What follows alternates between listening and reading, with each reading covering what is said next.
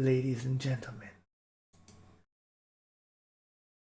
ghouls and ghosts, friends of the weird, the strange, and the insane, the fun, and I don't know what else. Anyway, here we go. We're gonna do the old time radio show starting now with the Fibber McGee and Molly Halloween Party.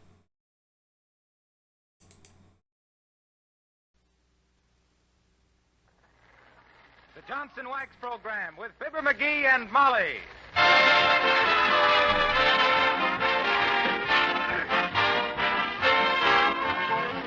The makers of Johnson's Wax and Johnson's Self-Polishing Glow Coat present Marion and Jim Jordan as Fibber McGee and Molly with Donald Novis, Bill Thompson, and Billy Mills Orchestra. The show opens with Life Begins When You're in Love.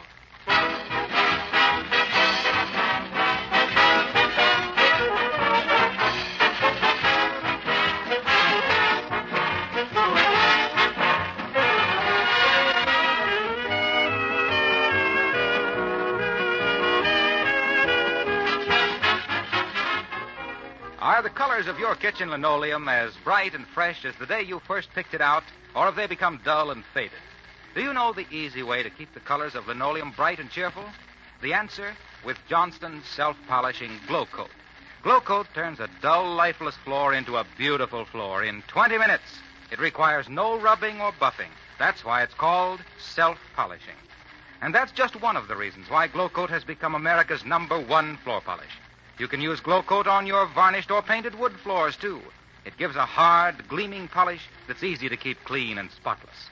If you spill something on a floor protected with Glow Coat, you simply mop it up with a damp cloth.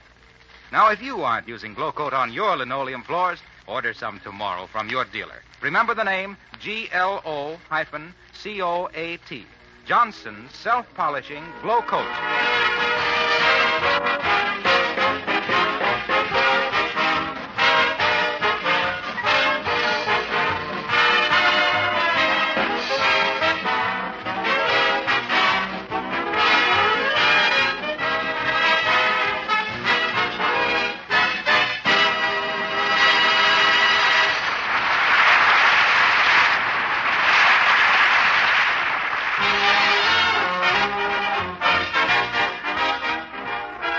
There's a gay Halloween party in progress tonight, given by the McGee's next-door neighbors, the Throckmorton P. Gildersleeves. And among the guests, we find many names from Wistful Vista's Blue Book, plus 2 names from Wistful Vista's telephone book, Fibber McGee and Molly.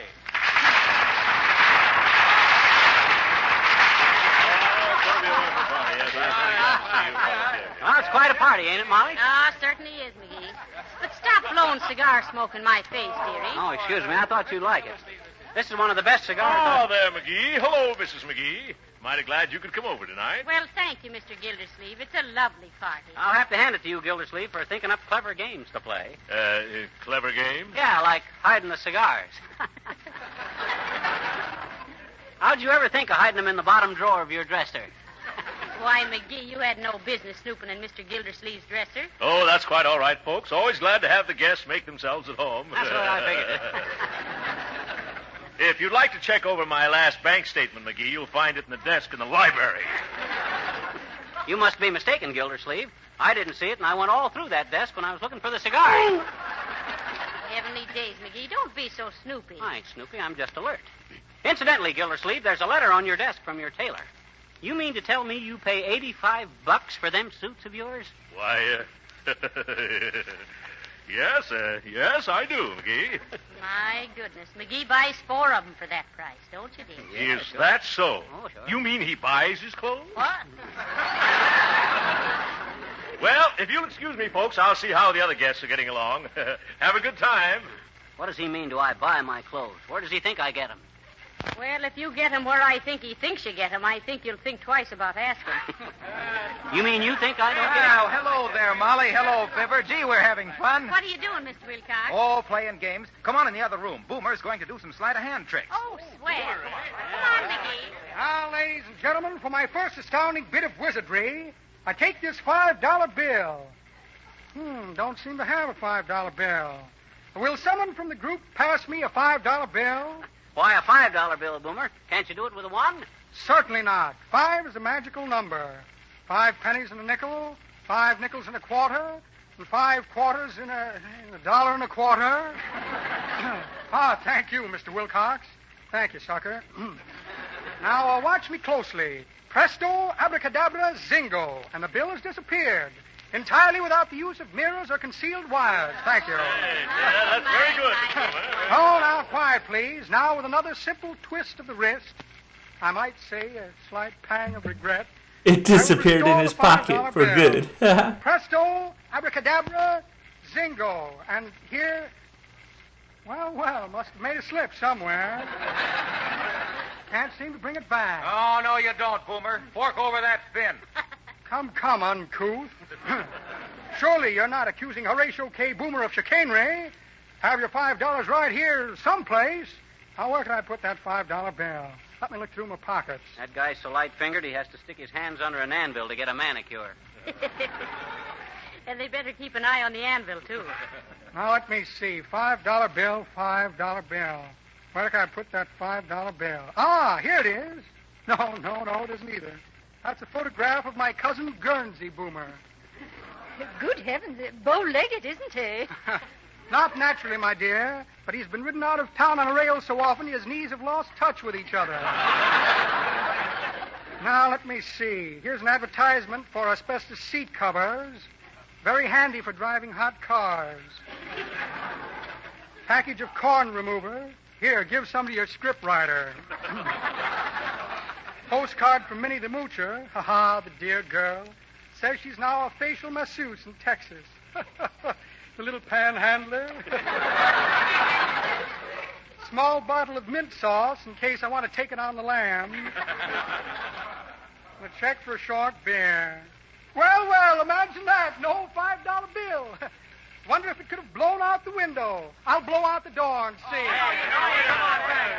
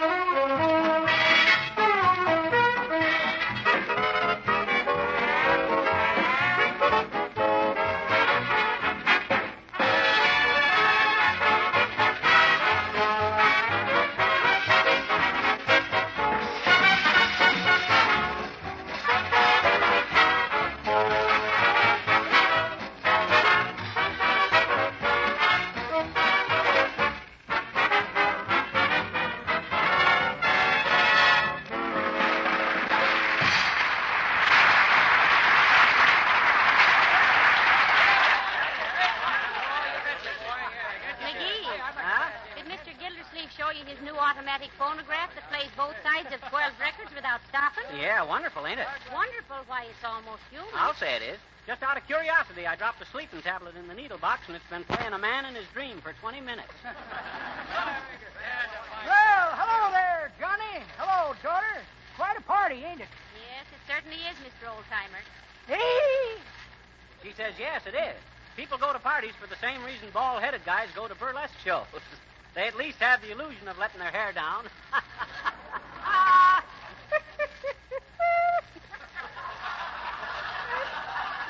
That's pretty good, Johnny. But that ain't the way I heard it. The way I heard it, the president's secretary said to him, "Say, Mr. Roosevelt," he says, I haven't seen you made any appointments for next week. Nope, says Mr. Roosevelt. I thought I'd do my Christmas shopping early.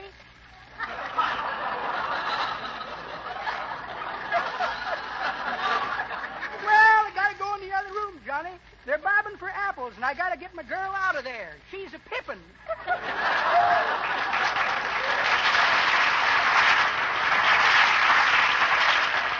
Well, the old coop's on a hoot, ain't he, Molly? If he was ever... Ah, there, folks. How's everything going? Oh, just fine, Mr. Gildersleeve. By the way, when do we eat, Rocky? Well, we're serving a buffet supper a little later. Hot dog, you hear that, Molly? A buffet supper. Oh, that's McGee's favorite kind of a meal, Mr. Gildersleeve. Yeah? He goes around a buffet table like Seabiscuit on a fast track. Well, that's fine, yes.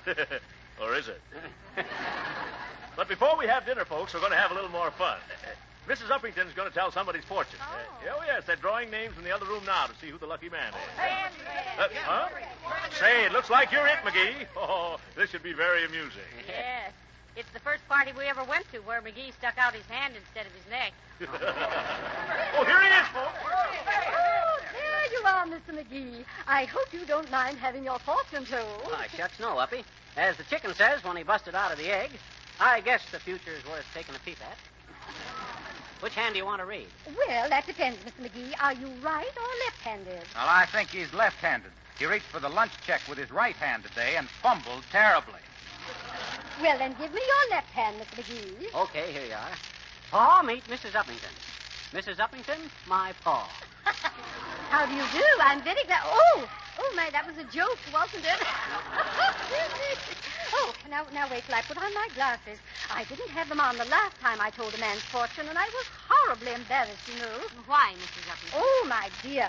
He had pigskin gloves on, and I told him I could see him lying on a plate with 2 fried eggs and a piece of toast. Oh, you silly girl. Well, get busy, Uppy. Tell me, pretty gypsy. Oh, very well. Now, first we come to the matter of intelligence. Oh, we do, eh? Get a load of this, folks.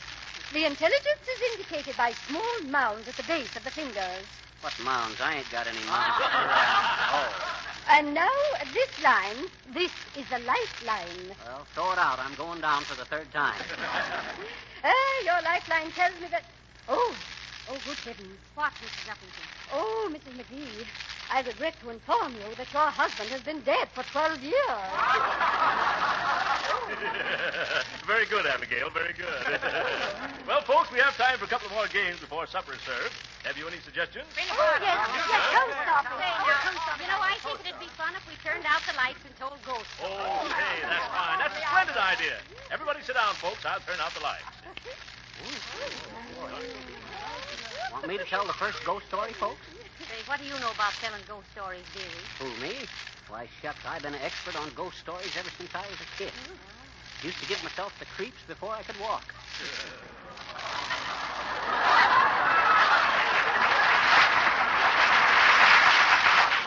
I made quite a study of ghost stories. Got so's every time I'd walk into somebody's yard, folks would shake their heads and look grave. Graveyard McGee, I was known as then. Graveyard McGee, the gloomiest guy that ever gave goose flesh to a gay gathering with Magori and gruesome goblin gabbling, getting guys' goats with great gobs of ghastly goings-on, galvanizing groups of gaping greenhorns with garrulous and graphic gibberish, then garnering the greatest bag of groaning ghosts from the gusty gales of the Greenland Sea to the giddy... Ow! Who's pinching me?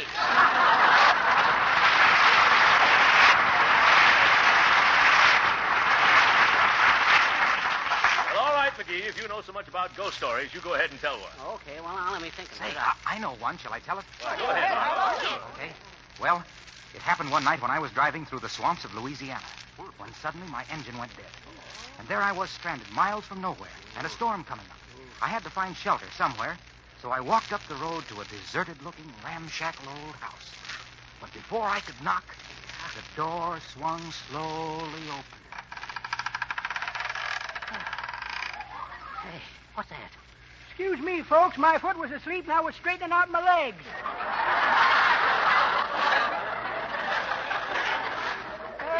Go ahead, Johnny. Well, as soon as my eyes got used to the darkness, I saw a ghostly, shimmering figure. I heard a hollow voice say, "Where's my head?" Heavens, Mr. weren't you horribly perturbed? Was I? My nerves were waving back and forth like windshield wipers. But I took myself in hand and I said, I'm sorry, buddy, but I haven't got your head. Where'd you lose it? And the ghost said, right in this house. I came home one day, and when I saw the kitchen floor looking so dull and dingy, streaked and worn, I flew into a rage. Oh, sure. I lost my head and bawled my wife out something terrible. Gee, I wish I hadn't done it, because I know now what I should have done. But by that time, I had the door open again, and I ran like the dickens. Well, what was the point of that story, Mr. Wilcox? Well, the point is that if you're haunted by the appearance of dull, faded, hard-to-clean linoleum floors, just try Johnson's Glow Coat. The no-rubbing, no-buffing floor polish that's so easy to use and keeps linoleum looking new indefinitely. And not only that... Okay. You've pulled the plug, now get out of the tub. Turn the lights on, somebody. Just a moment, folks. I think supper's ready, so if you want to step into the dining room... Hey! Well, come on, McGee. What are you waiting for? You go ahead, Molly. I'll be in later. I got something I want to do. Kind of a Halloween gag. Don't say anything to anybody. Now, I'll be back in a little while. Boy, it's dark out here. I'd like to see Gildersleeve's face tomorrow when he looks in his garage. Oh. Hey, get away from me. Who's there? Who's that? Gee, I bet you I scared you, didn't I? Oh, hello there, little girl. It's so dark out here, I didn't see you. What you doing? I says, what you doing? Playing Halloween. Oh. Gee, have I been having the fun, too. Tipping over garbage cans and soap on windows and scaring people and everything. Oh, you have, eh? Sure. Well, this is the night for it, sis. Incidentally, you know the difference between a ghost and a sailor with a sprained ankle? No. Oh, one's a hobgoblin and the other's a gobhoblin.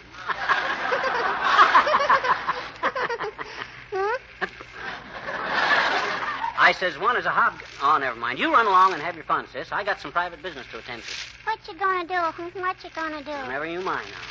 I bet you're gonna ring somebody's doorbell, I bet you. Oh, no, I ain't. Oh, yes, you are. Oh, no, I ain't. Oh, yes. Oh, no. Listen, sis. You run along and have your fun, and I'll go and have mine. Oh, why don't you let me go with you? Please, why won't you? Dab at it because I can't let you. Don't talk so loud, sis. Now, listen, you know whose garage this is? Sure. It's Mr. Gildersleeve's, I bet you. That's right, and I'm Mr. McGee. I live right next door here. Sure. I'm going to play a Halloween trick on Mr. Gildersleeve.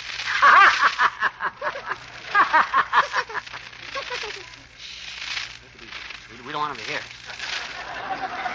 Now, look, I'm going to sneak into Gildersleeve's garage and let all the air out of his tires. Will that be a panic, or won't it? Will it? Why, sure it will. Boy, when old Gildersleeve comes out in the morning and... Quiet, sis. Now, don't make so much noise. Gee, you're making all the noise, I bet you. Oh, well, come on now. If you want to be in on this, help me push this garage door open.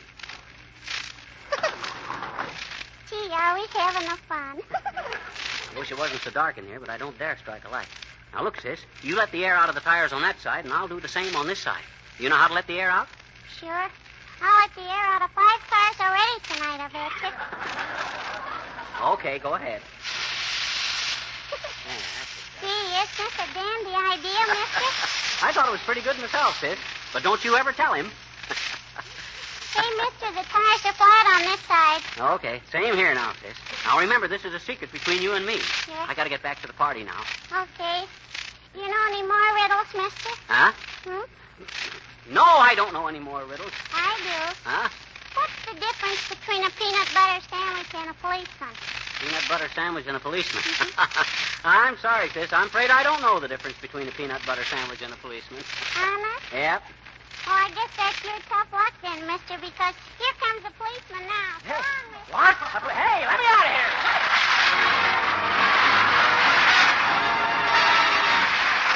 Folks, Donald Novis sings With a Song in My Heart. With a song in my heart, I behold your adorable face. Just a song at the start, but it soon is a hymn to your grace. When the music swells, I am touching your hand. It tells that you're standing near.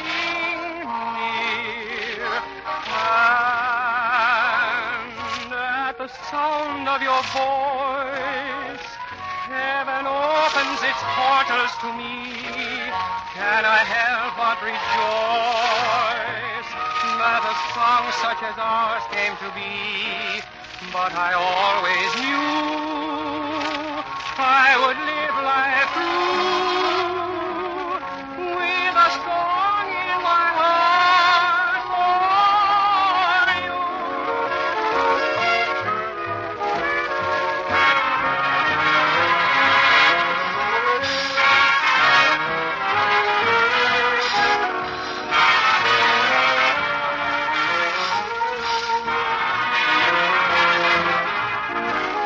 But I always knew I would live life through with a song in my heart.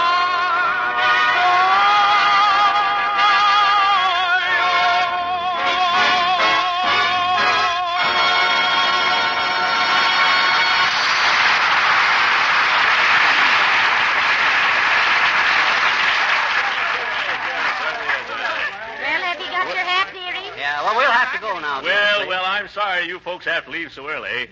But I'm mighty glad you could come over. Oh, thank you, Mr. Gildersleeve. My, it's been a simply marvelous party. Ah, you betcha, Throcky, old man. You sure know how to throw a party. Oh, it was lovely. Say good night to Mrs. Gildersleeve for me. Yeah, me too, Gildersleeve. She's a wonderful cook, that wife of yours. Tell her how we had a terrific time tonight. I certainly will. I'm sorry she was so busy in the kitchen she couldn't meet any of you folks. But you must come over again sometime. Oh, could I have my chauffeur drop you somewhere, Mrs. McGee? Oh, no, thank you, Mrs. Uppington. We just live next door. Well, good night. We've had a wonderful time, Mr. Gildersleeve. Good night. Yeah, good night, Gildersleeve. Good night, Mrs. McGee. Good night, Pipper. Good night, everybody. Good night. Good night. Good night, everybody.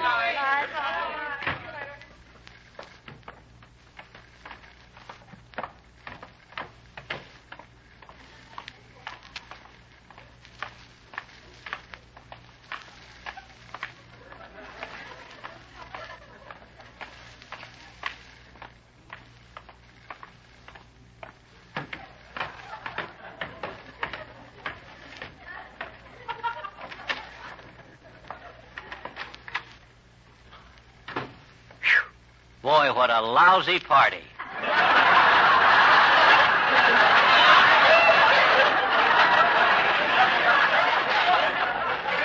Heavenly days. Whoever told them they knew how to entertain? Yeah. Old Gildersleeve and his expensive cigars. Look at him. Dry as a bone. All 10 of them. Well, I'm going right up to bed, dearie. I'm tired. Yeah, well, I'm coming up, too. My goodness, I hope I don't have bad dreams from that terrible food. Did you taste those hors d'oeuvres, McGee? Oh, they didn't look tempting to me. Imagine that. Imagine old Lady Uppington trying to tell fortunes. I think I'll get her a crystal 8-ball for Christmas. Now, don't drop your shoes there on the floor, right where somebody will stumble over them. Oh, well, they're on my side of the bed. I'll be the one to stumble over them. Hand me my cold cream, dearie. Okay. Thanks. Did you notice the cheap towels in the bathroom?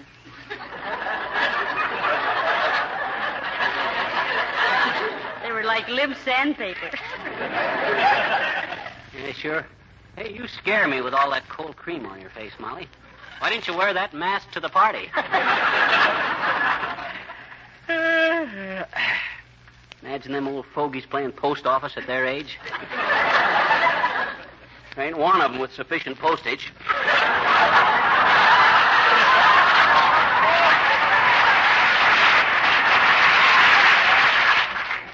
What time will I set the clock for? Oh, not too early, dearie. I'll want to sleep a while in the morning. Yeah, me too, after a night like that. That ghost story of Mr. Wilcox. Yeah. I'll bet the sponsor haunts him. The way those people ate. Did you see the old timer? He was chasing the hammer around like an actor's agent.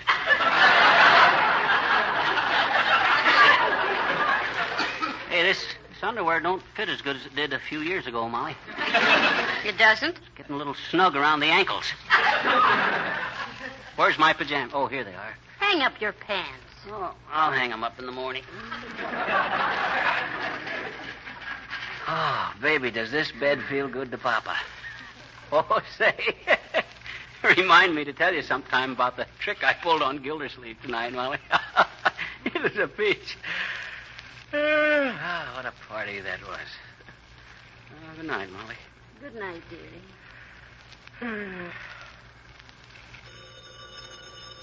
Oh, I wonder who that is at this time of night. 79 Wistful Vista, Molly McGee speaking. Who? Oh, yes.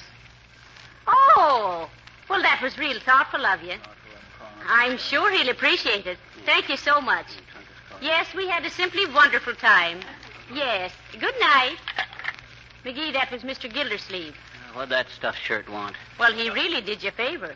He said he forgot to tell you while you were over there. Forgot to tell me what?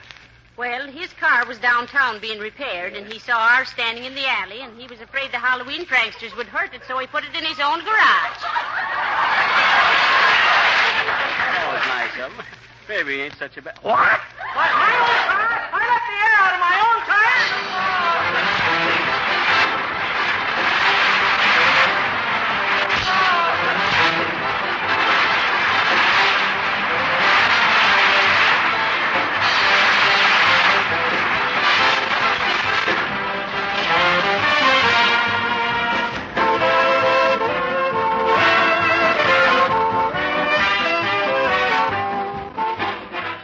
Fibber and Molly will be back in just a moment.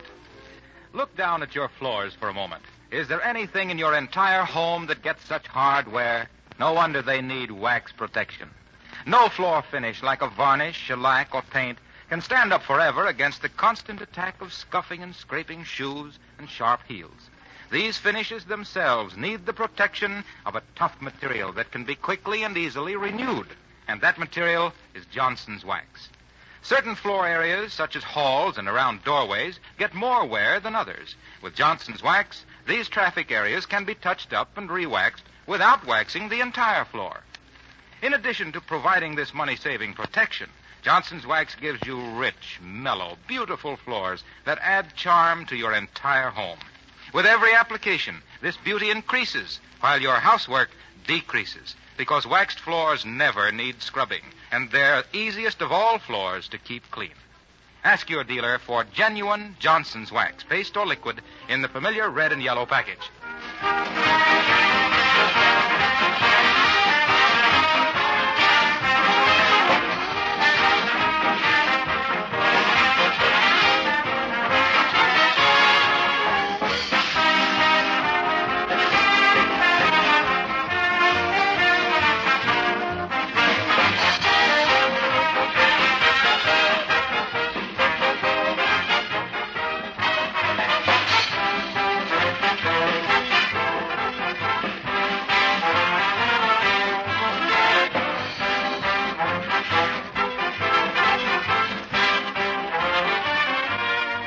Folks, we didn't really feel that way about Gildersleeve's party.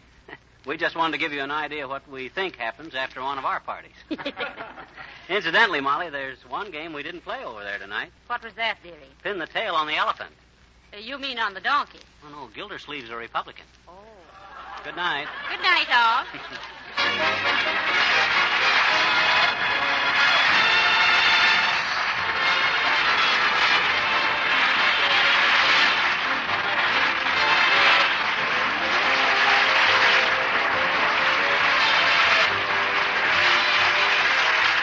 This is Harlow Wilcox, speaking for the makers of Johnson's Wax and Johnson's Self-Polishing Glow Coat, Racine, Wisconsin, inviting you all to be with us again next Tuesday night at this same time. Good night.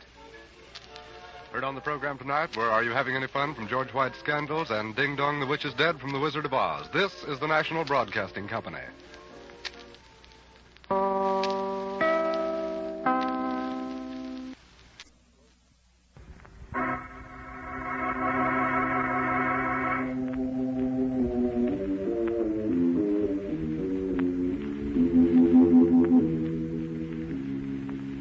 This is the House of Mystery.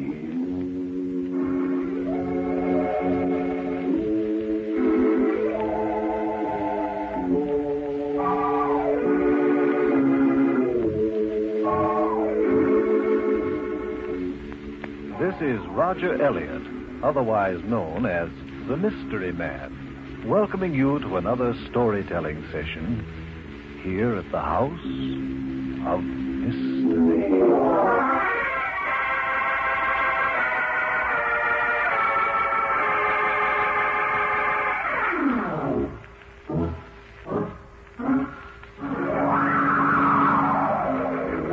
The night of Halloween, when ghosts and goblins creep and glide. Beware the night of Halloween, when witches ride.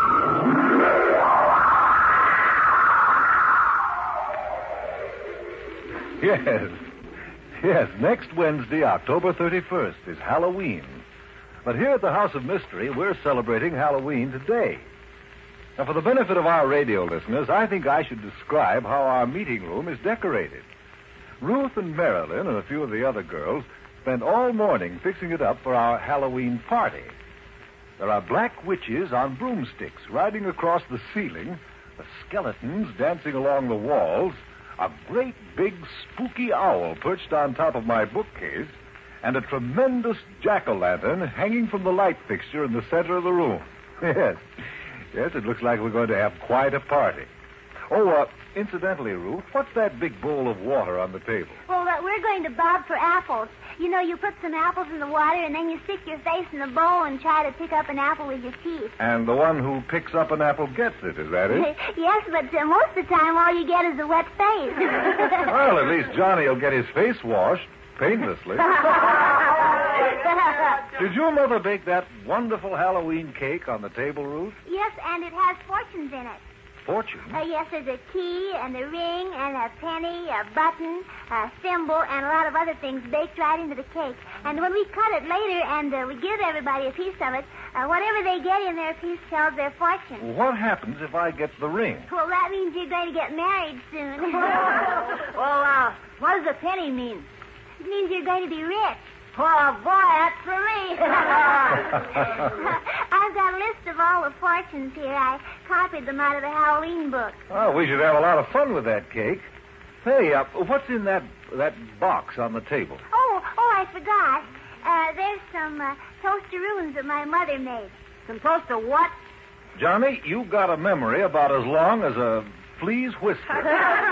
Don't you remember last Saturday Ruth was telling us about some wonderful cookies her mother makes out of Post Toasties? Oh, yeah. The recipe's on the side of the Post Toasties box. That's right. They're called Toasteroons. They look wonderful, Ruth. Well, there are 3 different kinds, Mr. Man. Some with lemon flavor, and some with dates, and some with nuts. May I have one? Oh, certainly, of course. Thank you. Shall I pass them around now? Well, you'd better, or Johnny's tongue will drop right out of his mouth. May I have one, please? Yes, here's one. Gee, thanks. I'll take a lemon. I have one of the best kinds. You're welcome. Well, they taste as wonderful as they look. I'm sorry we can't pass Ruth's Toasteroons to everyone who's listening in because they're really delicious. How about it, Johnny? They're swell. They're better than candy. Are they very hard to make, Ruth? Oh, no, they're very easy. You just follow the recipe on the side panel of the Post Toasties box. Anyone can make them. Did you hear that, all you House of Mystery radio listeners? Ruth says the Toasteroons are easy to make. All you do is follow the simple recipe on the side panel of the Post Toasties box. And they really are delicious. Crisp and crunchy and toasty brown, just like Post Toasties themselves. Oh, they sure are good. And Johnny hit the nail on the head. They're really better than candy. I'm sure Mother'd be glad to make you a batch of Toasteroons, especially since they don't take any sugar at all. Or maybe you can even make them yourself if it's that easy. And if you got any left over, send them to me, especially the ones with dates in them. Now, why should any of the girls send you Toasteroons, Johnny? You refused to send that girl in Massachusetts your picture. Well, she sends me some toasteroons. Maybe I'll send her my picture. Maybe. Now, don't make any bargains. If you want Toasteroons, you ask your mother to make them for you. Would you like another one, Mystery Man? Oh, I certainly would. Thank you, Ruth. Well, how about you, Johnny? Does a fish like to swim? Mystery Man. Yes, Richard? Well, I was thinking that since we're sort of celebrating Halloween here at the House of Mystery today, you might be able to tell us how Halloween started. I tried to look it up in the encyclopedia last night, but I couldn't find very much about it. It just said that Halloween was originally called All Souls Day. That's right. And then it became All Saints' Day, and finally, All Hallows' Day. A hallow, you see, is a saint. The word Halloween was originally Hallow Even, meaning the eve or night of All Hallows' Day. Well, why are all the spooks supposed to come out on Halloween? Well, that goes a long way back, Johnny, when people worshipped the sun because it gave heat and light and made things grow out of the ground. But then along about the middle of October each year, the sun lost some of its heat and the living things in the ground began to wither and die. And the superstitious people of the day believed that ghosts and goblins and witches were making this happen. And so they locked themselves in their houses until these supposedly lost souls, the ghosts and goblins, withered the grass and the leaves and then returned to the shades of darkness for another year.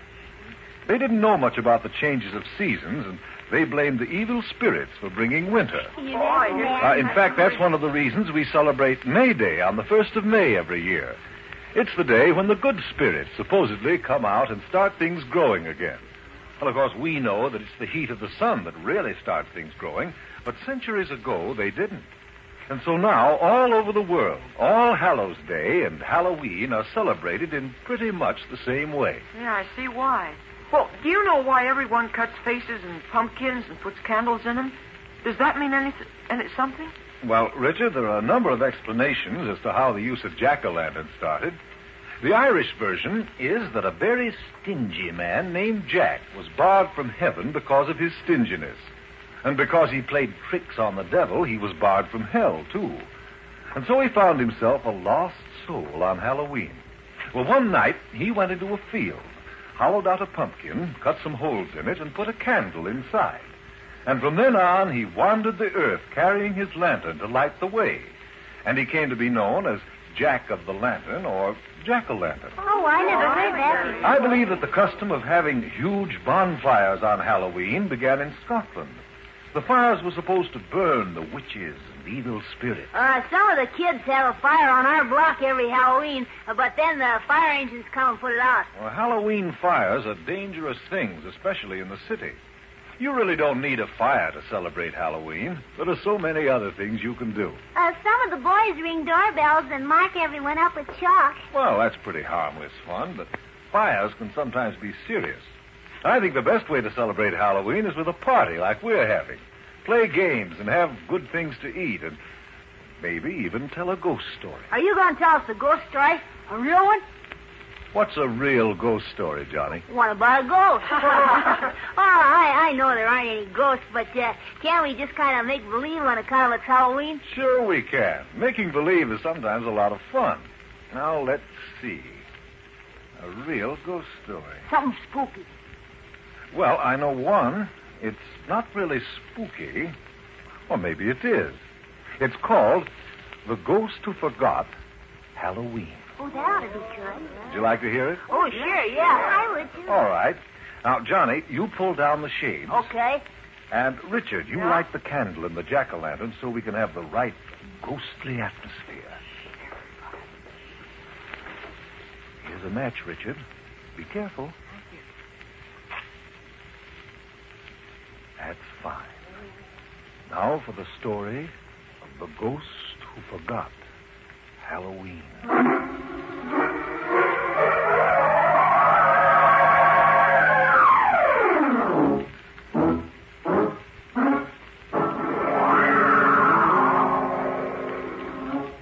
Wilbur Kennesaw Smith was a ghost. He was named Wilbur after his great-grandfather, a very famous old ghost, who unfortunately was floating through the darkness one night when he got his sheet caught in a windmill, and that was the end of him. He was named Kennesaw after his uncle, who, sad to say, died of ghostly pneumonia while haunting an explorer at the North Pole. And he was named Smith because that was his father's name. Now, Wilbur, for the most part, was a happy, easygoing little ghost. His father and mother loved him dearly and were certain he'd grow up to be a very successful apparition. But Wilbur had one bad thought. He was always falling asleep. I'm so tired. I'm always so tired.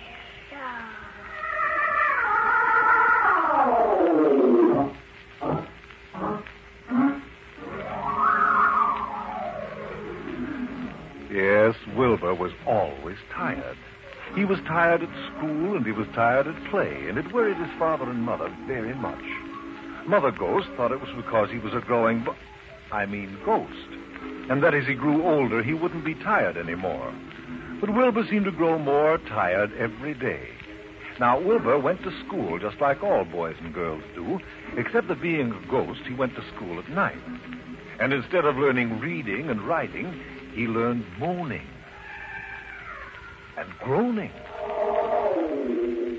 And instead of addition and subtraction, he learned appearing and disappearing. And lots of other things, too. Sheet flapping and chain rattling and plain and fancy haunting and floating on air and everything a ghost should know to be a really good ghost. But Wilbur's trouble was that he didn't pay attention in school. And the reason he didn't pay attention was that he was always sleepy. His teacher's name was Miss Spook, and sometimes she became very angry with him. One night in the classroom... And now, class, I'm going to test you in moaning and groaning. Wilbur Kennesaw Smith. Wilbur Kennesaw Smith. Wilbur, don't you hear me? Oh, yes, Miss Spook. This is your final test in moaning and groaning, Wilbur. Go ahead. Moan for me.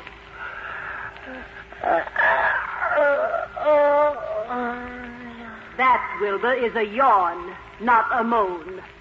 Now moan.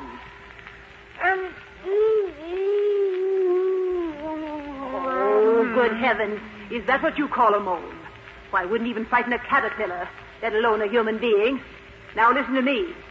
This is a moan.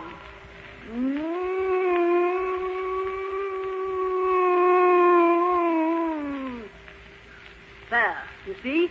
Now you try it, Wilbur. I said you try it. Wilbur, you're snoring. You're fast asleep.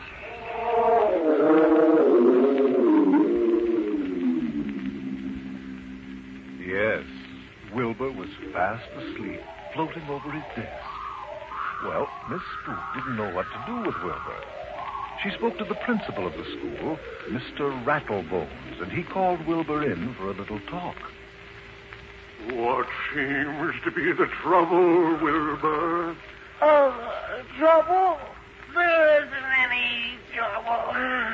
Don't you get enough sleep in the daytime? Is that why you can't stay awake at night like every other ghost? I sleep all day, but I'm still tired. Well, Miss Spook tells me she can't possibly promote you unless you do better in class. And here it is, only 2 nights before Halloween. Promotion night. You don't want to be left back, do you? No, Mr. Rattlebone. You want to go out into the world and haunt people, don't you? Yes, Mr. Rattlebone. Well, you certainly don't seem to be trying very hard. You know, Wilbur, I was your father's teacher when he went to this school. Oh, he was a wonderful pupil. I remember when he took his final test in appearing and disappearing. Oh, I remember that very well. Your father, Wilbur, disappeared, and he didn't come back for 2 weeks. 2 whole weeks. That's something. Was he tired, too? No, not at all. Why, when he was young, he could moan and groan for days without stopping. I wish I was like my Father. Well, there's no reason why you can't be, Wilbur. I'm going to have a talk with your teacher, Miss Spook, and maybe I can get her to agree that if you pass your haunting test on Halloween, she'll promote you. Oh, thank you, Mr. Animal. But remember, Wilbur, you must pass the haunting test. No pupil in this school can be promoted unless he can haunt. Because if a ghost can't haunt, he might just as well be a human being.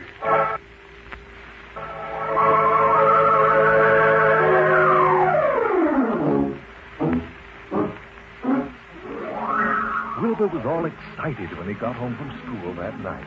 He told his mother and father about the haunting test on Halloween and how, if he passed, he'd be promoted. They were so happy and so proud, Wilbur's father promised to let him use his oldest and rustiest set of chains to plank. And Wilbur's mother said she'd make him a brand new sheet out of ghostly white material. And Wilbur's old Uncle Henry, who'd given up haunting because the night air was bad for his rheumatism, offered to lend Wilbur 2 of his dried-up bones. Oh, I never knew nothing that could scare the living daylight out of them human beings. Wilbur, as the rattling of the dry bones. And so Wilbur was all equipped to pass his Halloween haunting test with high honors. An old rusty chain that clanked horribly. A brand new sheet that flapped in the wind.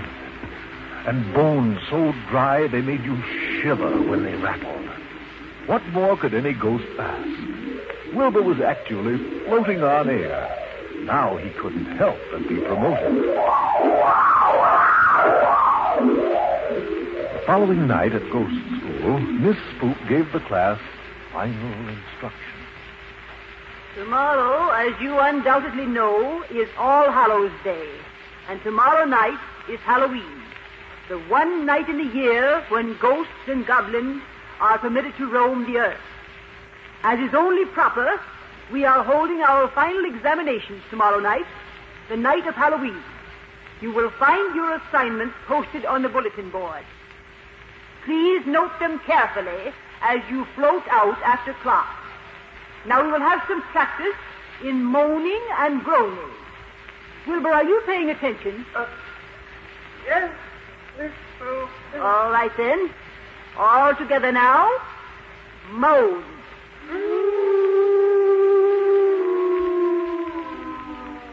Groan. Moan. Groan. It was almost dawn when Wilbur floated home from his last night at school before the final examination. He went to bed immediately, slept like a log, and awoke bright and late that same day, just as darkness was creeping over the countryside. He remembered, as he pulled his brand new sheet over his head, that his assignment was to haunt a little graveyard down by the railroad tracks, and at the witching hour of midnight, frighten any human beings who happened to come by. He washed his face with evening mist, brushed his teeth with ectoplasm, ate a big, huge bowl of ghost toasties with invisible milk, and was ready to leave. By that time, it was quite dark, a perfect night for haunting. Wilbur's mother and father floated down as far as the hollow with him. Then they disappeared, and Wilbur was left all alone. He drifted through the valley until he came to the tiny graveyard he was supposed to haunt. There he scurried around among the gravestones and markers, groaning and moaning, and clanking his chain, and flapping his sheet, and rattling his old Uncle Henry's bones. Why, haunting wasn't hard at all. There was nothing to it. In fact, it was great fun. Wilbur floated over the graveyard, wheeling and dipping, making believe he was a ghostly airplane. Suddenly, he stopped short in midair. 2 huge green eyes were staring at him out of the darkness. The next moment, he heard a sound that sent shivers up his spine.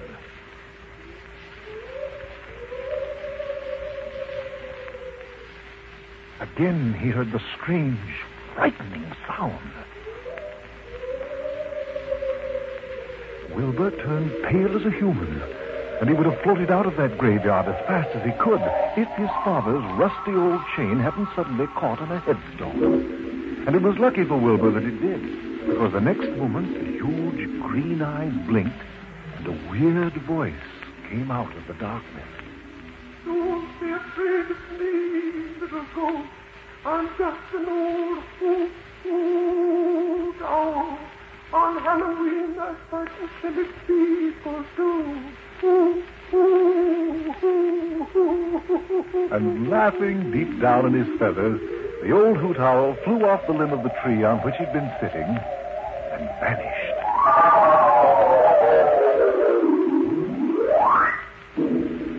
Poor Wilbur, trembling like a leaf, loosened the rusty old chain, picked up his Uncle Henry's bones, he'd dropped them in his fright, and with a deep sigh settled himself on top of a large, flat gravestone and draped his sheet around him. He'd suddenly become very tired. He looked up at the sky. Now the stars were winking and blinking, and there was a quarter moon that looked like a silver watermelon rind. All was quiet and peaceful. So quiet and peaceful, in fact, that Wilbur completely forgot it was Halloween, that he was supposed to be taking his final examination. Oh, my, is that Wilbur yawning? Yes, it is Wilbur. And he's falling asleep. Wilbur's fast asleep, almost 2 hours before midnight, with most of his haunting left undone. What will happen now?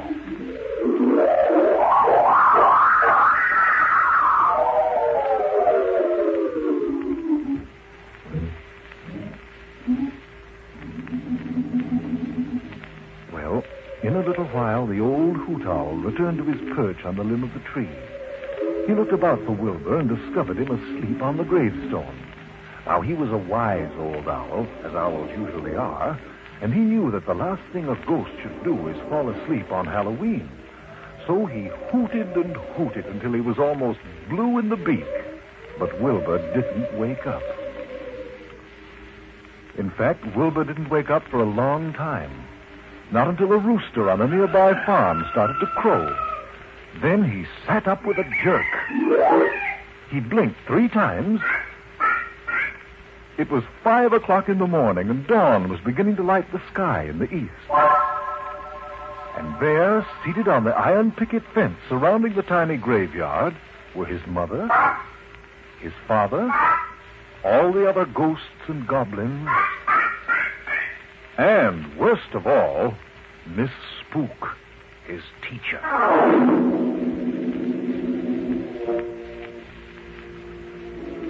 Wilbur tried hard to hold back his tears. He hadn't meant to forget Halloween. He hadn't meant to fall asleep. He trembled as his teacher got off the picket fence and floated over to him. Well, Wilbur, what have you to say for yourself? I'm sorry, Miss Spook. Is that all? I didn't mean to fall asleep, but I was so tired. That seems to be your trouble, Wilbur. You're always so tired. We've got to teach you a lesson.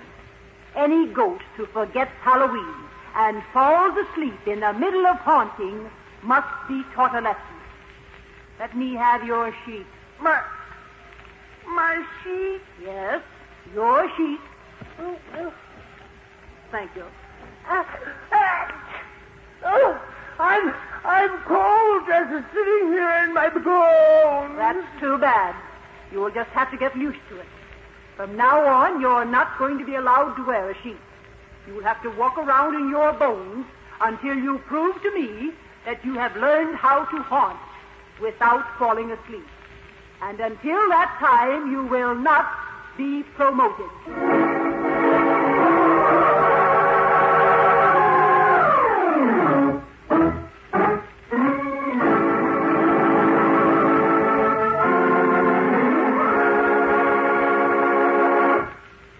boys and girls, and grown-ups, too, this coming Halloween, if you should happen to see a sleepy little ghost walking around in his bare bones, remember that it's Wilbur. Wilbur Kennesaw Smith. He's looking for someone to haunt so that he can be promoted and get his sheep back.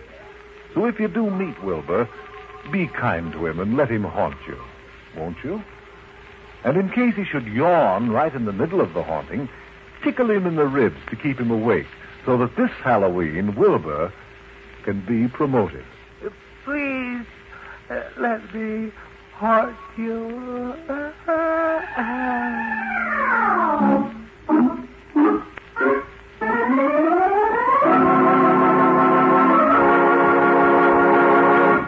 And that's the story of the ghost who forgot Halloween. That's not the kind of ghost story I meant. Oh, didn't you like it, Johnny? Oh, yeah. It was all right, but, I think it was wonderful, Johnny. The trouble with you is you always want creepy things. I'll always remember Wilbur from now on, and if ever I meet him, I will let him haunt me. I'm sorry if I disappointed you, Johnny. Oh, no. It was all right. One part made me laugh. What was that? The part where you said that Wilbur had a great big bowl of ghost toasties with invisible milk.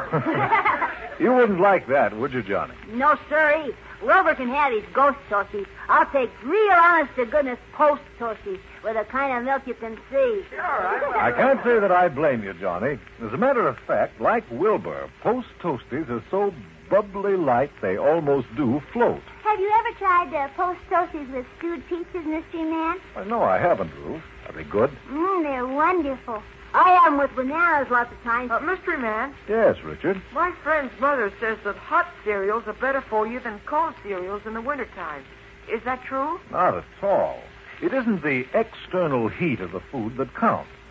It's the amount of heat the food produces once it gets inside your body. Oh. Now, for instance, a glass of cold milk produces much more body heat or food energy than a cup of boiling hot water.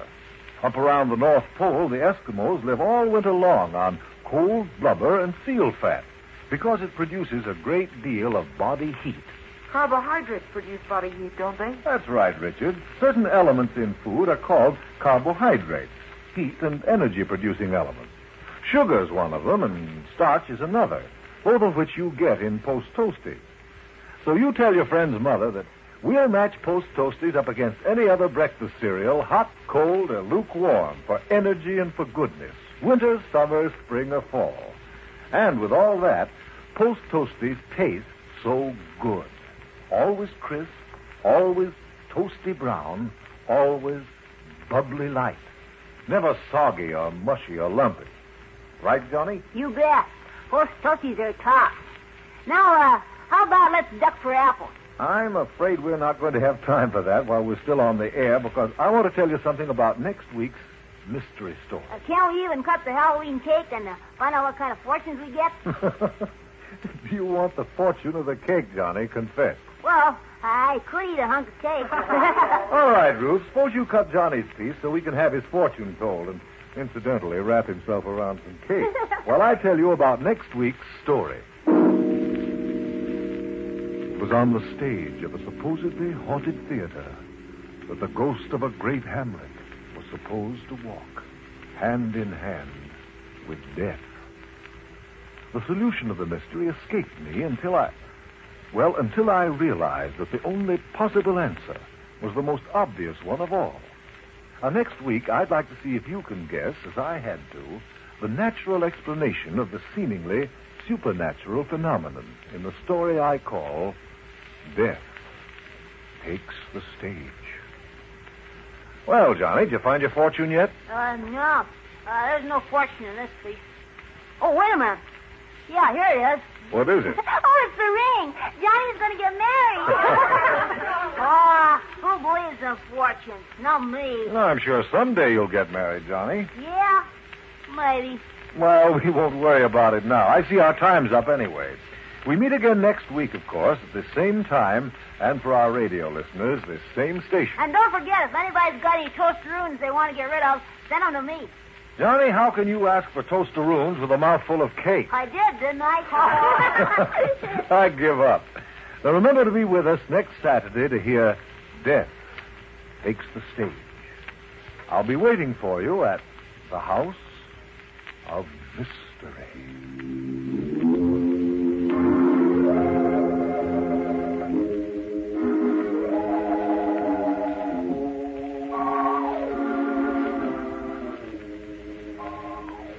This is Roger Elliott, your mystery man, saying goodbye until next Saturday at this same time.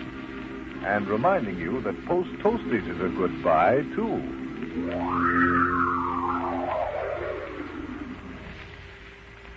This is the Mutual Broadcasting System.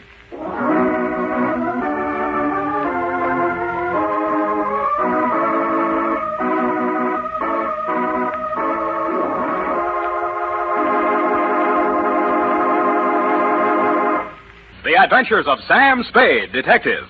Brought to you by Wild Root Cream Oil Hair Tonic, the non-alcoholic hair tonic that contains lanolin. Wild Root Cream Oil, again and again, the choice of men and women and children, too.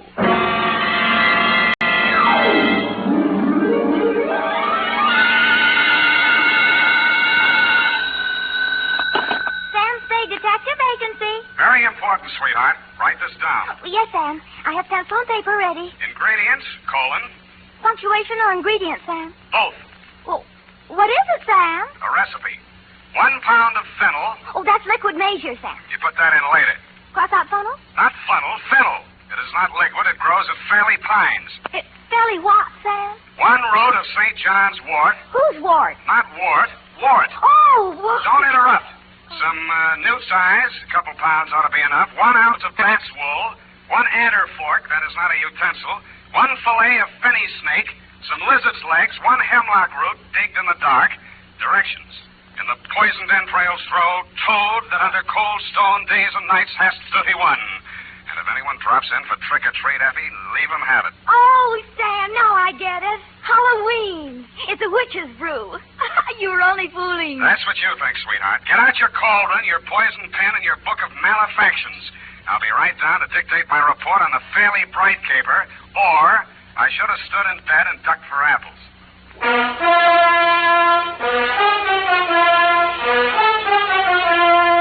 Dashiell Hammett, America's leading detective fiction writer and creator of Sam Spade, the hard-boiled private eye, and William Spear, radio's outstanding producer-director of mystery and crime drama, join their talents to make your hair stand on end with the adventures of Sam Spade.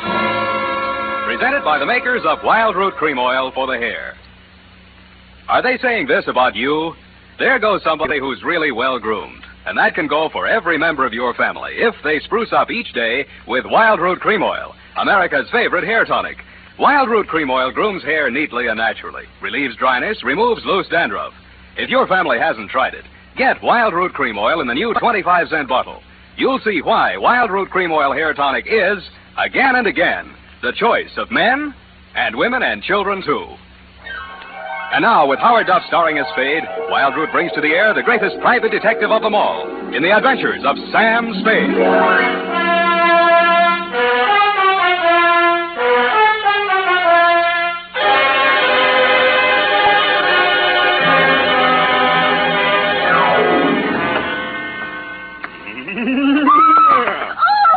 Is that the wind dying? Oh, no, it's only 2 devils that blow through a murderer's bones to and fro in the ghost's moonshine. Oh, Sam, take off that ridiculous mask. You look about as much like a demon. As a demon, check. Fly your broom into the adjoining office, sister, and we'll weave a few spells. Date, Effie. Yes, Sam. What is this thing on my desk? Looks like a pumpkin. It is a pumpkin. I made it this afternoon. Here, I'll light it. Well, isn't that cute? Isn't that cute? Eyes and nose and mouth. Looks like Lieutenant Dundee of Homicide.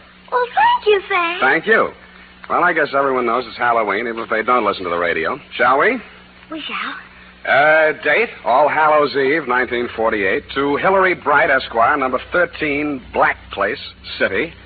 From Samuel Spade, license number 137596. Subject, the Fairly Bright caper. It was a fairly bright afternoon for the fog-bound Bay Area. There was no frost upon the pumpkin. In fact, as yet, no pumpkin. But I did see a black cat and several attractive wolf girls in broomstick skirts during the bus ride down the peninsula to your client's ancestral estate, Fairley Pines. A bat flew out of a hollow tree as I mushed up a road through some pine woods to the house. In the gathering dusk, I also observed a toad, a lizard, and a hooty owl, which, if memory serves, are staple ingredients for a witch's brew. Then I observed, hobbling out of the forest, an authentic hag. She was wearing a dusty black robe, a peaked black hat, and her matted gray hair coiled serpent-like around her evil countenance. She leaned on a gnarled staff of hemlock, fixed me with her yellow, glittering eyes, and said, Hello, kiddo. Yes'm. Which way's the house? Which house? Fairly Pines. Lost my bearings, I did. I was looking for some fennel. Oh. I got the bat's wool right enough and newt's legs. Couldn't find no adder's forks, but reckon this here copperhead will do the trick. What are you going to do with all that stuff? It's for the brew. I'm the witch I hired for tonight. Name's Gudge. Born Sophia, but of course I don't have no Christian name anymore since I sold out to Old Scratch. Beat me down on my price, he did, too. Look at that wart on my nose. What nose? Huh? The house is up that way. Mind if I walk along with you, pretty boy? I don't like girls. Huh? No, not at all, ma'am. No need to be afeared. With the sound GP they're obeying me, they'll be lucky if I give them a whiff of brimstone. Not so close, please. But I did promise one manifestation and the scream of a soul in torment at the witching hour. Yeah. Fennel, fennel, aye, fennel. Ready or not, here I come. I'll shoot. Who is that? What's your hurry, sir? Where do I find Mr. Hilary Bright? Oh, you're the detective, Spade? Right. Oh, well, I'm Homer Langdon, attorney for the Fairley estate. Come along, I'll take you to him. Sorry for that challenge just now. Been hearing strange noises around the grounds. You notice anything peculiar as you came up the road? Well, there was an old lady. I use the term loosely. Looking for fennel? Yeah. That's the witch. Mr. Bright hired her for the party tonight. Takes her work kind of seriously, doesn't she? Well, you know how it is. Seasonal work. What does she do between Halloweens? Claims she hibernates. God, I feel you. Mrs. Fairley, Spade. She's eccentric. Don't let her know. Check. Oh, here I am, Homer. What was it you wanted? Oh, it's the man from the catering. No, Ophelia. This is Mr. Spade, the detective that Mr. Bright employed. Oh, well, about that recipe for the aspic. Cook says she's never heard of putting fennel and lizard's claws in a tomato aspic. And Mr. Bright says hemlock is poison. You've got it mixed up, Ophelia. That's the recipe for the witch's brew. Well, anyway, the grocer says he doesn't stock them, so you'll have to garnish it with parsley. Ophelia, he's not the caterer. He's the detective. Oh! Well, keep your eye on those pumpkins. Mice, you know. Mice? You know, mice. Pumpkins? Where is that witch? I've got to tell her about the parsley. Oh, witch! Mrs. Witch, where are you? Sad case, but harmless. Shall we go in? Yeah. Now, what's his jawbone, Wilma? Oh, you've already broken his neck. Oh, why don't you hire an assistant? I don't like hanging him in the house anyway. We don't even know who he is. What are they up to now? Halloween comes but once a year. Oh, it's a skeleton, part of the decoration. Hillary. Oh, yes, Homer. I couldn't find the witch, but here's the detective. Ah, well, you can have the witch. I'll take him. Oh, watch what you're doing, Wilma. The ladder. Sorry. This just about completes the arrangements.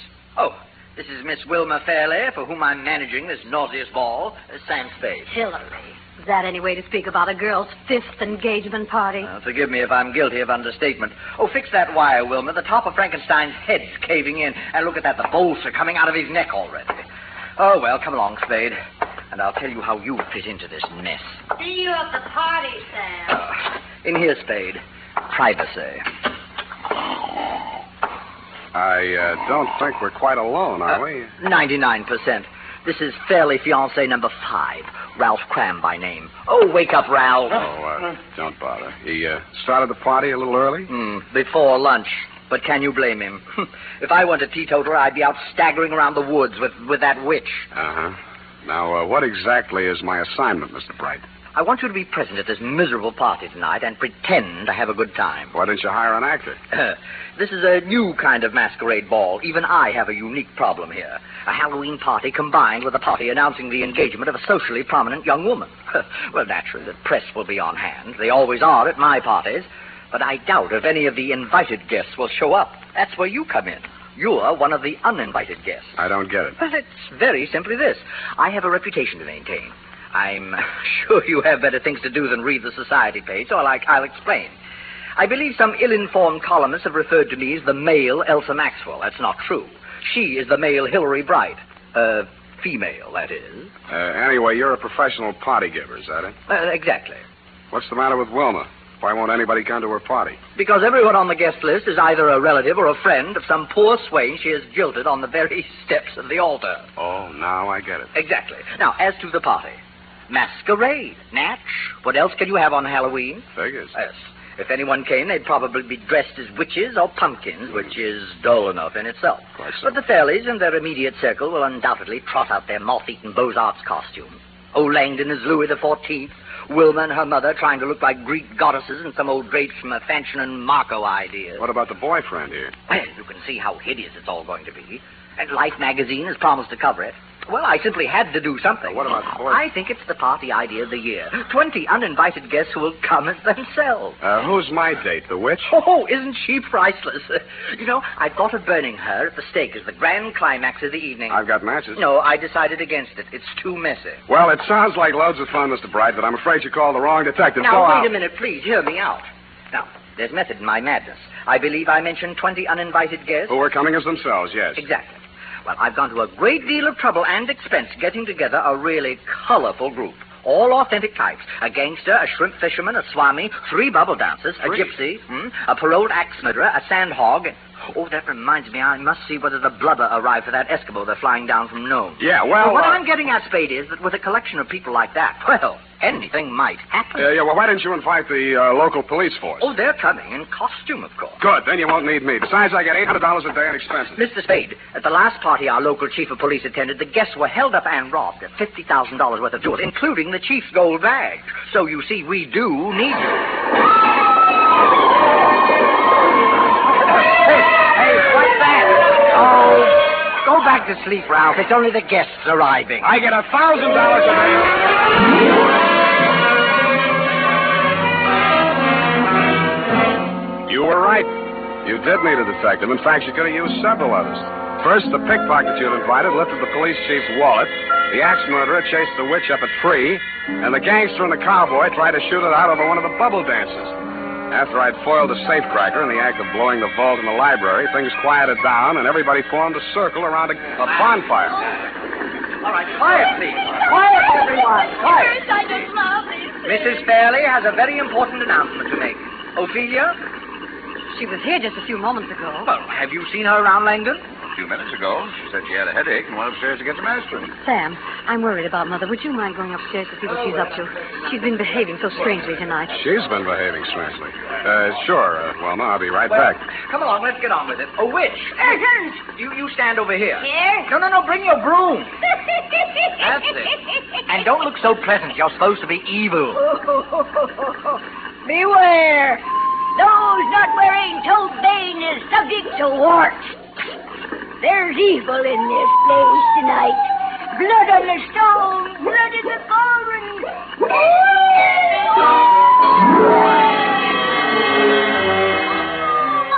I hated to miss the manifestation, and I hoped I'd get back in time for the scream of the soul in torment, the witch had promised earlier in the evening. I cased the rooms on the second floor. Wilma's fiancé, Ralph Cram, was in one of them, asleep. Ophelia wasn't in any of them. But in one of the bedrooms, I found something that puzzled me. A rope made out of bed sheets dangled out of the window, but the window was closed. I walked over and opened it. The witch was still at it. I couldn't see the merry little group around the bonfire, but where the firelight glowed against the tree trunks at the edge of the woods, I saw a white-robed figure crouching in the shadows. Then I heard it.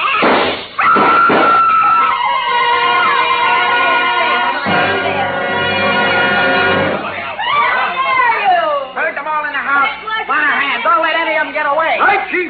All right, folks, you'll have to step inside. Why? Now, come on, step inside. It's Wilma, Spade. He's dead. Somebody shot her. She was sprawled on her face at the foot of a big pine tree at the edge of the clearing. A single slug had entered her body just below her left shoulder blade. If this was part of Mr. Bright's Halloween production, I thought he'd overdone it just a little, because she was dead. As nearly as I could reconstruct it, Wilma had been standing outside the circle of people grouped around the fire as if somebody in the woods had called to her and she'd left the group to investigate.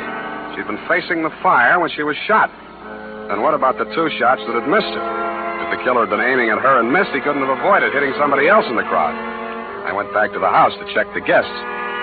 All there, unwounded and accounted for, except the witch. According to the local chief of police, who was rapidly turning into a toad, she had flown away on her broom. I checked my nose for warts.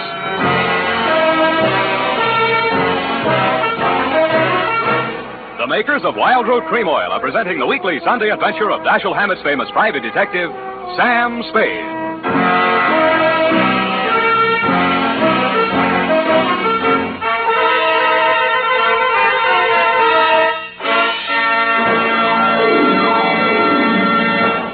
Now, here's important news on good grooming. If you want the well-groomed look that helps you get ahead, socially and on the job, listen. Recently, thousands of people from coast to coast who bought Wild Root Cream Oil for the first time were asked, how does Wild Root Cream Oil compare with the hair tonic you previously used? The results were amazing. Better than 4 out of 5 who replied said they preferred Wild Root Cream Oil. Remember, non-alcoholic Wild Root Cream Oil contains lanolin. It grooms the hair naturally, relieves dryness, and removes loose, ugly dandruff. So if you want your hair to be more attractive than ever before, get the generous new 25-cent size of Wild Root Cream Oil, America's leading hair tonic, on sale at all drug and toilet goods counters. It's also available in larger economy bottles and the handy new tube.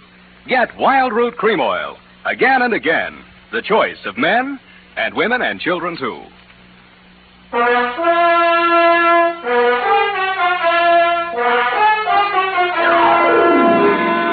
And now, back to the Fairly Bright Caper. Tonight's adventure with Sam Spade.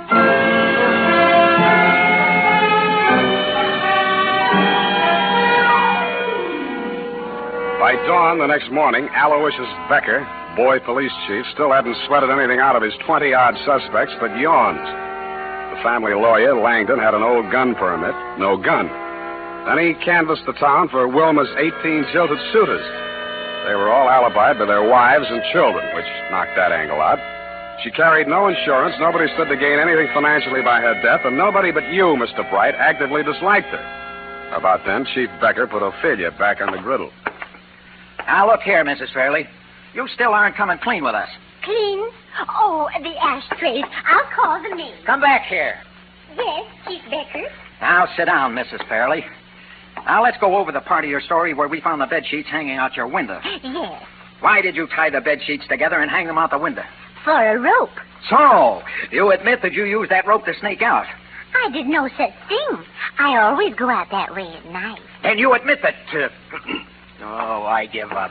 Mrs. Fairley. Oh, it's you, Mr. Spade. I want to thank you for guarding the pumpkin so well. I didn't see a mouse all evening. Thank you, Mrs. Fairley. I only did what... Oh, why is Chief Becker so angry? I think what's worrying him, Mrs. Fairley, is why you closed the window behind you when you went out on your rope. So no one would know. Wilma worries about me. You won't tell her? Ah, it's as plain as a nose on your face what she's doing. Working up to an insanity plea. Ingenious theory, Chief, but look, can I talk to you a minute outside? Yeah, could use a little air. Keep them all here, Monahan. Look, Chief, why don't you lay off that poor old dame? She's too vague, disorganized. It took a marksman. The way the wound was, no point of exit, just puncture the wall of the heart and stop. The low-velocity impact. Sure. A what? It had been fired from about the maximum range of a .38 pistol. You'd have to figure on the drop in trajectory as the bullet slowed down. It was either a trick shot or one that just connected accidentally. By the way, we only have your word for it that you were upstairs in the house when those shots were fired. You carry a .38, don't you, Spade? What kind of gun do you carry, Chief? Yes. Well, we'd better wait till ballistics sends back the report on the slug. Gosh, if we could only figure out where she hid the gun. Don't look now, Chief, but that witch is back again. What? Pretty boy. Where's you been? I've been looking all over for you mortals. You're going to have a good deal of explaining to do, lady. Why did you fly away like that last night? I had to see to my cauldron. A good thing I did, too. Look what I found in it.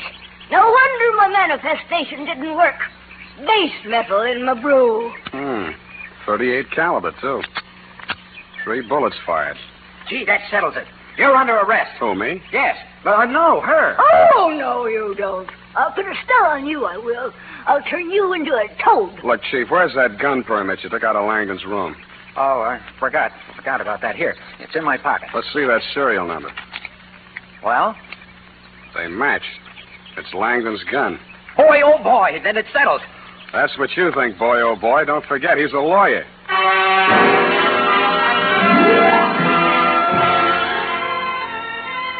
I headed for the woods. I found the spot where I'd seen the figure in white crouching just before the shots were fired. A little way back in the woods, I found footprints. French heels, short, mincing stride. Following along behind them was another set, flat soles, long, manly stride. The mannish footprints followed the feminine footprints almost to the clearing and then stopped. The feminine footprints went on straight to the spot where Wilma had fallen. I knew that no woman had been over this trail since the murder except the witch, who probably had cloven hoofs. Her cauldron had vanished, but the fire was still smoldering. I kicked through the ashes. I didn't know what I was looking for, but I found it. I raked it out with a stick and prodded it. The blackened outer layers crumbled away. It had been a raging bonfire, but there are few things harder to burn than a telephone book. The middle pages were yellowed from the heat and seared around the edges, but they were still intact. There was a hole punched in the middle of each page. Feminine footprints right up to the X that marked the spot in the phone book through which a bullet had been fired. I had a hunch the ballistics report would prove that Langdon's gun did not fire the fatal bullet. I was right, but for the wrong reason.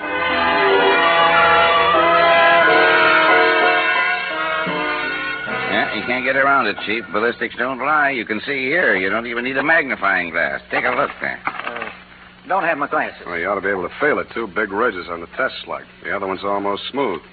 Rust pits wouldn't make a ridge like that, would they? No, we figure they must have used a faulty cutter at the factory when they rifled the barrel. Well, that settles it. That and those women's footprints and that phone book all point to Mrs. Fairley. What's about a phone book? Whoever shot her fired the slug through a phone book to make it look like a long-range job. It was a low-velocity hit, all right, but it was tearing through that phone book that slowed it down. That proves the killer didn't have to be a marksman. Stood right next to her. What's so funny? This picture in the morning paper, you and those bubble dancers, Chief. Let me see that. Why, that's libelous. It's more than that. Huh? There in the background, Langdon and Mrs. Fairley. What about them? Their shoes. Langdon's dressed as Louis XIV, French heels. Mrs. Fairley in that Greek goddess getup, sandals, flat heels. It's Langdon's gun, then it's not Langdon's gun. It's a long-range shot, then it's through a seed catalog. Phone book. Now it's a man in woman's shoes. An attorney at that. Monahan, get me some fingerprints, something I can work with.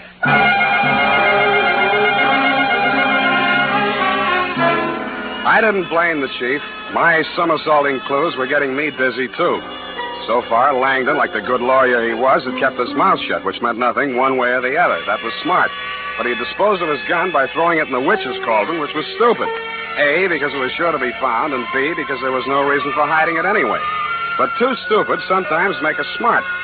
If he wanted it to be found, he must have had a story ready in case he had to talk. If I were in that spot, my story would have been that I fired those shots into the woods after the fleeing killer. But I didn't know how I would explain the fact that only 3 shots were heard, one of which killed Wilma. Then I thought of those 2 ridges on that test slug. 2 ridges, 2 shots into the woods. This time, I did know what I was looking for. They were buried deep in the soft trunk of a pine tree near the ground. I dropped to my knees and dug. I got the first one out and was looking at it. It was a misshapen hunk of worthless lead. Something embedded in the side of it glittered in the sun like a diamond. In fact, it was a diamond. And it stopped glittering. Something behind me had come between it and the sun. I flopped on my side and rolled over. I grabbed his legs and tripped him. Then I saw his face. It was Langdon. I was halfway to my feet when his foot caught me where it hurt and my legs doubled up. I tried to keep moving and get my gun out at the same time. He was on his feet again before I was, so I fired without aiming from flat on my back. He only scorched his coat, but it stopped in a second. He swung his gun up, and I got ready to jump him. But I didn't have to. A pointed black hat rose up out of the brush behind him. Something flashed in the sun, and he collapsed. put a spell on him, I did. With this here magic wand. Blown instrument to you, Sonny. Thank you, Mrs. Witch. God is the handle, son, which is my profession. Well, boy, that was a close call. Put the cuffs on him, Monahan. Hey, what are you doing? Oh, no, Monahan, not Spade. Langdon there. Been following him since I found out he was wearing women's shoes. Well, that settles it, eh, Spade? Yeah, but you'll need this. What is it? A jeweled bullet. A slug with a diamond set in it. Come on, here. It's the master clue of this caper. Oh, yeah, the master clue. You better come along, too, lady, for questioning. What? We'll book her for a vagrancy if we need it. Oh, no, you don't. I'll turn you into a toad. You don't believe me, do you? Hoppy toad, warty and green. Feel anything? Well, on second thought, I reckon she's harmless, poor old soul. So, indeed. Ain't got any. I sold out to old Scratch 30 years ago come next Halloween. See you then, Sonny. Go home and gargle.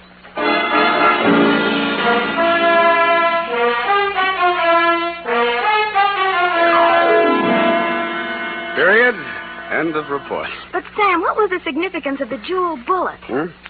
Oh.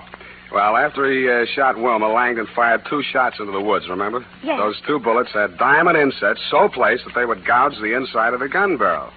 All bullets fired from the gun thereafter would have markings different from the one fired into Wilma's body. Oh. He was wrong, of course, but it was noble of him to want to cover up for poor Mrs. Fairley. What for, Effie? Well, she killed her daughter, of course, because she was just out of patience with her, getting engaged and unengaged all the time till they hadn't a friend in the world. That's so. That was the motive, wasn't it, Sam? That's fairly bright, sweetheart, except that Mrs. Fairley did not kill her daughter. Langdon did. You mean she was his daughter, too, by a previous marriage? Go take that up, sweetheart, before I turn you into a toad.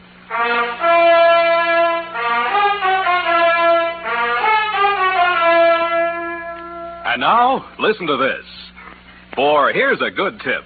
Spruce up right, spruce up now with Wild Root Cream Oil Hair Tonic. Wild Root Cream Oil grooms your hair neatly and naturally, relieves dryness, removes loose dandruff.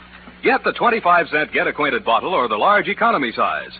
And ask your barber for a professional application of Wild Root Cream Oil Hair Tonic.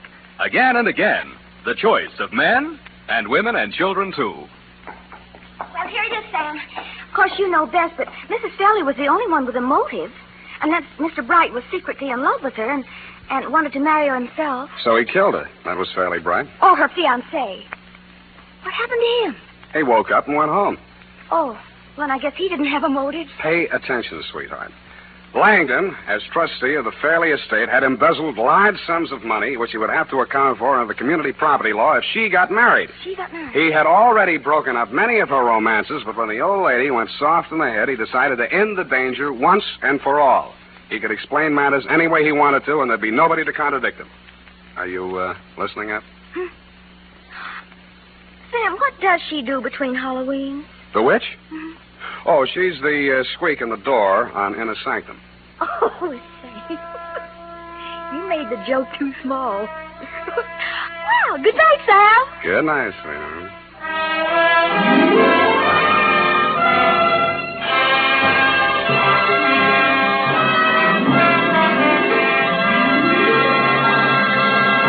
The Adventures of Sam Spade, Dashiell Hammett's famous private detective, are produced and directed by William Spear. Sam Spade is played by Howard Duff. Lorene Tuttle is Effie. The Adventures of Sam Spade are written for radio by Bob Tallman and Gil Dowd. Musical direction by Lud Gluskin with score composed by Rene Garrigang. Join us again next Sunday when author Dashiell Hammett and producer William Spear join forces for another adventure with Sam Spade. Brought to you by Wild Root Cream Oil. Again and again, the choice of men and women and children, too. This is Dick Joy reminding you to... Get Wild Root Cream Oil, Charlie. It keeps your hair in trim. You see, it's non-alcoholic, Charlie. It's made with Susan Lanolin. You better get Wild Root Cream Oil, Charlie. Start using it today. You'll find that you will have a tough time, Charlie, keeping all the gals away. Hiya, Baldy. Get Wild Root right away.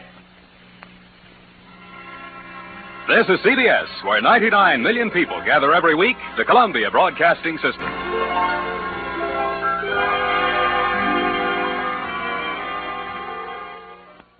J-E-L-L-O. Jell-O in those 6 delicious flavors, Jell-O puddings for old-fashioned homemade goodness, bring you Baby Snooks.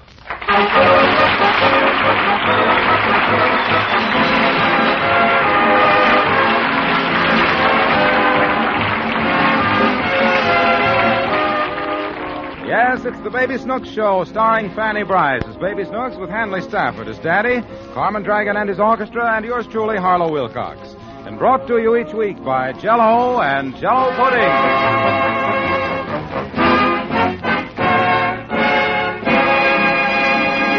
Well, I guess I don't have to tell you, ladies and gentlemen, that last night was Halloween. I don't know what you did, but here's what happened in the Higgins home. The family was just finishing dinner. Mommy, please can't I go? No, you may not. Snooks, I've told you a dozen times you can't go out tonight. But it's Halloween. I know it. That's why you're staying home, so you can't get into any trouble. But all the kids will be out. Snooks. You heard your mother. The subject is closed. Can we open it just a tiny little bit? No. Tonight of all nights, I want to spend a quiet, restful evening. Why? Because there's a doctor coming over at 9 o'clock. He's going to examine me for insurance. Do you think he'll find any? Very funny. More chocolate cake, Lancelot? No thanks, dear. Not with the doctor coming. At my age, it doesn't pay to stuff myself. I want some chocolate cake. Snooks, you've had 3 pieces. Do you really want some more? Yeah. At my age, it don't make any difference. Yes, I think I'll go in the other room and lie down. I've had a hard day, and I'd like to relax a little before the doctor gets here. Go ahead, dear, and I'll clear off the table. Oh, boy, that couch looks good.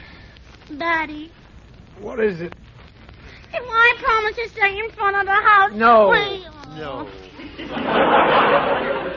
Now, please leave me alone. I'm going to take a nap. But it's Halloween outside. It's Halloween inside, too. And you won't get into any trouble. Now, I want no further discussion on the subject. Yep, this couch was the best buy I ever made. I could sleep for a week if my nerves had just let go. Hope it doesn't show up in my blood pressure. Bo! Huh? Now, what's the big idea, Snooks? I put on my Halloween mask. Ain't it pretty? It's beautiful. Yeah. Now, can't you go away and let me sleep? The doctor will be here in an hour. Perhaps you don't understand how important this is. Perhaps I don't. Well, it's not myself I'm doing it for. It's for you and the family. Insurance is protection. If anything happens to me, you'll get a lot of money. How much? Oh, maybe $10,000? Daddy, What? can I have a dime in advance? No. You've already had your allowance this week. I'll give you the dime back, dear, When? when I get the $10,000. Snooks, I don't think you know what you're saying. You only collect insurance if something happens to the insured. What could happen? Why, hundreds of things. And there's a different type of policy to cover each one of them. Mm-hmm. Life, health, accident. Why, you could even insure a finger. My little finger? Why, yes. Suppose you lost your finger. How can I lose it? It's stuck onto me. I didn't mean you'd leave it lying around somewhere. But suppose you accidentally cut off your finger. Yeah. What would happen? I could only count up to 9. No. You could collect on it. Let's say it's my finger. Yeah. If it should happen to get cut off, the company would pay $1,000. $1,000 for your little finger? Yes, sir. Let's cut it off. Snooks, please go away and let me sleep. My blood pressure's bad enough. Can't the doctor fix it, Daddy? This doctor isn't coming here to fix things. He's coming here to look me over. Whatever he finds wrong, he'll report to his company. I don't like that doctor. Why not? He's a snitch. He's not a snitch. He is, so he's a dirty old mean old dirty old snitch. Oh, Snooks, for the love of heaven, leave me alone. Go away. Where? Anywhere. All right, I'll go outside. No, you don't. Go someplace else in the house. I'm trying to take a nap. I want to take a nap. Well, now, that's a good idea. Yeah. Suppose you run up to your bedroom and lie down. No, I want to lie next to you on the couch. You can't. I want to lie next to you on the couch. Oh, all right. I suppose it's the only way I can get some rest. Well, come on. Lie here next to Daddy and go to sleep. All right. Good night, little Daddy. Good night. Daddy, Yes? I think I got insomnia. Well, just lie here quietly and don't disturb me. All right. Daddy, What is it? what's insomnia? Listen, Snooks. If you can't fall asleep, count sheep. Little woolly sheep? Yes. With big brown eyes? Yes. I don't like sheep. Well, count kangaroos jumping over a fence. I like kangaroos better. Oh, good. 11, 12, 13, 15, 16, 17, 18, 20, 21, 22, 24, 25. All right, let's have it. What happened to 14, 19, and 23? They tripped. That settles it. Snooks, if I hear one more peep out of you, I'm going to take my belt off. And you know what'll happen then? Mm-hmm. Your pants will fall down. No. I'll give you a tanning, that's what. Now, either you let me take a nap or suffer the consequences. But, Dad. Not a sound. But, Daddy, Now, you I heard just- me. Don't even open your mouth. I could get more rest in a boiler factory. Oh, just to close my eyes for 15 minutes. Oh, for Pete's sake. I didn't do it. Well, go and see who it is. All right.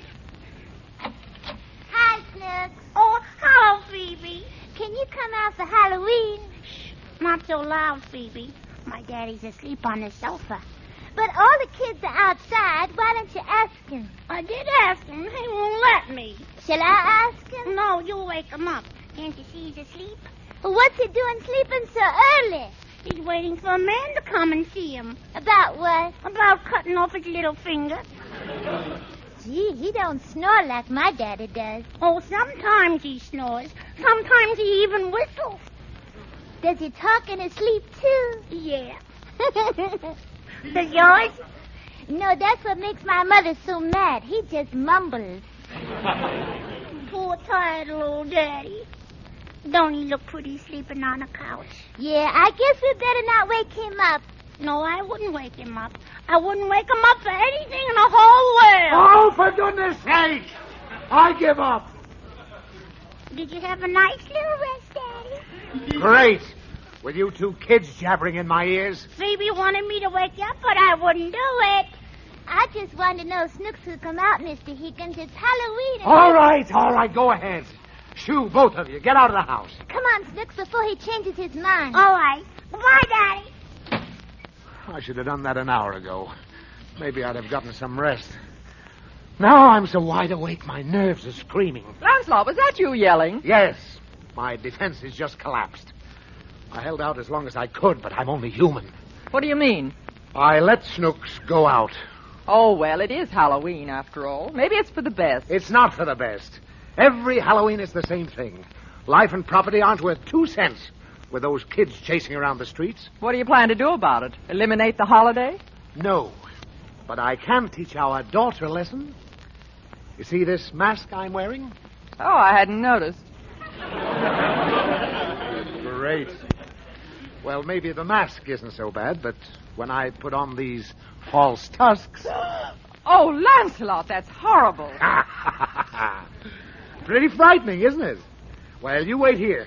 I'll be back in 10 minutes. Where are you going? Out to teach those kids a lesson. I'll give them such a scare they'll never want to go out on Halloween again.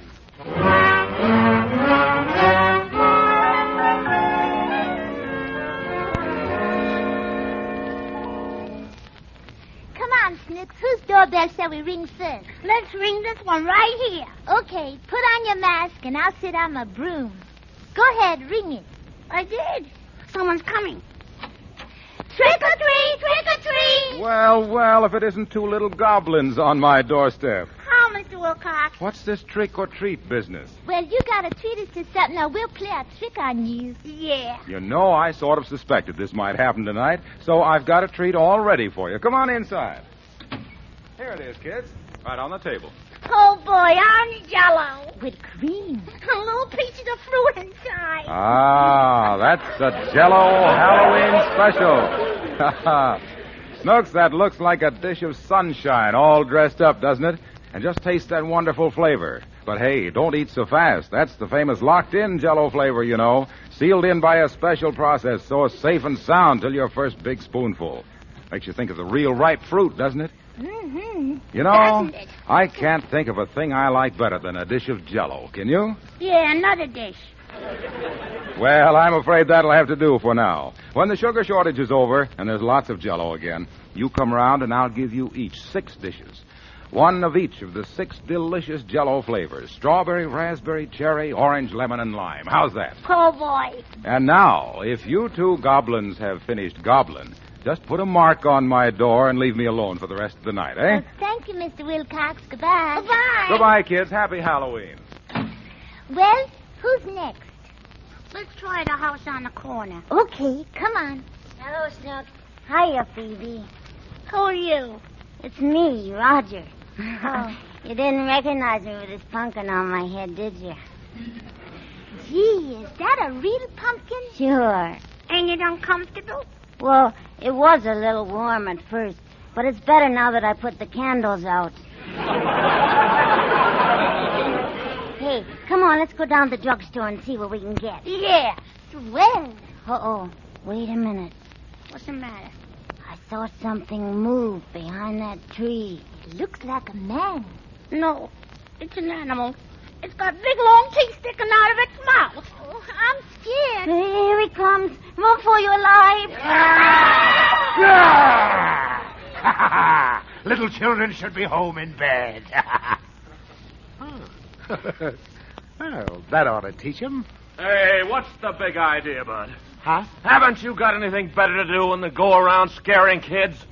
Look, friend, I suggest you mind your own business. One of those kids happens to be my daughter. Well, one of those kids happens to be my son. And I don't like any overgrown ape with false tusks running around scaring him. I did it for their own good. Every Halloween, those kids go out and get into trouble. Besides, I don't like your attitude. Oh, you don't, huh? No. Say that again. I don't like your attitude. Next time, try scaring somebody your own size. So long. Oh, what's this? Ah! My teeth! Oh, they're the false ones. Oh, Daddy. What are you lying in the gutter for? I tripped and fell down. Gee, that's funny. Now, what's funny about it? You must have tripped just when that man hit you. You tell me something. Who was that man? That was Mr. Hopkins, Roger's father. Where's he live? Right down the corner. Why? Never mind. Come on. Any man who punches your father does so at his own risk. Why didn't you sock him back? Because I've got a brain in my head, that's why. Suppose I did punch him back. With the tremendous power I generate, I could easily have broken my hand. 9 chances out of 10, the hand wouldn't have healed straight. Mm-hmm. And there I am, faced with the prospect of never playing the piano again. Oh. But, Daddy. What? You don't know how to play the piano. Mind your own business. Pick up that rock. All right. Here. What are you writing? Oh, just a little note. A little note? Yes. I'm going to throw a scare into that bully. Now, do you see that window in Hopkins' living room? Mm-hmm. The one that's open? Yeah. Well, I take the rock, thusly. Mm-hmm. And I attach the note with a rubber band, thusly. And I draw back my arm, thusly. And with uncanny accuracy, I toss it through the open living room window. Thusly. Guess my aim isn't what it used to be. Come on, let's get home.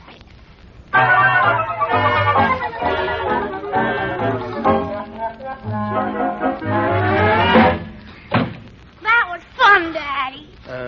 Don't say anything about it to your mother. Well, come on. We'll just sit in the living room as though nothing happened. What did it say, Daddy? What? The note you tied to the rock. Oh, I just thought I'd worry him a bit. He won't figure that one out in a hurry. All the note said was, guess who? That's a good one, Daddy. Yes. Well, it's pretty clever. What was that? It's a rock. It came through the window. And there's a note on it.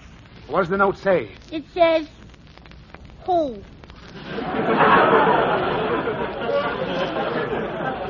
Uh-huh. Wants to play, does he? Well, two can play at this game. Can three play? Yes, come on. Lancelot, what happened? What was... Good heavens, who broke our window? Vandals, Vera. Irresponsible hoodlums.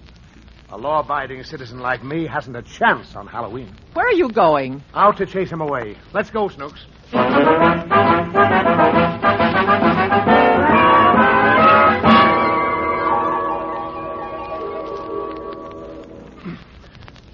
Now, quiet, Snooks. Inch your way forward a little. Daddy, What? I'm tired of crawling on my stomach. This is the way they do it in the army. If you don't want to be seen, you crawl forward on your stomach. Yeah, but not down the middle of the sidewalk. The idea is that we don't want him to see us from the house. What are we going to do? I don't know yet. Oh, wait. I've got it. You see this gate here? Mm-hmm. See the garage over there? Yeah. Well, if Mr. Hopkins wants to use this gate tomorrow morning, he's going to have to climb up on the garage to do it. You're so smart, Daddy. You can say that again. You're so smart. Never mind. Let's go to work.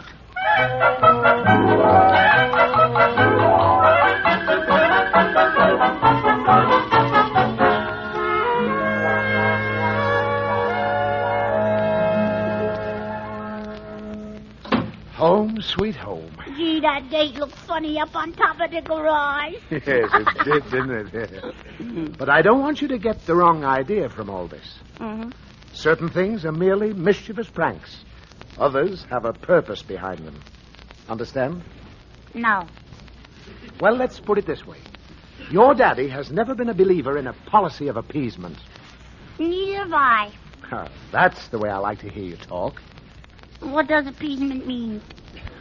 Well, when someone strikes you and you don't strike back, that's appeasement. How do you like that? What? I've been appeasing you and Mommy for years. Well, off to bed with you, Snooks. After the gate episode, I don't think we're going to hear from Mr. Hopkins again tonight. I want to stay up and see what else next happens. Rest your pretty little head. My pretty little head? Well, your little head. Nothing's going to happen next. Our friend Mr. Hopkins has shot his bolt.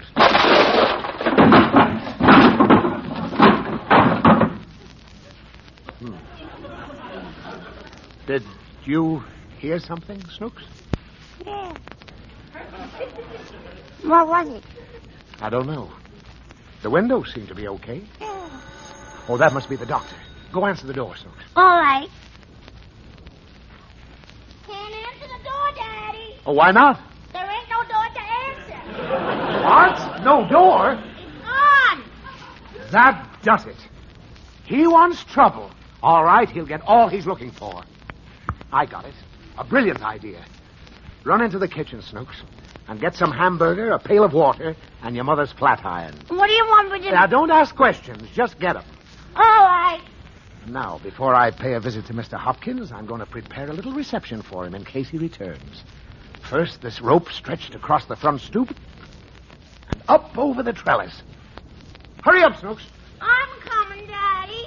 And now another rope stretched this way. Here you are, Daddy. Oh, thanks, Snooks. Now I just put the flat iron up here, and the bucket of water goes up on this side. Get the fiendish ingenuity of it? Now. Well, if an unexpected visitor, say Mr. Hopkins, walks across this side of the porch, he gets the flat iron on his noggin. On the other hand, if he trips the rope on this side, he gets a refreshing bath of aqua pura. Who gets the hamburger? I think this hamburger will interest some of the many dogs in our neighborhood. To arms, Snooks. The Higginses ride again. Yeah, let's go to the dogs.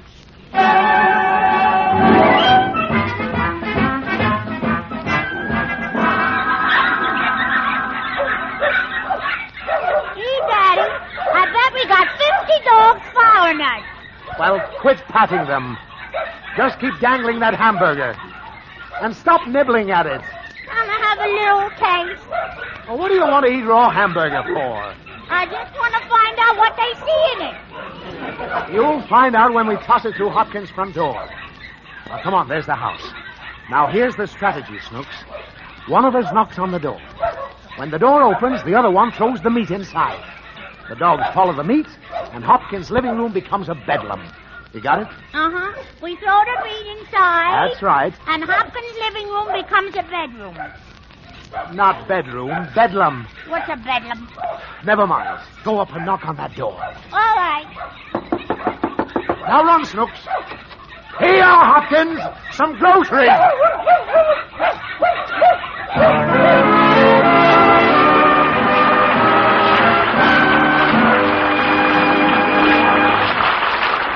I'll bet there never was a youngster yet, including the contrary Snooks, who didn't go for the flavor of butterscotch. And when it's Jell-O butterscotch pudding, well, mothers, get set to serve seconds. For Jell-O butterscotch pudding has such a buttery, brown sugar taste, such a rich, mellow flavor, a creamy smoothness that's just plain melt-in-the-mouth goodness. It's a real old-fashioned, homey flavor, but made a quick, new-fashioned way. Jell-O butterscotch pudding cooks to velvety perfection in just about 5 minutes. And it's nourishing, made with milk. A grand dessert for the youngsters. Then there's Jell-O vanilla pudding, rich tasting and distinctive. And there's Jell-O chocolate pudding with that swell, chocolatey goodness. A little hard to get these days, but a wonderful treat when you do get it. And take whatever flavor your grocer has. For all three Jell-O puddings are so good. They're just like Grandma's, only more so.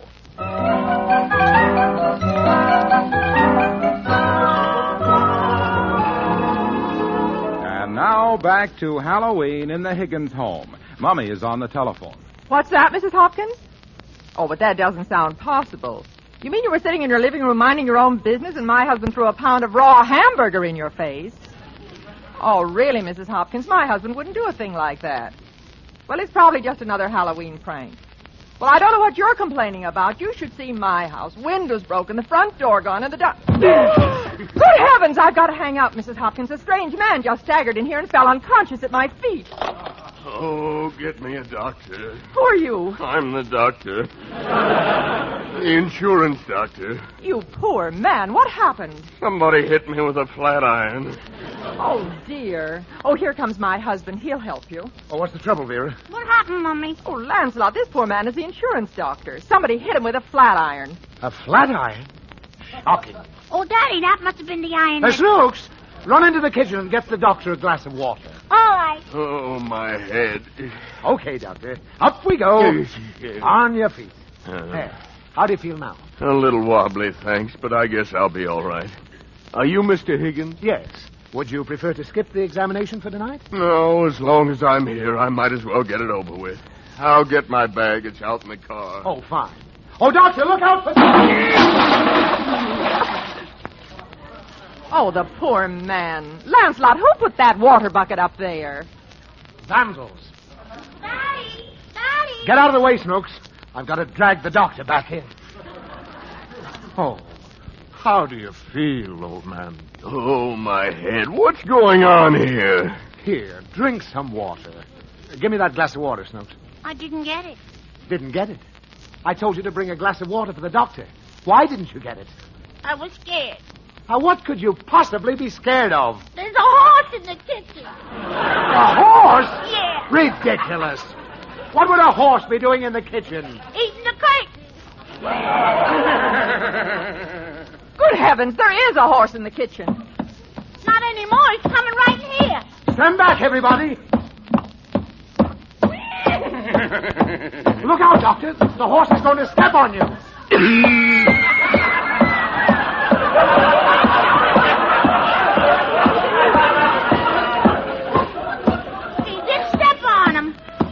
Poor man, I hope he carries insurance. He's gone. Out the front door. Are you all right, Doctor? Let me help you up. Oh, what a house. Help me to my car. I want to go home. Oh, sure, Doctor. I'm terribly sorry. He's down again. Oh, what hit it? A rocket just came through the window. Oh, another one, eh? And there's a note attached to it. What does it say? It says, thanks for the dogs. He's a horse on you. Why, that low down. Lancelot, what is this all about? What's going on here tonight? I'll explain it to you later, Vera. Meanwhile, there's work to be done. Come on, Snook. All right. What are we going to do this time, Daddy? This time, he gets the works. It's a little trick I learned in college called the sunken living room. It's fiendish in its simplicity. I merely climb a tree beside his house and drop the end of a garden hose down his chimney. And I turn it on? You guessed it.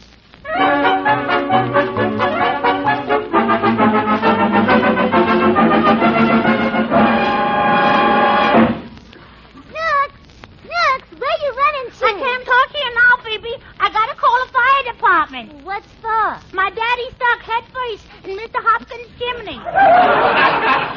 He fell out of a tree. Well, what are you calling the fire department for? To get him out. I don't think they'll come, Snooks, unless there's a fire. There is a fire, all right. Mr. Hopkins is building it in his fireplace.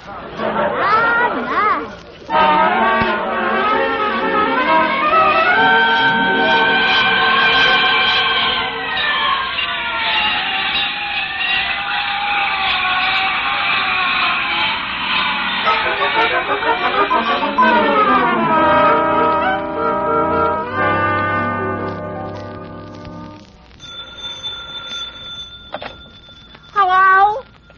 Oh, hello, Roger. How's your father feeling today? That's good. Oh, the doctor says my daddy will be all right in a couple of days. Yeah, as soon as they take the stitches out. What? Oh, I'd love to come over and go waiting in your living room. But I can't leave the house. My daddy won't let me. I don't understand it. But he says every time he lets me out of his sight, I get into trouble. Ain't daddies funny?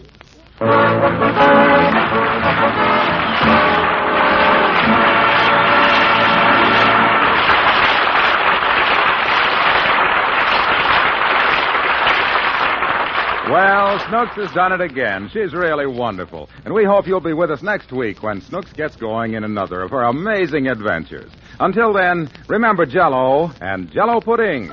Snooks, what do you say about Jell-O? Just a taste of Jell-O pudding or of Jell-O, and you know it's the one and only Jell-O. I like it.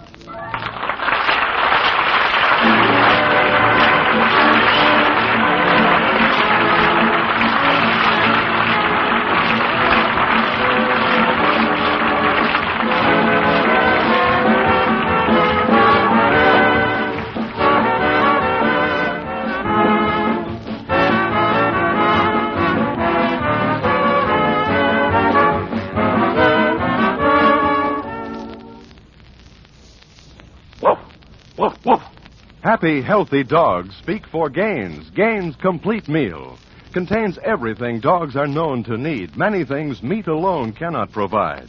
Yes, make Gaines the main part of every feeding to be sure you nourish every inch of your dog. And it's more economical than any other type of dog food. Let your dog speak. Speak for Gaines, America's largest selling dog food.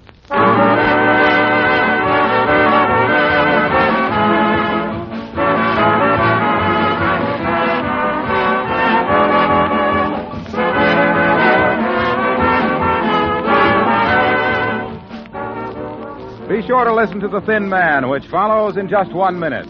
Heard in tonight's Baby Snooks show, starring Fanny Bryce as Snooks and Hanley Stafford as Daddy, were Arlene Harris, Ben Alexander, Frank Nelson, Georgia Ellis, Sarah Berner, and Robert Bentz.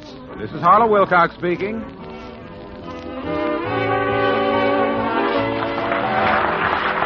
This is CBS, the Columbia Broadcasting System.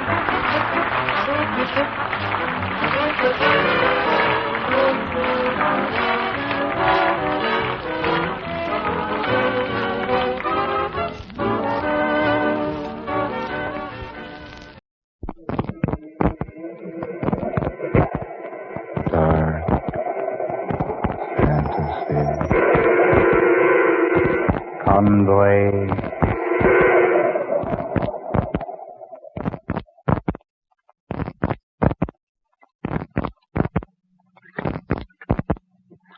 Weary days.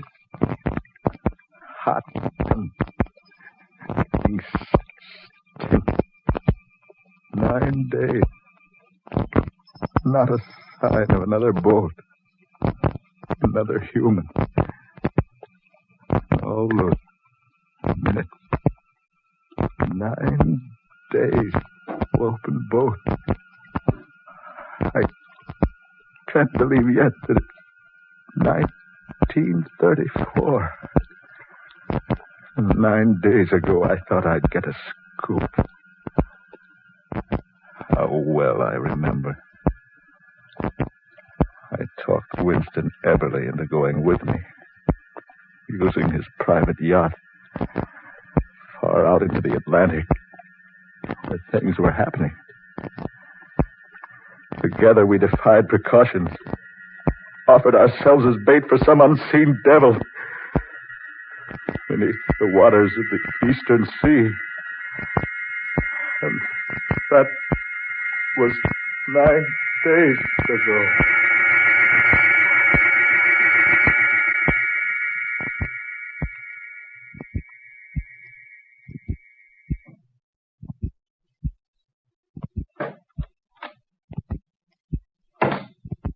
Well? I've been on deck an hour. There's nothing. I told you it was useless, didn't I? I'm still not convinced that it is. Something has happened to those 3 missing ships. Certainly something has happened to them. They simply sank, that's all. But it isn't all. It's plain nonsense.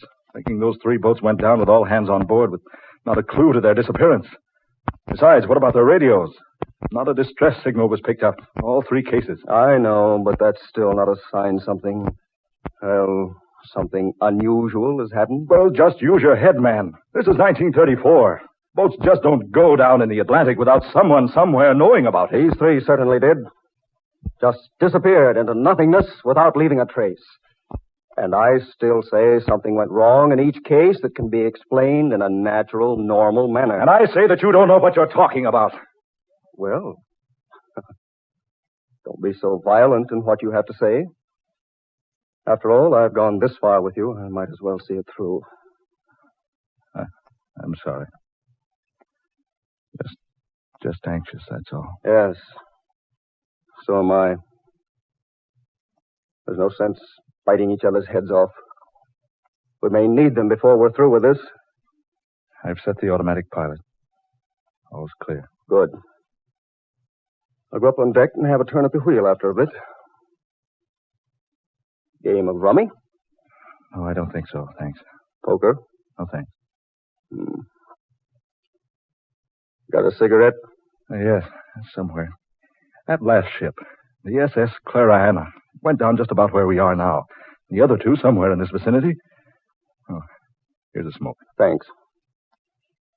Why do you say the ships went down in this vicinity, Adams? No one knows where they went down. What I mean is they were last heard from within a vicinity of, 50-mile radius here, all of them. I admit it would be a strange coincidence for all 3 of them to disappear in such a small area, but, well, stranger things than that have happened at sea. It's not a coincidence. Something has happened to those boats which none of us can explain. Something that isn't ordinary. Mr. Everly. Oh, what's that? Brown in the radio room on the talkback system. Mr. Everly. Hand me that microphone, will you, Adams? Sure, here. Yes, Brown? Just got a report that all passengers on those 3 remaining ships have been reported safe. You mean the boats have been found? No, sir. The passengers from all 3 ships were set adrift in the lifeboats. Well, what's happened to them? Well, none of them seem to know. They're all in perfect health, though. But they're all in a stupefied condition, as though they've been drugged. That's strange. Huh. Any further news? No, sir, none. I just picked it up from a news broadcast from the States. Thanks, Brown. Now, what do you think, Epperly? Strange. All hands from all 3 ships set adrift in the lifeboats, and none of them knowing what happened to them. And all of them in a drug condition. That doesn't make sense. No one could drug 3 boatloads of passengers. Through the drinking water? Half of them don't drink water when they're aboard. Still, they were drugged. But how, man? How? That's another mystery I'd like to clear up. Then perhaps you can. What? I say. Where did you come from? Who are you? My name is Siegfried. How did you get on board? Where did you come from? One question at a time, if you please. I came on board in the same manner I boarded the other boats lately. The others? The 3 others. You're responsible for what happened to those boats? Yes, I am. But how? Why? I needed them for my own purposes. You destroyed them? I sent them to the bottom of the Atlantic. I repeat, you destroyed them? Quite the contrary. I used them to a very good advantage. What do you mean? Would you like to know? I certainly would. Then I shall be glad to show you if you wish. It will entail a trip to the bottom of the sea. You're talking like a madman. Am I? I regret you think so, because I assure you I am by no means demented in the slightest degree. Those people set adrift in the lifeboats, apparently drugged. What happened to them? It's naturally best that they do not know what happened to them. They were not harmed. They were carefully guarded against danger, and no harm shall come to them. But the boats? The cost of the boats and the inconveniences which naturally arise through their loss have all been taken care of. And each passenger has been repaid 10 times for everything he was forced to leave behind when placed in the lifeboat. I don't understand all this. Who are you, anyway? I shall tell you soon. But now we must make haste. Time is most valuable. What are you going to do? You told me you wished to see what I did with the 3 boats. I'm ready to grant your wishes and to take you to the depths of the Atlantic. But, You see, I need your boat. My boat? Yes. I've come to take it. I welcome you to go along with me, if you wish. But where? What are you going to do with the boat? I've already told you I need it. Together with the others, I have use for it. At the bottom of the sea. That's perfectly ridiculous. No one has need for a boat down there. I have. How do you propose to take us there? I cannot tell you that. You will merely do as I say. I will take you down beneath the surface safely, and I will return you safely. How can we be certain of that? I have given my word. You will find that the word of Siegfried always has been kept. Down through the ages, the centuries. Centuries? Hundreds of thousands of centuries. Do you mean that you're actually a creature from the bottom of the sea? I'm a man like you. I'm not a creature. Here, drink this. What's that? Merely what I gave the others. It's quite harmless. I don't want it. Take it away. I assure you that if you don't consume the potion of your own will, I have the means of seeing to it that you do. Better do what he says, Everly. Here. I'll take the first draft. You're a wise man, Mr. Adams. Oh, you know my name. I know everything. Now the potion. As agreed.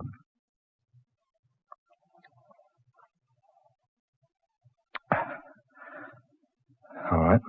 Now, Mr. Eberly, your radio man and mechanic have already been set adrift. They will arrive safely ashore within a few days.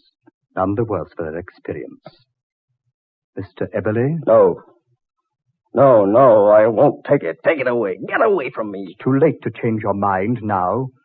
You will drink all of this. No, I don't want it. I give you one more opportunity. No, I refuse. I'm no fool. I won't take it. Very well, then, Mr. Eberly. There.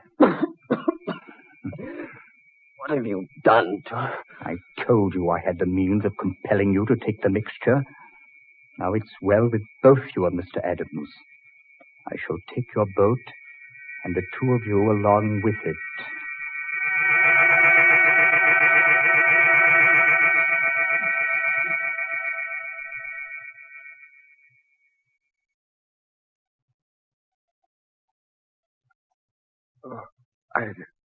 Are you quite all right now, Mr. Adams? Yes. Yes, I guess so. Where are we? Where I promised to take you. At the bottom of the Atlantic. It's so strange here. Light. Like the light above. This is almost like the place up there. Surely you're jesting. This is no spot beneath the sea. Oh, but I assure you it is, definitely. Your stubborn companion is about to rejoin us. What's happened? Oh, Adams, are you all right? Yes, he's quite all right. And you, sir?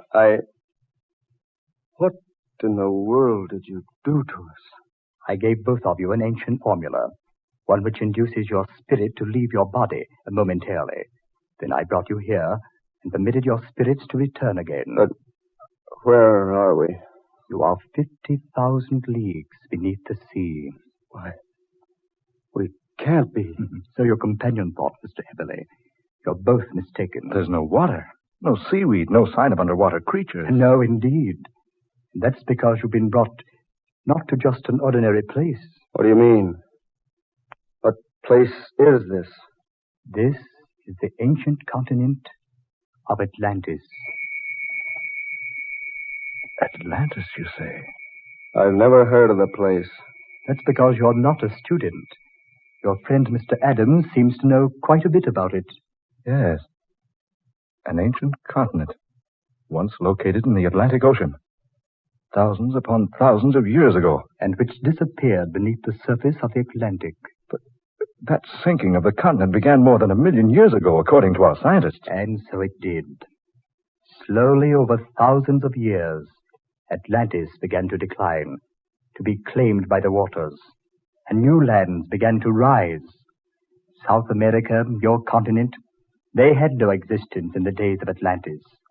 And far to the west lay the mighty land of Mu. But what about you? Well, finally, after hundreds of thousands of years, all of Atlantis had been consumed by the hungry waters, except the island of Poseidonis, so named after the god of the sea. Yes, I know that. Poseidonis was destroyed by volcanic eruption. Not destroyed entirely, but the volcano's disturbance sent our land far beneath the sea, and that was 9,000 years before the death of Plato. 11,000 years ago. Yes, roughly speaking. But you say this land of yours wasn't actually destroyed. No. There were in our land wise men from Greece, and together with our wise ones, they foresaw the volcanic disturbance and the sinking of Poseidonis. Yes. This is the ancient island of Poseidonis, last home of mighty Atlantis. Yes. And you have existed here all this time. There is no time here, no death, only life. Amazing. Now we're fighting to preserve our life, our civilization. After these 11,000 years, our existence is threatened by the vicious waters. What do you mean? I mean, we suddenly found ourselves without sufficient materials to keep our underwater fortress safe against the water's destruction. Wait a minute. Now I'm beginning to understand. We needed metal, and lots of it, to use for reinforcing the portions of our continent which was threatened by the water. And that's where the 3 ships went, and Eberly's yacht. That's correct, Mr. Adams. In our desperation, I saw no other solution. I chose the boats containing the most metal, went aboard, and saw to the complete safety of the passengers. And then our men brought the ships down here to be dismantled and to salvage the metal. Here, I will show you. A sliding panel there. Half of the room sliding away. You see out there? The men of Atlantis putting the final touches upon the patchwork that will make our fortress secure for hundreds of years to come. thanks to the metal from your continent. Why, this place is just as modern and advanced as our civilization. You will find in many instances that it's more advanced. Now I will show you that we are as honest and as upright as any other people of the world.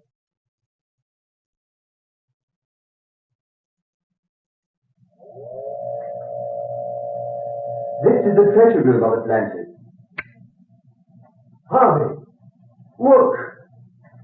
Jewels, gold and silver, treasures of every sort here. The room is completely filled with valuable treasures.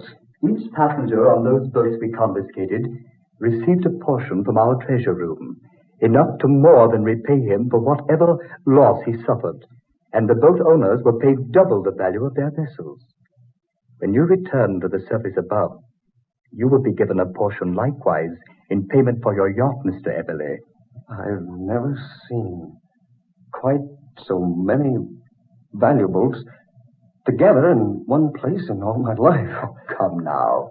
I've shown you the explanation of what has been happening. It's time we refresh ourselves, and time you were preparing for your return journey.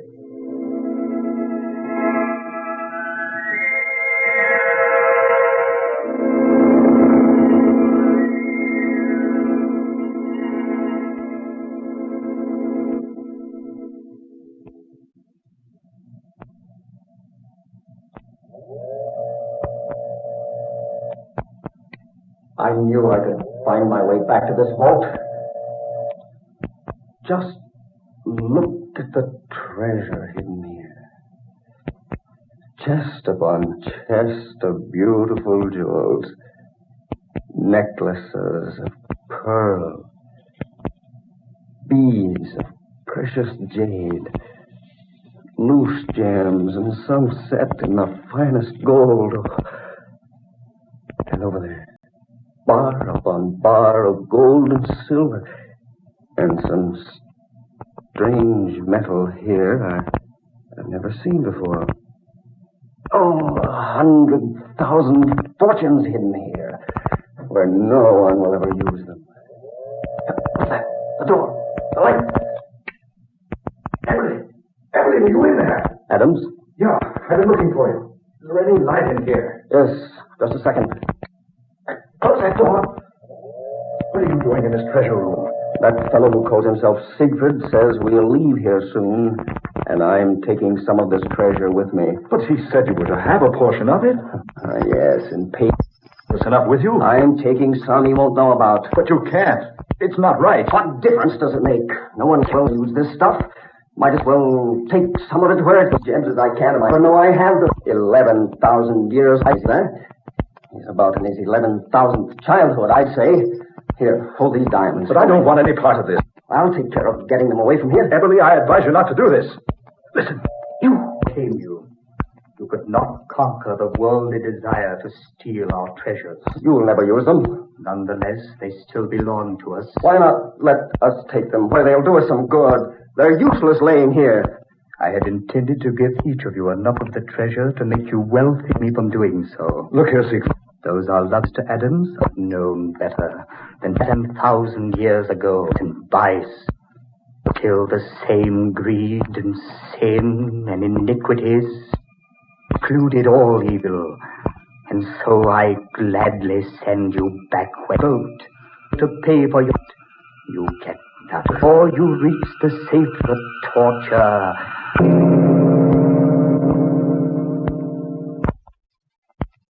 Days adrift, unweary days. Big sun or food. Unconscious in the bottom of the... Moving. Lifting his head. Eberle. Oh. Eberle, man. Eberle. Still steady, man. Oh, will this never end? Will torture never end? Easy, man. Take it easy. A month? 10 years? Only 9 days. 9 9 days. Only 9 days.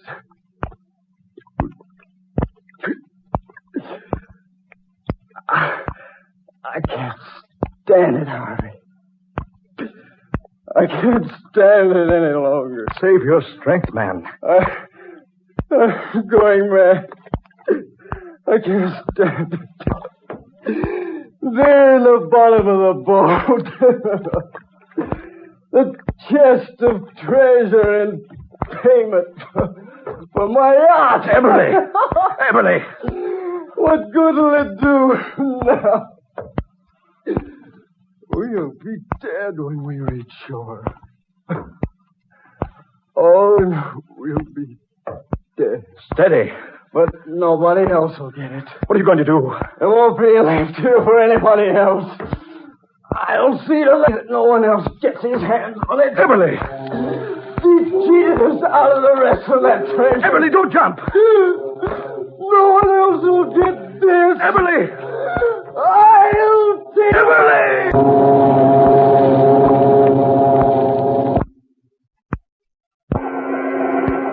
Dark fantasy. You have heard Convoy for Atlantis, tonight's original tale of dark fantasy by Scott Bishop, originating in the studios of WKY and based upon an idea suggested by Ken Wright. Ben Morris was Harvey Adams, Murillo Schofield took the part of Winston Eberly, and Garland Moss was Siegfried, ruler of Atlantis. Next Friday, Dark Fantasy will be heard over most of these stations 25 minutes earlier. Listen for The Thing from the Darkness from Oklahoma City.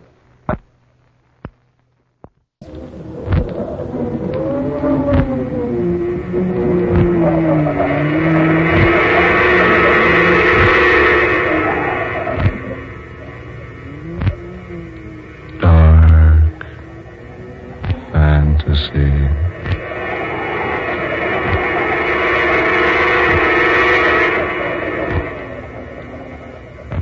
The sleeping dead.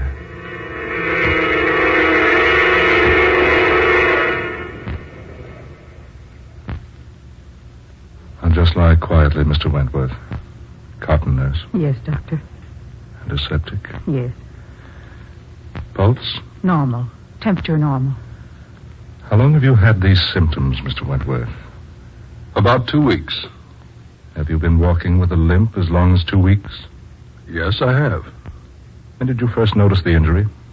Oh, it must have been 6 months ago. Yes, at least that long ago. There was a slight swelling in the black and blue mark. Then it disappeared.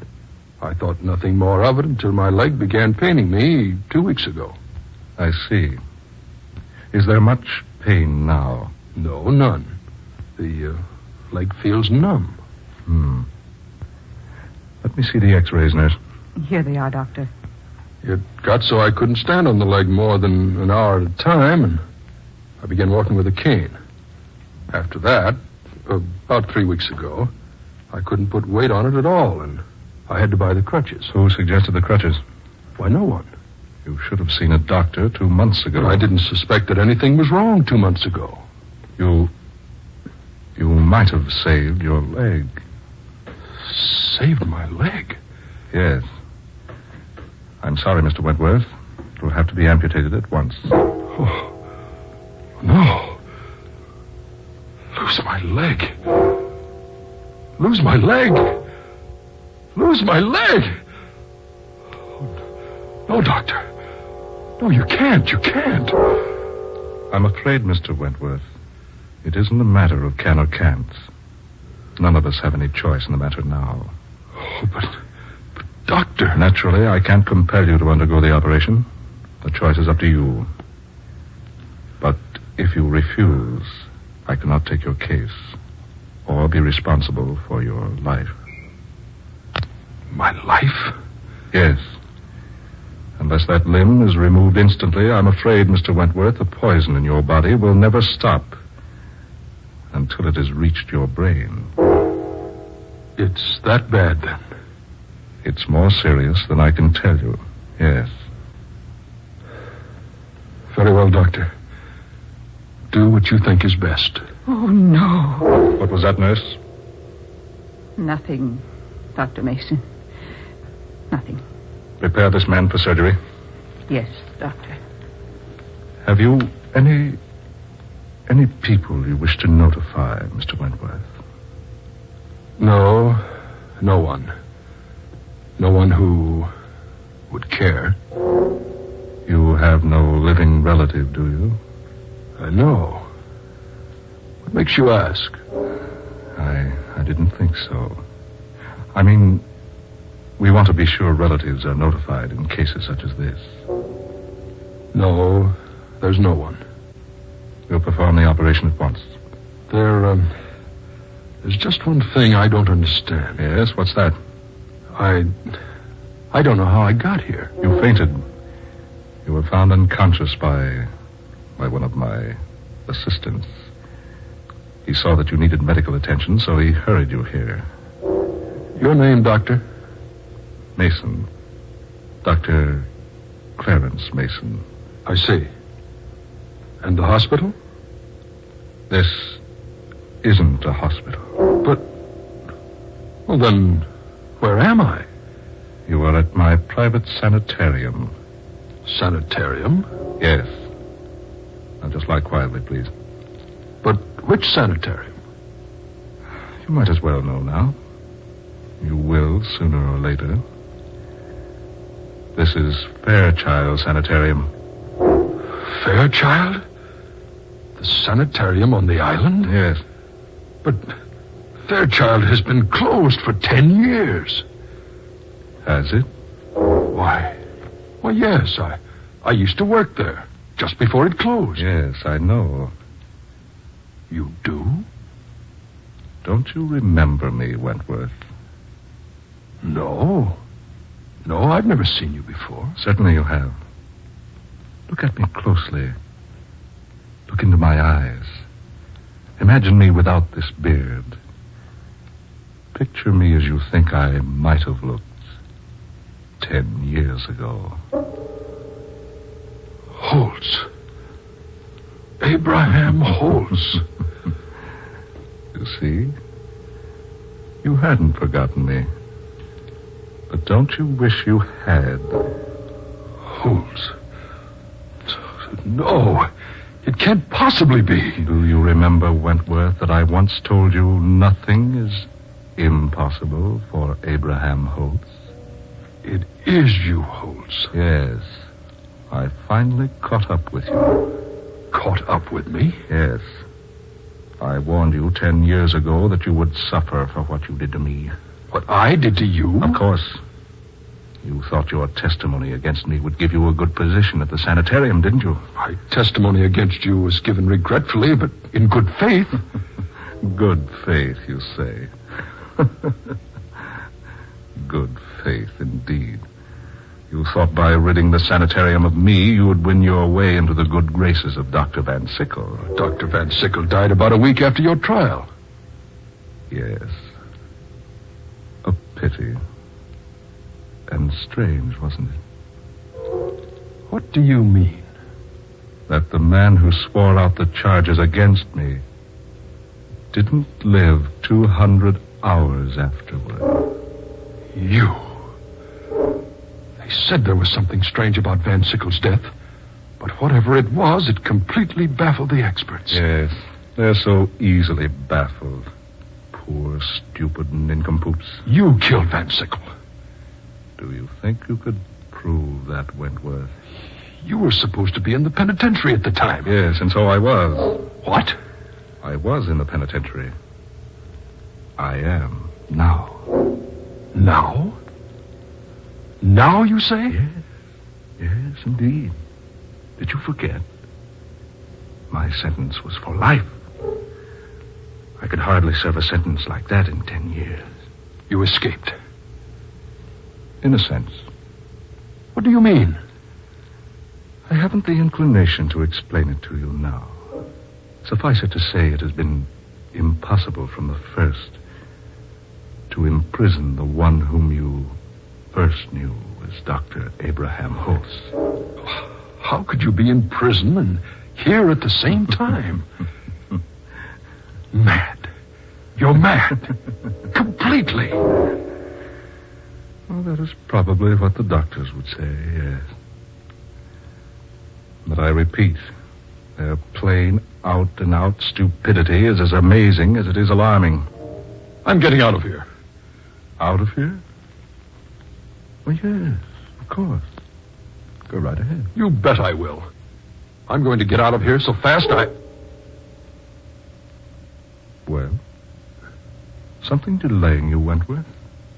My leg. I can't move it. What have you done to me? I've merely made it a little inconvenient for you to leave. You devil. I think that's what you said, Wentworth, in the courtroom when you testified against me 10 years ago. Remember? Remember what you said, Wentworth? I do. I remember quite distinctly what you said. You've asked me to testify in this court just what my reaction has been to the practices of Dr. Abraham Holtz. Well, gentlemen, when I first came to Fairchild Sanitarium, Dr. Holtz was apparently a normal, capable, practicing surgeon with a very extraordinary ability. But then he began to change. Yes, change. He ceased to be human. Yes, he became more like a devil. That's it. He became more like a devil.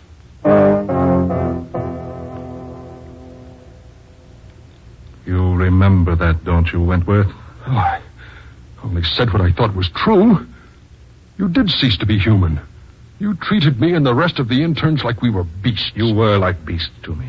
Suddenly everyone became beast-like. Because suddenly I found myself in a position that put me far above every other human on earth. Made all mankind to me like beasts are to man. What do you mean? Found yourself in a position? Sometime, Wentworth. Sometime soon, perhaps. You'll know. The electric warning. Someone has just entered the front door of the sanitarium. I must leave you now, but first... What are you doing? While I am gone, you must rest. Get away! Get away! Get away! An injection of this, Wentworth, to quiet you. No. Keep away from me or I'll...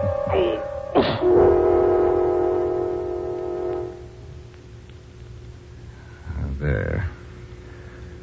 What will happen next will probably amaze you. You devil. You persist in calling me that, do you? Very well, Wentworth. At first, I was going to take only one of your legs in exchange for what you did to me with your testimony. Now, I shall take them both. No. You can't do a thing like that to me.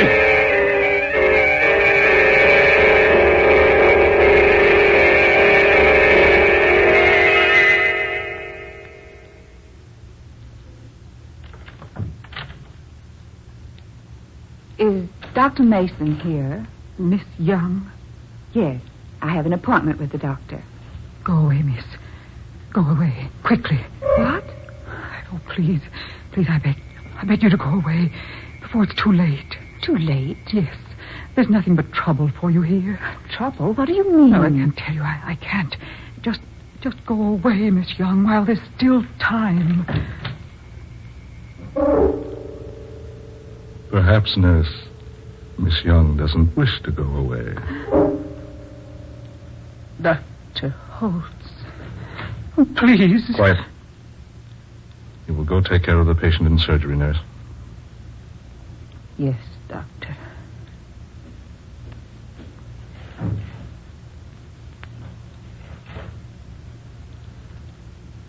I must apologize, Miss Young. You see, my nurse is quite upset. One of our surgeons operated this morning under most adverse conditions. A death resulted. The nurse has been quite upset about it all day because, well, to be quite frank, the surgeon was her brother. I'd warned him an operation would be fatal to the patient, but he went ahead anyway while I was away from the sanitarium. When I came back, I did everything I could to resuscitate the patient, but I was just minutes too late. I was compelled to discharge the surgeon from my staff. His sister is merely upset about the whole thing. She called you Dr. Holtz. What? Yes, I heard her. She called you Dr. Holtz. Did she? Well, that's her brother's name. She's so confused about everything. No. What? No, I said no. That isn't her brother's name. It's your name, Doctor. Miss Young. Yes. When you telephoned me yesterday, I knew there was something about your voice I vaguely recognized. Now I know. You're Dr. Abraham Holtz. You always were a very keen and intelligent woman, Miss Young. Dr. Holtz. It's nice to see you again, Linda. You escaped from prison. In a way. You lured me here. Pretended you needed a supervisor for your sanitarium. I should have known better. Yes, Linda, perhaps you should have. What do you want? I thought perhaps we could have a good laugh together over my court trial. Laugh? Yes, just so. You remember, don't you, that it was partially your testimony that sent me to prison? You had a fair trial? Are you so very certain I did? Of course. You had every opportunity to explain your devilish actions, but you refused. Devilish actions? Yes. You were a devil. That's what he said just a few moments ago. Who? Wentworth. Paul? Yes. And both of you called me a devil when you testified at my trial. Where is Paul now? You will see him, my dear. Much sooner than you expect. What do you mean? I have great plans for you, Linda. Yes, for you and Wentworth. You were supposed to serve life in prison. Life. Life, you say.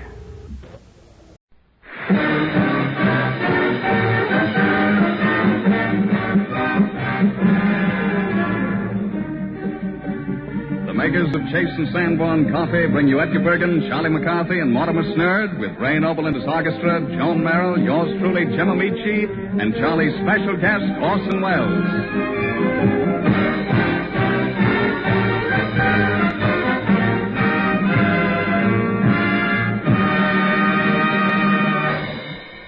And now we have a song by that lovely, vivacious, charming personality, none other than... Your obedient servant, Orson Welles. You may applaud if you care to.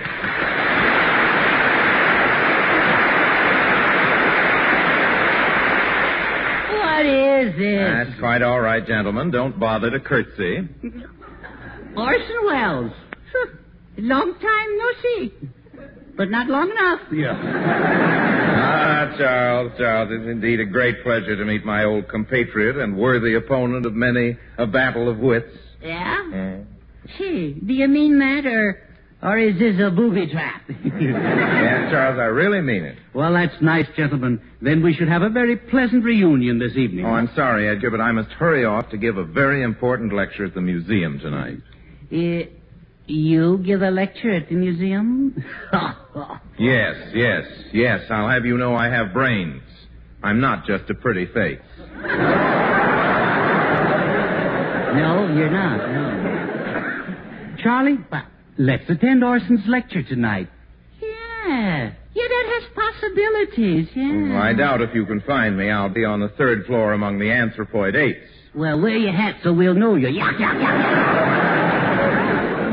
We have very funny lines here tonight, don't you?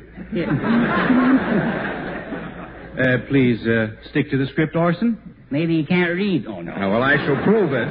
I shall prove it by doing a reading as only Orson Welles could do it. Would you like to hear a soliloquy from Hamlet or a speech from Julius Caesar? I'd like to hear a song from Joe Merrill. Oh, that's nice of you, Charlie. I'll be glad to sing for you. You mean I don't give my reading? No. Very well. May I say it was nice being among friends, even though they weren't mine. Goodbye.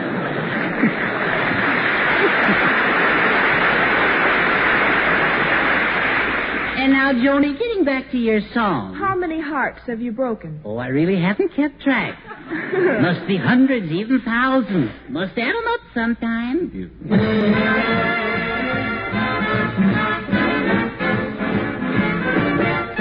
How many hearts have you broken with those great big beautiful eyes? Those great big beautiful eyes that tell such beautiful lies. How many times have you kissed somebody like you kissed me just then? I don't believe you mean it, but baby, kiss me again. How many hearts have you stranded on the dreamy road to romance? Baby, I'll take a chance. I need some lovin'. I just can't resist you, even though I'm wise. To how many hearts you have broken with those great big beautiful eyes.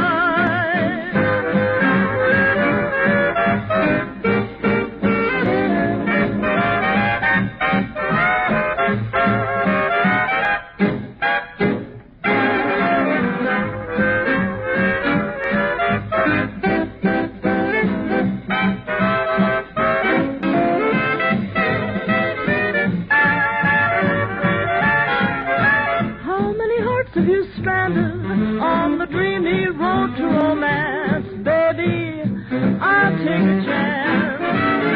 I need some lovin', just can't resist you, even though I'm wise. To how many hearts you have broken with those great big beautiful eyes.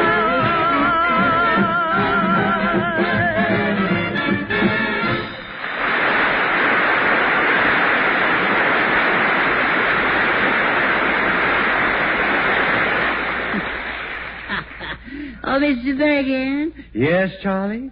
You know, it's getting mighty close to Halloween time now. Yes. And I was wondering what you were going to do to make my Halloween a happy one. I see. Just wondering how much you were going to do, that's all. I see. Well, of course, Charlie, I do want to do something. Oh, I just knew you'd come through. Yes. Could you give me an inkling? Well, yes, I know what I'll do. What? I'll tell you a ghost story. A ghost story? Yes. Can you afford it? Oh, yes. I say, Edgar, old boy, couldn't you tell us one now? Well, I'd be glad to, Ray. Yes, I love ghost stories, you know. They frighten me out of my wits. Because it does me good to get out once in a while, you know. May I listen to? Well, of course, Joni. You know, I'd better hold your hand. You know, you might get scared. Oh, Charlie, I'm not afraid of ghosts. Oh, you're not. Well, I am, so you better hold mine then. There. You comfy now? Comfy, yeah? Oh. Now, first of all, do you folks believe in ghosts? I hardly believe in people. All right. Well, you believe this one because it's not only a ghost story, but it's an actual experience. They all start that way. This one is an actual experience. Tell it, don't sell it. All right. You'll find this story very fascinating. Well, hold everything while I put on my fascinator. Yes, all right. To begin with, a friend of mine named Joe Franklin bought an old 8-room house in Hoosick Falls, which is a small town in upper New York. How far is Hoosick Falls? From where? Thank you. Doesn't seem like the right answer. No. Well, anyway, my friend bought this old 8-room house. Was it a 2-story? No, it's a ghost story. All right. As a matter of fact, Joan, it was a 2-story house. But the upstairs was never used. Why? Because there was a rumor that it was haunted. It was, huh? Yes. It was what? Haunted. Inhabited by ghosts. Yeah, but look, didn't Joe Huzik know that before he bought the place? Well, yeah. Well, no, Ray, his name is Joe Franklin, and the house is in Hoosick Falls. I see. Yeah. Well, you want to watch that, do you? Yes, I will. Careful. You may. Well, no, he's really sharp. Yes. Did Joe Falls know that when Hoosick was haunted? Oh, now, please. The name is Franklin, and the house was in Hoosick Falls. Well, don't get sore. It was an 8-story, 2-room house. No. But you mean it was an 8-house, 2-story room? Yeah, no. Sounds very unlikely. Yes. Anybody live in it? Well, of course. Hoosick lived downstairs. Now, wait And a raised minute. goats upstairs. I got that Wait a one. minute. Who lived in what? Mr. Poughkeepsie lived in Schenectady. Oh, now stop it, Charlie. Now, if you don't want to hear this story, say so. So? No. Oh, no, come on, chaps. Huh? Oh, no, come on, fellas. I mean, Edgar, tell us the rest of the story. Now, wait a minute. Let's get this clear. Yeah. What is your friend's name? Oh, let's forget he's my friend. All right. Yes. Oh, forgetting friends. That's fine. Too good for him. No, I'm not too good for him, and I'm not forgetting friends. You're not. No. Isn't so, Berkey? Isn't so? No. I shall proceed. I was the first person brave enough to enter this house and spend the night in the upstairs bedroom. Stout fella. The man has good gumption. Fooled you, didn't I? Yes. Boldly I walked up the stairs, and bravely I entered the room. And then you fainted. No, I didn't. At the stroke of midnight, I heard peculiar noises, as if someone were tapping on the walls. And I heard footsteps on the ceiling. Where? Snootful, huh? No. First I thought the noise was a ghost, and then I thought it wasn't, and then I thought it was. Well, this is no time for shilly-shallying. Either it was or it wasn't. Let's face it. Then all of a sudden a white figure seemed to be moving around the room, moving around without a head. I say, that's quite a coincidence, old boy. It really is. Yes, the other day, there was something running around my room without any legs. No. Yes. What was it? Water, old boy. Water.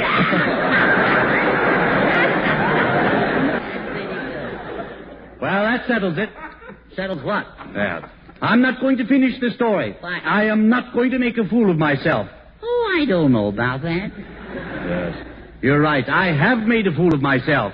Oh, come now, Bergen. You're so sensitive. And so right.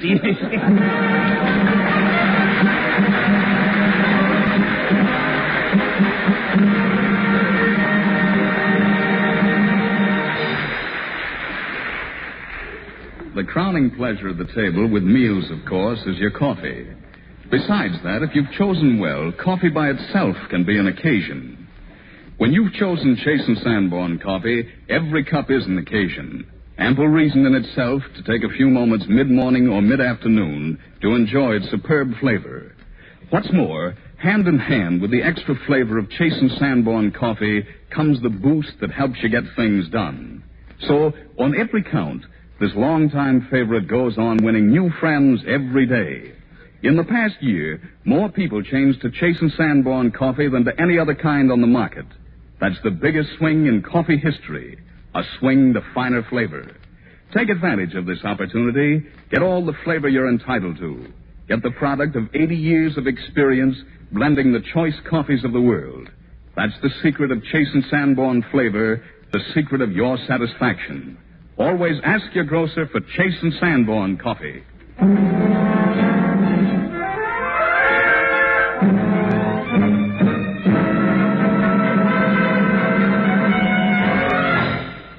Oh, Jim, Ray. Yes, Edgar. Yeah, I want you to both keep Tuesday night open. I've decided to give Charlie a Halloween party and surprise him. Why, certainly, Edgar. I'll be glad to come. Yes, me too. I say it sounds awfully jolly. Are we going to play games? Yes, and I also want you to wear costumes. Oh, fine. I'll wear my dark brown suit, put a lump of sugar behind each ear, pour cream on my head, and come as a cup of Chase and Sanborn coffee. No.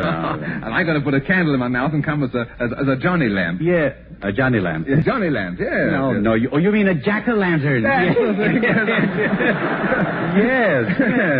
Oh, you see, that way, Edgar, I can be lit all evening. Yes, you can. Yes. You get it, don't you? I mean, about the lantern being lit. Yes, you don't have to go any farther, no.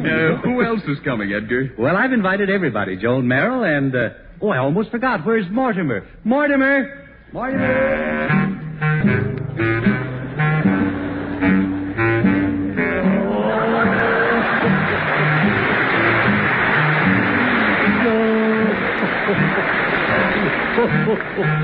Help.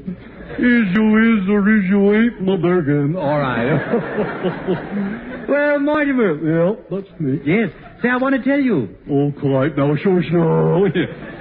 Mortimer, I'm giving a party. Well, that's nice. Yes. Who's it for? Mm-hmm.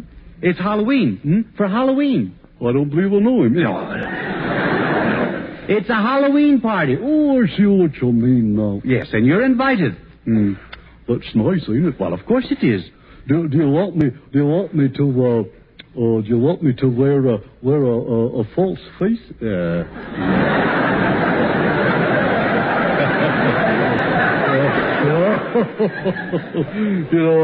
No.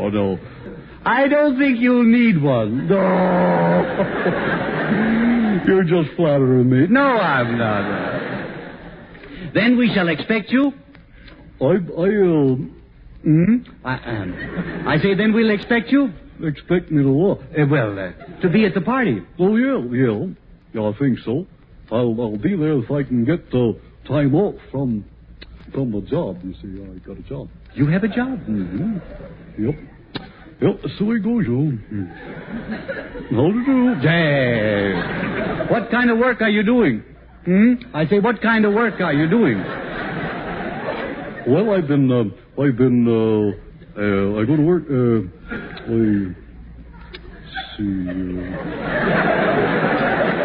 what was the question?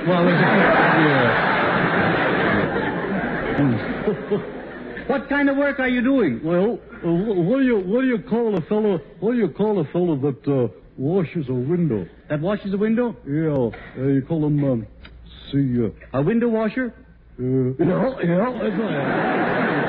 Well, is that what you do? Yep, that's what I do. Well, hanging on the outside of those buildings doesn't seem like a very good job. Yeah, well, it keeps me off the streets. Yes, it does. I hope. That's pretty good. Yeah.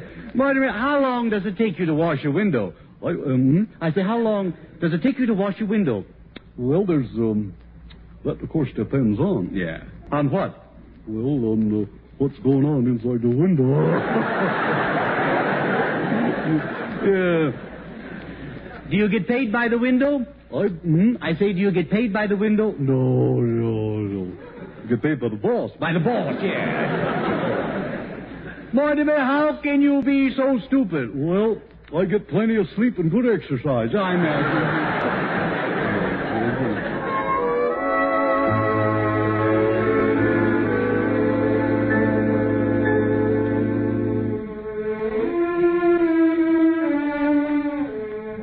From the song by the same name, the sweet music of Ray Noble and the lovely voice of Joan Merrill combined in Sweet and Lovely.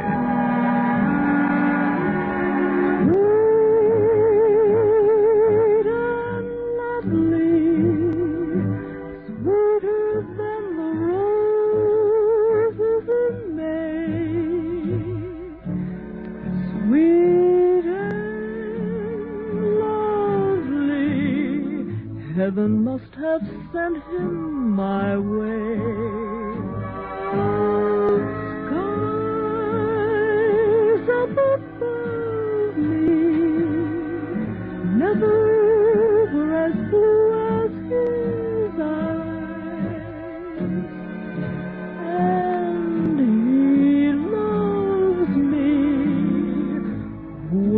want a sweeter surprise. When he nestles in my arms so tenderly, there's a thrill that words cannot express. In my heart a song of love is taunting me. Melody, haunting me. Sweet and lovely, sweeter than the roses in May. And he loves me. There is nothing more I can say. When he nestles in my arms so tenderly, there's a thrill that words cannot express. In my heart a song of love is haunting me.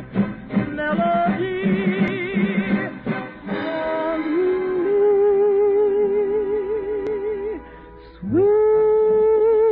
Sweet and lovely, sweeter than the roses in May. And he loves me.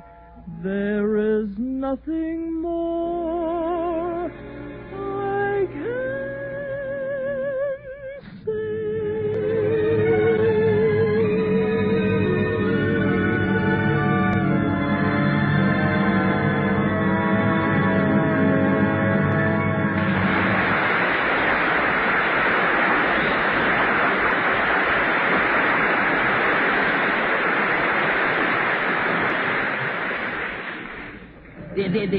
This is it, fellas.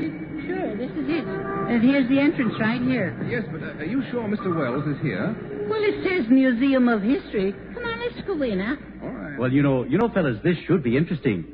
I hope it's free. Right this way, gentlemen. Buy your tickets here. Buy your Oh, you tickets gotta here. buy Step tickets, right up. I see. Yeah, Ray, you and Charlie go ahead. I got a stone in my shoe. Oh, come on, Bergen. He always pulls that near a box office. I say, how much are they? 25 cents, children 10 cents, babes in arms free. No, you don't, Bergen. Put me down. All right.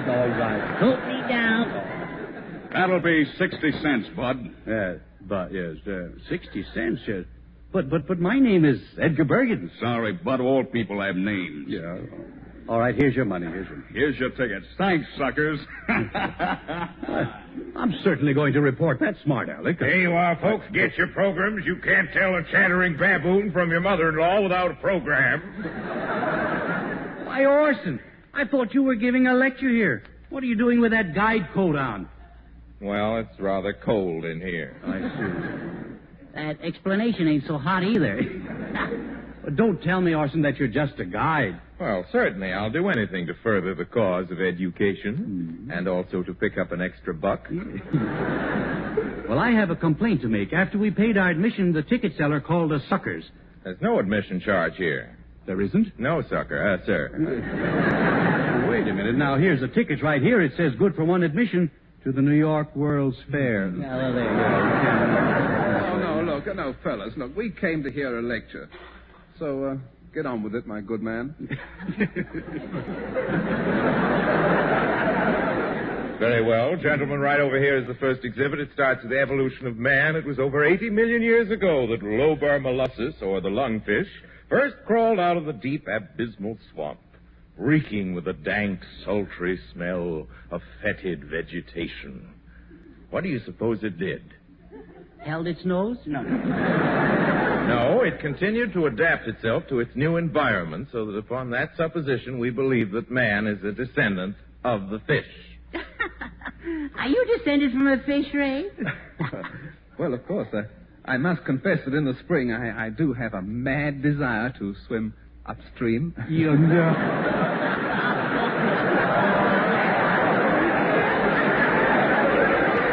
On my left, we have have the Mastodoni, the Triceratops, and the Monoclonias. Leaving on track 2. And in this group are the Tyrannosaurs, the Brontosaurs, and the Dinosaurs. And a whiskey sour. Make it 2. Please, quiet. Are there any questions? When did they live? Well, they were here as recently as 15 million years ago. Oh, that's a shame. We just missed them. I say, was this fossil a man-killing beast? No, this was a docile fossil. Yeah. And stop feeding it peanuts. Can't you see it's only a skeleton? I know, old chap. I was only feeding him the shells. Well, in that case. Now, let's all get back to the Miocene age. You go. I'll wait here. This period goes way back when old faithful Geyser was just a little squirt. Or even before the Dead Sea took sick. Isn't that keen? I made that up myself. Yeah. I did. Yeah. Orson, you're forcing. Let's see now. Where was I? Yeah. There's something interesting. Something very interesting. Oh, yes, I was talking about myself. Yeah. Are there any questions? How can we get our money back? Now, if you'll step a little closer, we want to keep the sidewalk clear. I'd like to give you a scientific demonstration of the little marble potato peeler. No, I'm sorry. That's another lecture I have. It's quite a different subject now. Say, what is that skeleton? Well, it's the duck-billed dinosaur, or Trachodon. Well, make up your mind. Which one is it? Well, it's one and the same. Oh. You know, there are some people who actually don't know the difference between a Stegosaurus from a Brontosaurus. They just don't. Oh, heavens. Let's have nothing to do with them. Are there any questions? Yes. Where can we get another guide? Quiet. A good point. Now, over here we have the Hall of Living Mammals. Well, where are the pebbles? Home with the kittles. Oh. Now, shut up. Yeah. Now we come to the Paleontologic exhibit. Here's the Neanderthal or Homo neanderthalensis. They hardly got in, did they? What does that mean? The Homo neanderthalensis? Yes. Yes. Well, darned if I know, but doesn't it sound impressive? Yes, it does. Now, according to the genealogist, there was the Trineal man, or Pithecanthropus, followed by the Piltdown man, or Eoanthropus ventriloquus burgoni. Yes. Would you mind dragging that past again in low gear? Quiet, please. You're so noisy I can't hear what I'm saying. You're not missing a thing. Now, in this case here, we have the perfect example of the pre-Neanderthal man, or missing link. Yeah, but Professor... Notice the expressionless eyes, the receding forehead, and the flat cranium. Yes, but Professor... It's the most illiterate face I ever looked at. I got a TL for you. You're looking in a mirror. Yeah.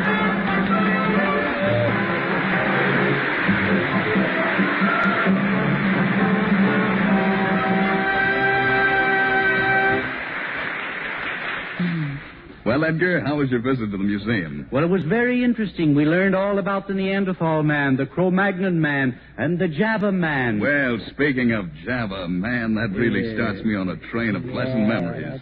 Of good food, good company, and your own good pleasure at sight of a cup and saucer.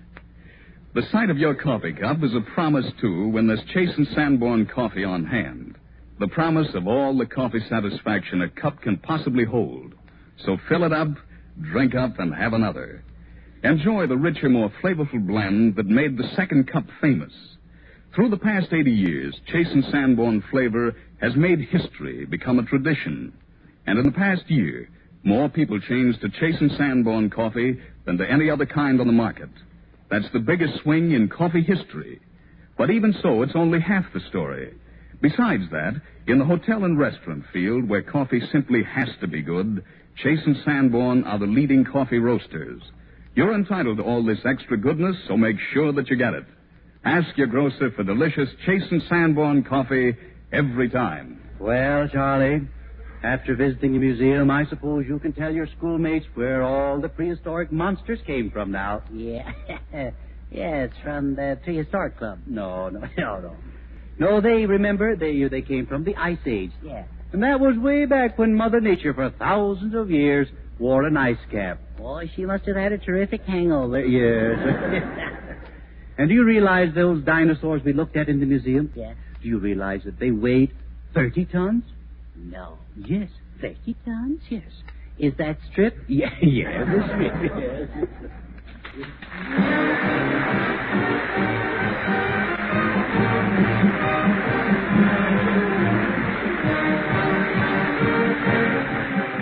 Be with us again next week when Edgar Bergen, Charlie McCarthy, Effie Clinker, Orson Welles, Joan Merrill, Ray Noble, and all of us will be on hand. And Charlie will take over tips on models with that famous authority on the subject, Mr. John Powers. This week, when you're buying coffee, think of us and ask for Chase and Sanborn coffee. Coffee made to serve in times like these. This is Jim Amici saying good night from New York's Radio City.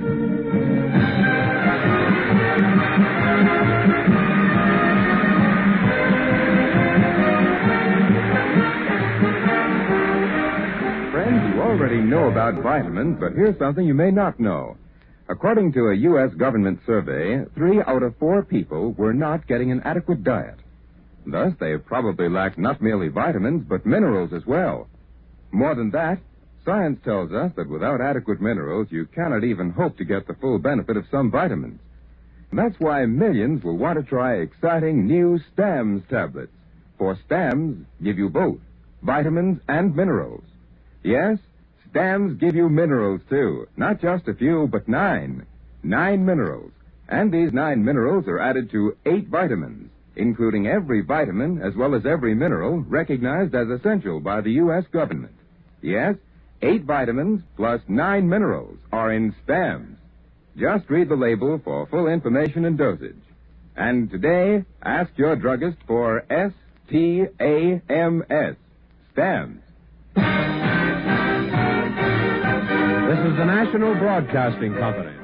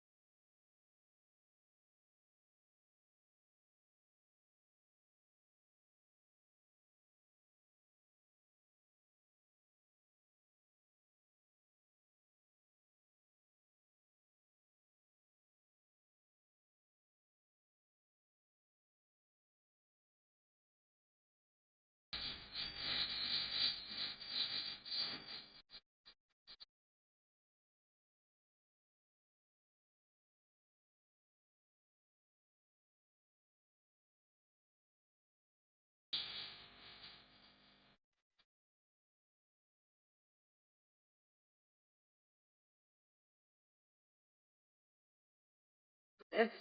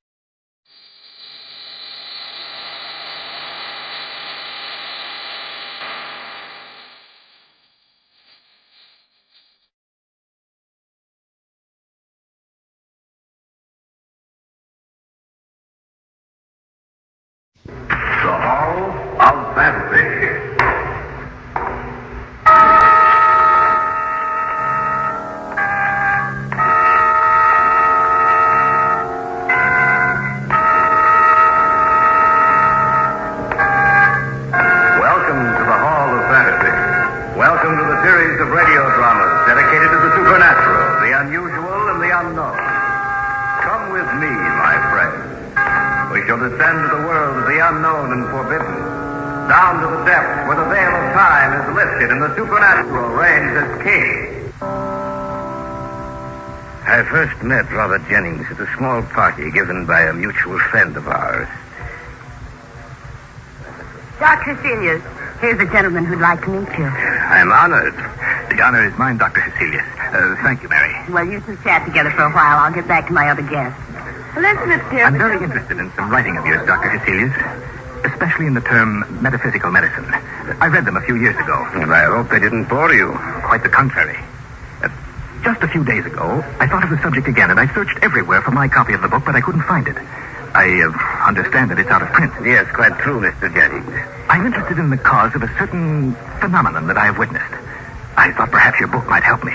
If you still care to possess a copy, I should be glad to provide you with one. As any author, I still have 2 or 3 around. Thank heaven you're able to help me. I'd almost given up hope. Hope of what, Mr. Jennings?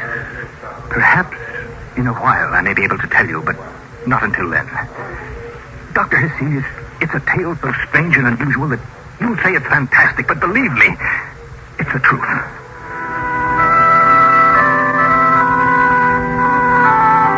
Party ended about 11. Everyone left except Mr. Jennings, our hostess Mary Crandall, and myself. I don't know what it was that made me stay later than I had intended.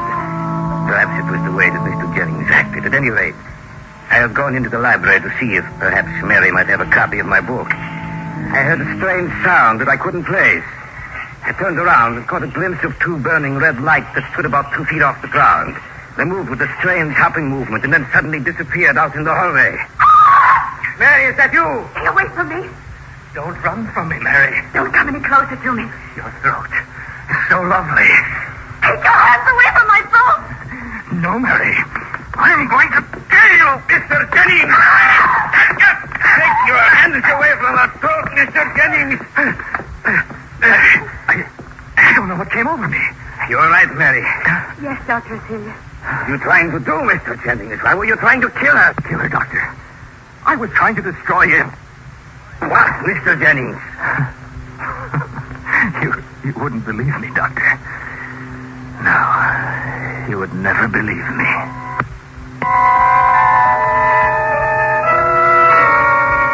Mary and I watched him as he left the house.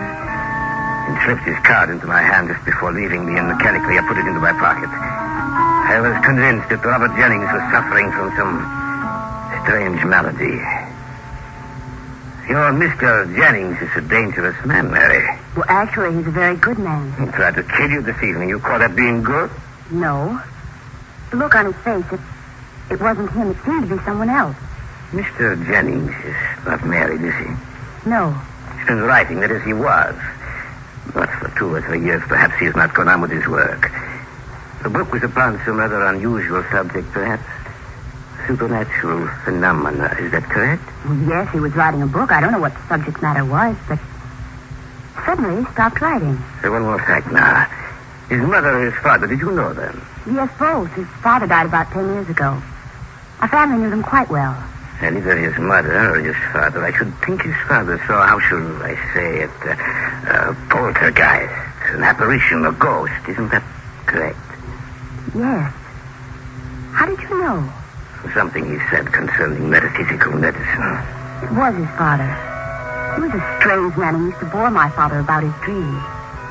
One day he told my father a story about a ghost he'd seen and talked with. I remember it particularly because I was so afraid of him. He told the story a short time before he died. I was still quite young then. The words he used have always remained with me. Words he used to describe the apparition? Yes. He called it the beast with red eyes.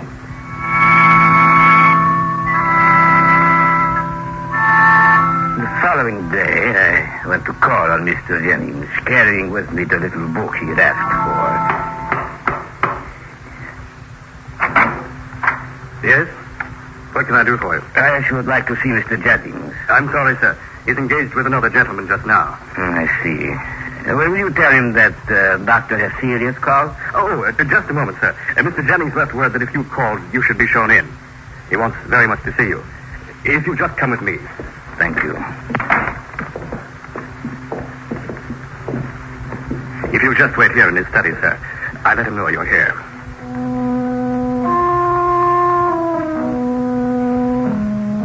I noticed an open book on his desk. I couldn't help but go over to look at it. My eye fell upon a sentence underlined in red. There are with every man at least 2 evil spirits. And then I heard that strange sound again. I looked up, and over in the corner of the shadows, I saw those 2 dancing dots of luminescence. Then suddenly something ran close to the floor, out of the room, and in the hallway. We'll return to the tale of The Beast with Red Eyes in just a moment.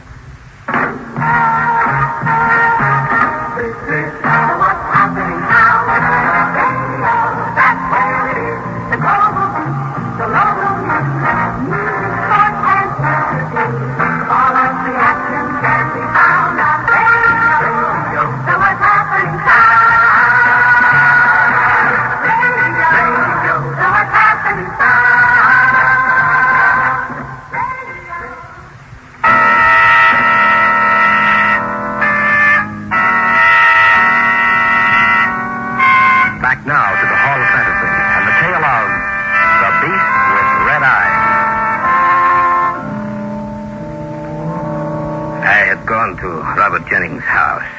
The servant had shown me into the study. For a moment, I had imagined I'd seen something over in the corner of the room. Then it had run along the floor and out into the hallway. It was then that Jennings screamed. Mr. Jennings, what is the matter? What happened, sir? I saw it. I saw it again. What did you see, Mr. Jennings? You may go now, Stanley. Yes, sir. Come, Dr. Hesselius. We'll go back to the study. I asked you what it was you saw, Mr. Jennings. Don't worry, Dr. Hesselius. I'll tell you before very long. I brought my book. It's there on your desk. Thank you, Doctor. By any chance, did you read part of the book I left open on the desk? I happened to glance at it, yes. I see.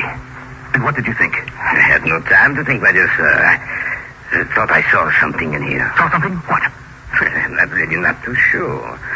I looked over at the corner of the room, over there, and I saw 2 luminescent red spots. It's a bit dark in here, you know, and I saw, or imagined I saw some little animal scurrying along the floor out to the hallway. And then you scream. And you have had your first glimpse of it. What, Mr. Jennings? The beast with red eyes. The beast with red eyes? Yes. Spawn of the devil. Are you the only one who's seen this apparition, Mr. Jennings? No. No, my father saw it too. How did your father die? I don't know, Doctor. I was downstairs when it happened. I heard him scream, and when I got upstairs, he was dead. I see. And his eyes. I shall never forget his eyes that night. They were like the eyes of the animal I see. Like a burning red fire. Tell me about it, Mr. Jennings. Tell me everything. Well, it's a rather long narrative, Doctor. Please be seated. Thank you. About 4 years ago, I began a book for which I had done research for many years. It was upon the supernatural phenomena inculcated into the beliefs of the ancients. Yes, a wide and very interesting field. Yes, but not good for the mind. I wrote a great deal, seeming always to write better late at night. I was always thinking about the subject. I used to sit up very late, and it became a habit with me to sip my tea, green tea, every now and then as the work progressed. One day, I met a man who had some rare old books, German editions in medieval Latin. I asked him if I might be allowed to read them. I certainly, Herr Schenning. You could have the full use of my book. But be careful of them, for there is the touch of death about them.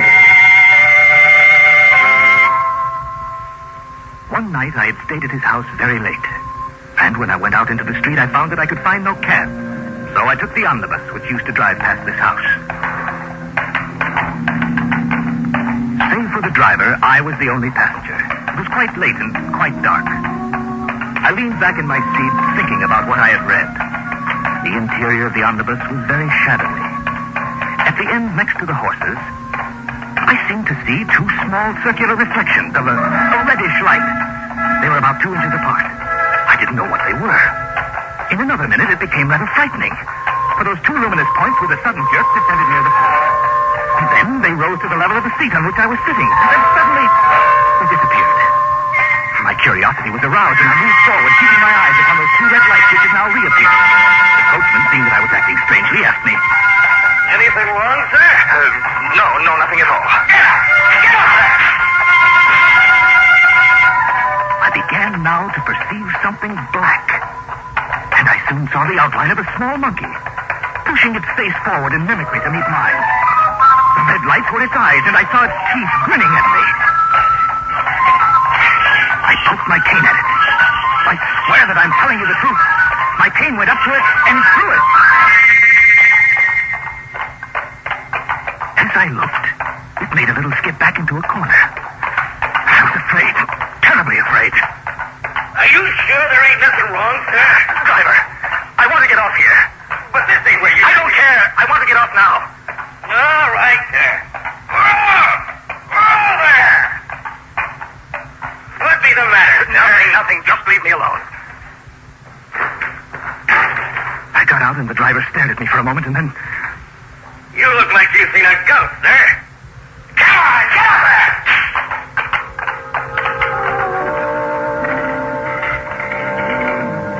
I started walking towards my house.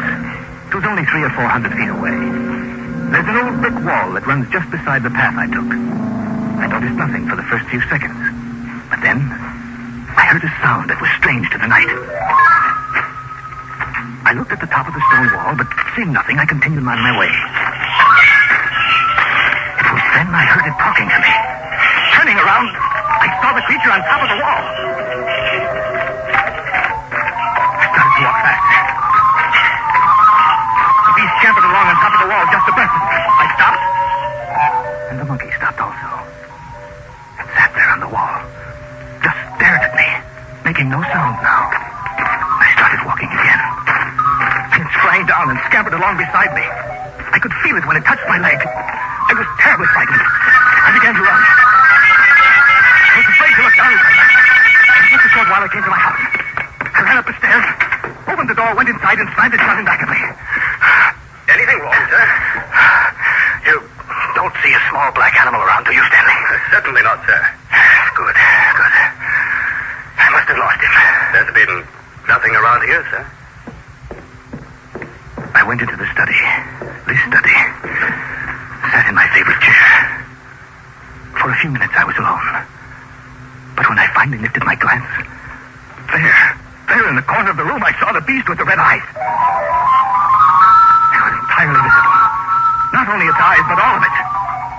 As if it was surrounded by red embers. It advanced toward me. Grinning and shaking, its paws clenched. And at the same time there came the appearance of fire in the grate, and we never burn a fire in here. It came towards me, and its shattering built up into a scream, and I was sure that I was going mad. You are listening to the tale of The Beast with Red Eyes on this week's journey down the corridors of the Hall of Fantasy. We'll return to our story in just a moment.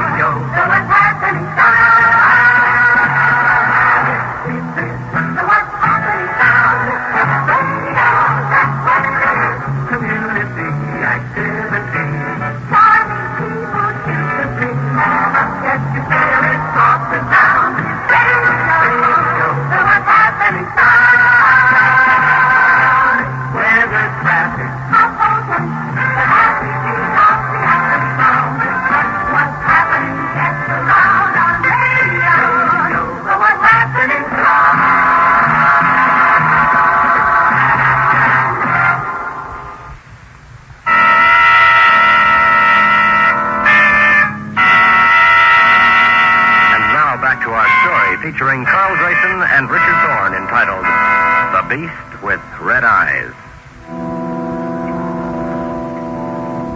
The tale that Robert Jennings told me sounded fantastic. As he spoke, the dreadful sincerity of his words made me believe that he was telling the truth, telling me a tale so macabre and horrible that even I was frightened.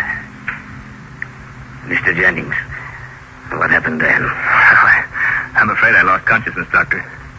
Stanley, my servant, found me lying on the floor in here. And the beast was gone? Yes, it was gone. But it returns. And each time its presence grows more fearsome in aspect. And each time it comes closer to me. The story you tell is fantastic. Fantastic it may be, but it's true just the same. That little beast has driven me almost insane. When does the creature appear? At any time it so desires, Dr. Celius. Generally when I'm alone. And there are also times when it disappears for a while. How long is it gone? Anywhere from 2 days to 2 weeks.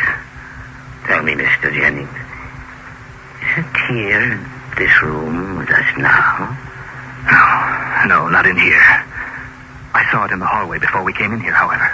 Is it return accompanied by any strange manifestation? No, nothing.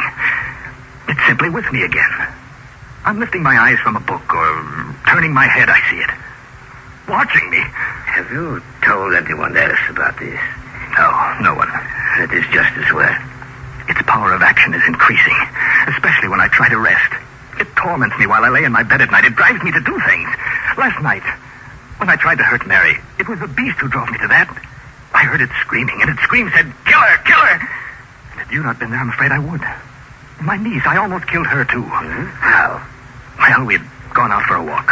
Our path happened to lie near a coal mine. At the verge of the wood, there's a perpendicular shaft. They say 150 feet deep. My niece and I came to the edge of the shaft.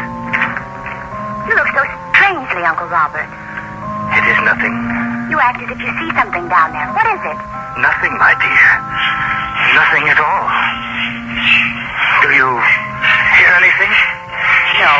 It's so deep down there. So terribly deep. So deep. Her scream brought me back to reality. I had been on the point of pushing her down there to certain death.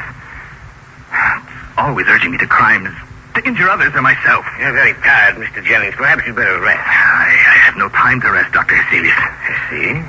I want you to help me, Doctor.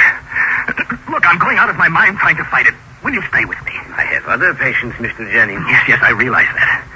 I know that I'm asking you to forget them for a while, but I can't go on alone. I must have some help. All right, Mr. Jennings. I can send you a servant with a message to my office tomorrow. Thank you, Doctor.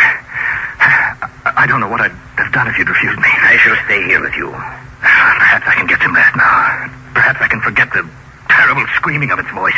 We have been talking so long, Mr. Jennings, that the middle of the night has overtaken us. It is not good when we are talking of such matters.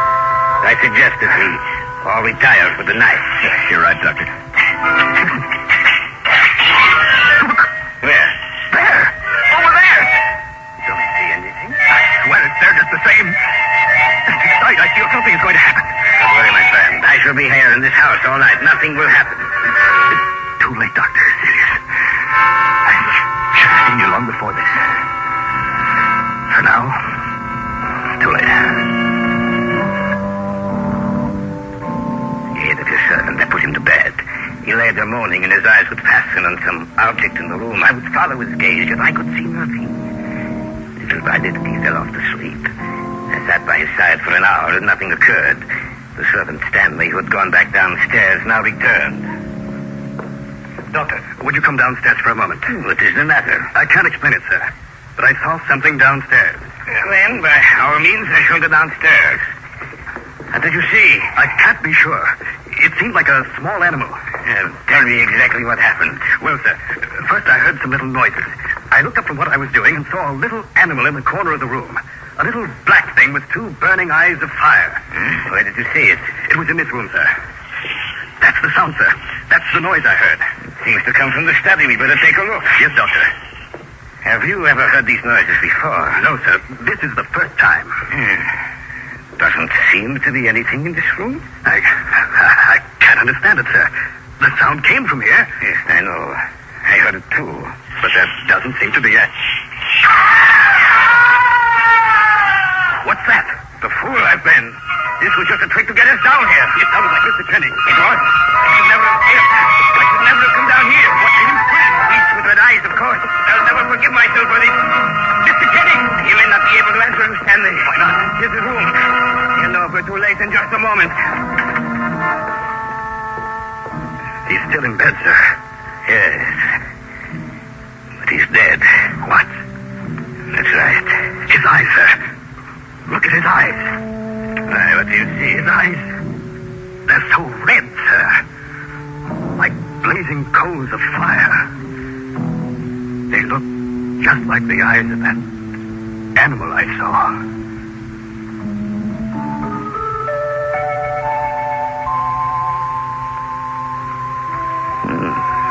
That is all I can tell you about it, sir. This is what happened. Jennings could have been insane. But I know that is not the case. This is why I told you about it. You see, since Jennings died, I too have seen the apparition become my constant companion. I am afraid that I shall be the next victim of the beast with red eyes.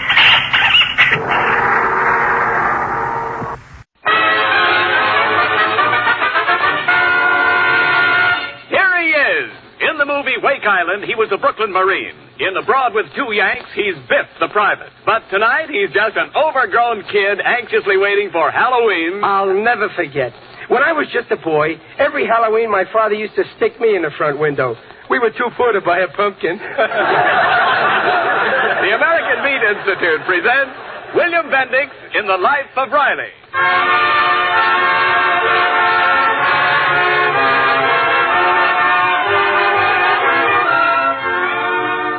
By day, Riley is engaged in the serious business of war production as a riveter in a California aircraft plant. But tonight we see his less serious side. It's 2 nights before Halloween, and Riley is full of the spirit of the thing. It's quite dark out, and Riley's son, Junior, is just returning from a meeting of the Young Wildcats, his club, in a very thoughtful mood. Is that you, Pop? Yeah, Junior? Oh, what are you doing hiding on the back porch? Listen, peek in the kitchen window and see what your mother's doing. Oh, she's washing the supper dishes. Say, Pop, what are you doing with that false face on? You're Mickey Mouse, huh? No, I'm not Mickey Mouse. I'm the Rat Man of Blood Bucket Castle. Oh, at the dime store they sell those false faces for Mickey Mouse. Never mind. I bet your mother will think I'm the Rat Man. Oh, you gonna play a trick on Mom? Yeah. You see, last night we saw a horror picture about a nice gruesome character, the Rat Man. He was a vampire, has lunch on people's necks. Oh, he ain't a rat. He's a bat. Oh, well, he's very depressing. Anyway, afterwards, your mom was so scared something would pop out of a doorway at her, she walked all the way home in the middle of the street. Mom said you made her walk out there. No, I just invited her out in the street because it ain't polite to leave a lady walking on a sidewalk all alone. You watch now when I scratch at the door and she opens it up and sees me in this thing. Okay, Pop, go ahead. Okay, all I hope is she don't faint. Watch now. Pop. What? Bats don't growl. They squeak. Oh, yeah, that's right. Who's there? We got her guessing. Well, I never. It's Mickey Mouse.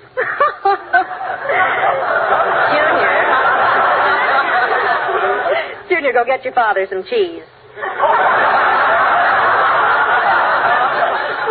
Ha ha! You sure fooled her, Pop. Yeah. Well, they don't make these masks as good as they used to. Or else maybe I got a very strong personality and it leaks through properly. Well, isn't it a little early for Halloween tricks, Riley? Well, it don't hurt to get a head start. Halloween's my favorite holiday. Look, Junior, there's something else I bought at the 5 and Dime. You see this book? Ghost Stories. Oh, well, thanks, Pop, but I don't want to read any ghost stories tonight. What's the matter? You don't believe in ghosts, do you? No, I don't believe in ghosts, but I don't want to read anything that might change my mind. Too many people think there's ghosts now. Say, Dumplin', what's the matter with him? Well, I don't know. Ever since he came home from school today, he's been asking me if I believe in haunted houses. What a question. With the housing shortage, as sure as it is, who's going to leave a house empty for spooks? Well, there's one empty house up on Chestnut Hill, Riley. You know, the old Sherwin place. Oh. Some people say that's haunted. Yeah? Mrs. Cornwell claims she saw a pale, white face at the window, too. Yeah? Mm-hmm. Oh, but Mrs. Cornwell's a great one for ghosts. She's always holding seances and things like that. Yeah, that Cornwell kid's in Junior's club, too. I bet he's got our boy believing in ghosts. Well, I'm going to have a head-to-head talk with Junior.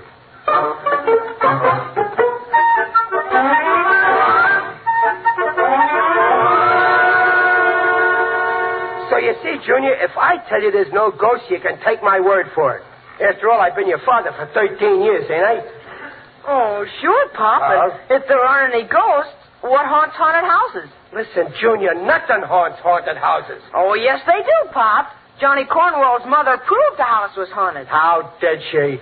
She said she saw a ghost face in the window up at the old Sherwin house. It was a horrible face, too. Doggone, Mrs. Cornwell must have seen her own reflection. There's a dame should walk into a room backwards and break her face to you slowly.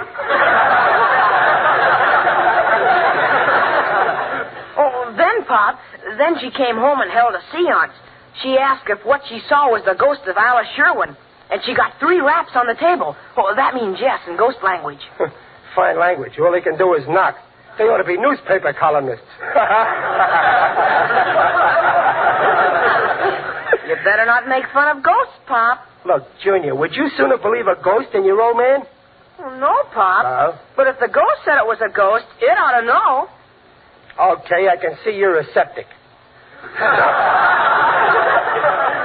Now, we'll have a seance right here to prove what Mrs. Cornwell saw wasn't that Sherwin girl's ghost. Come on, put your hands up on this table. Come on. Oh, gosh, Papa, are you going to ask a ghost to rap? I'll show you. I'll put my hands on there, too, see? Okay, now I'll ask something. Are there any ghosts? See? No answer. No ghosts. Nah, Pop. You have to ask for raps. 2 means no. 3 raps means yes. Oh, well, okay. 2 raps for no, 3 for yes. Now, I'll ask him again. Did Mrs. Cornwell see a ghost up at Sherwin's old haunted house? Gosh, Pop, it said no. See, that proves it. Mrs. Cornwell's a phony.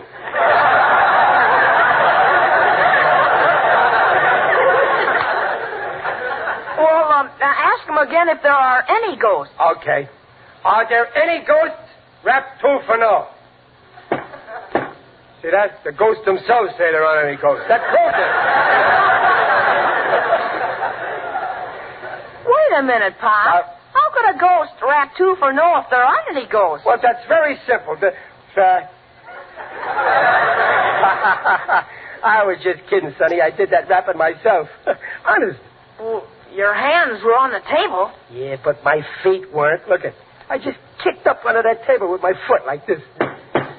Oh, Pop. I bet you wouldn't kid around like that in a genuine haunted house like the Sherwin place. Well, sure I would, only I can't because I ain't going there. Would you be scared to go if you were going? Me? No. Oh, that's good, Pop. No, I ain't scared to go neither. How do you mean? Well, down at my club tonight, we got to talking what we'd do Halloween.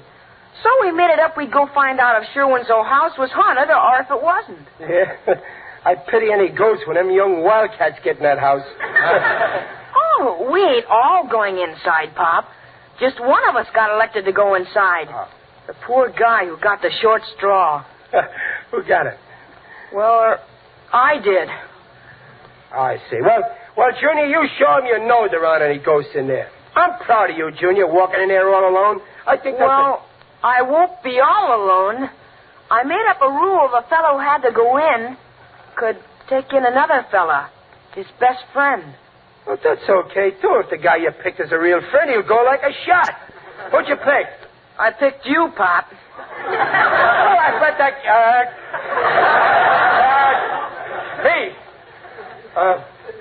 Look, Junior, I'm probably going to be very busy and... Pop, you ain't scared to go, are you? Well, no, but... And you're my best friend, aren't you? Huh? Well, yeah, I guess I am. Actually, the saying is that your mother is your best friend. Well, I couldn't ask Mom to go, and I'm sure glad you're coming with me. Yeah, me too, Junior.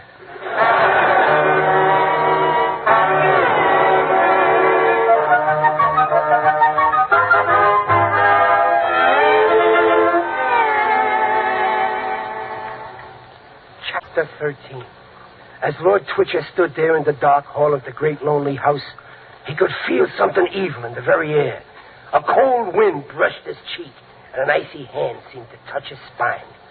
Suddenly, he saw the thing, and then he heard a sound, a low, wailing sound. Who's that? It's only me, dear. Did I startle you? No. No, I was just reading this book here. Oh, the ghost stories you bought Junior, huh? Yeah. Such nonsense.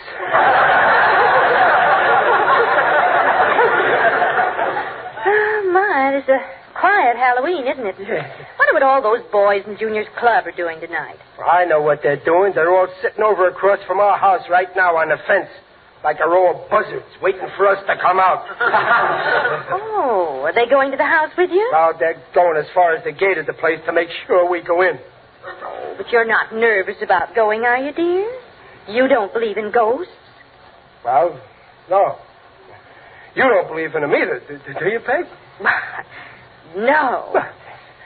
But there is something queer about that house. Huh? I wonder what did become of that poor Alice Sherwin. Well, if nobody knows, I don't want to find out. What did they say happened to her? Oh, it's an awfully sad story.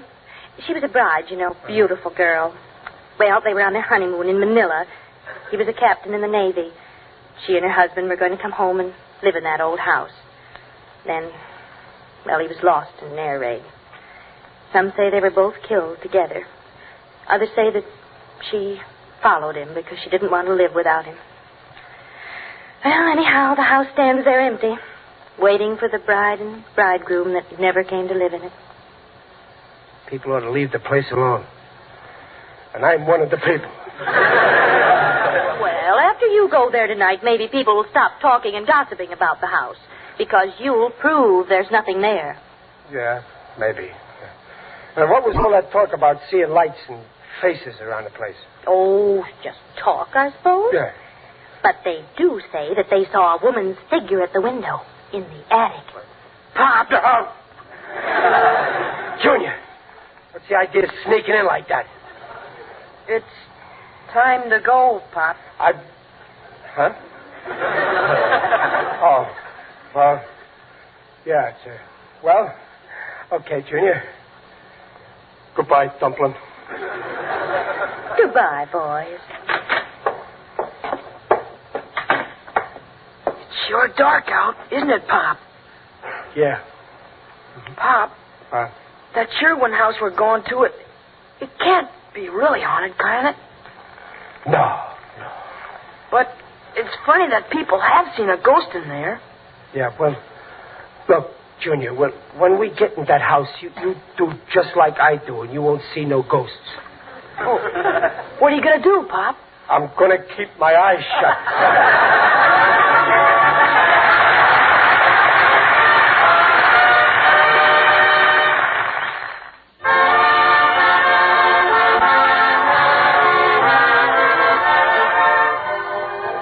It's just midnight, a very dark midnight. Even the moon is hiding on this Halloween. Riley and his son Junior are just approaching the rusty iron gate that guards the old Sherwin house, which is said to be haunted. Listen. Here's the gate, Pop. Let's go in. Maybe the gate's locked, so we can't get in. Gee, wouldn't that be too bad? We've got to get in, Pop. The gang's followed us all the way from town, and they're still watching. Yeah, they trail us like sharks after a sinking ship. Well, let's go in, Pop. Okay. Hey, what's that? Well, the gate. The hinges are all rusty. Maybe we ought to go back to town and get some oil, huh? Come on in the garden, Pop. Gosh, it's dark. Yeah. Well, follow me, Junior. Where are you? Right behind you. Here. Give me your hand. I see the house, Pop. The moon's coming out of a cloud. Yeah. Junior. Huh? What's that over there? Huh? I think that's your shadow, Pop. If that's my shadow, why is it moving while I'm standing still? Pop, it's coming this way. And since when does a shadow make footsteps? Good evening, Riley. Oh, wait, Pop. It's your friend, Mr. Odell, the undertaker. I don't. Yeah. Oh, how are you, Digger? I never thought I'd be glad to see an undertaker. You're looking fine, Riley. Very natural. Tell me, what are you doing here around the old Sherwin house? Oh, nothing, Digger. We're just having some fun on Halloween. Ah, Halloween. I adore Halloween. It's so gay.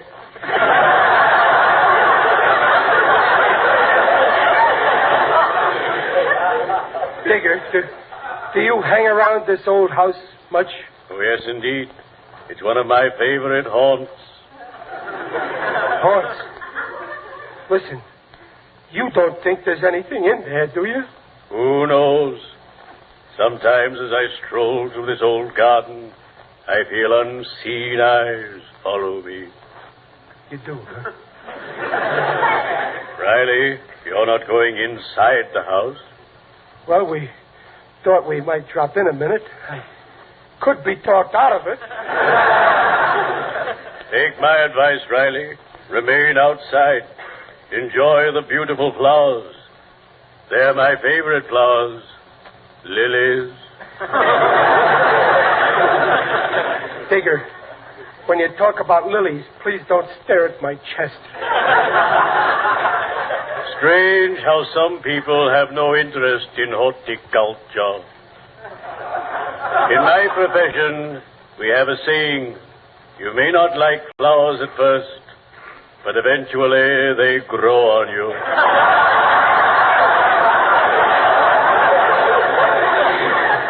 By the way, Riley, how tall are you? Well, I'm about 5 feet. Why? I'd like to borrow your overcoat Saturday to wear at the football game.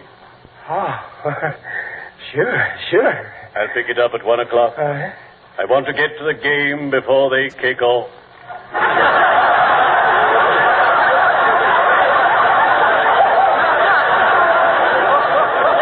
Farewell, Riley. Oh, bury me north on the Lord.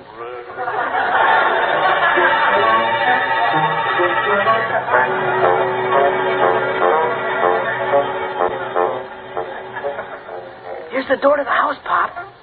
It's open. Well, leave it open. Why?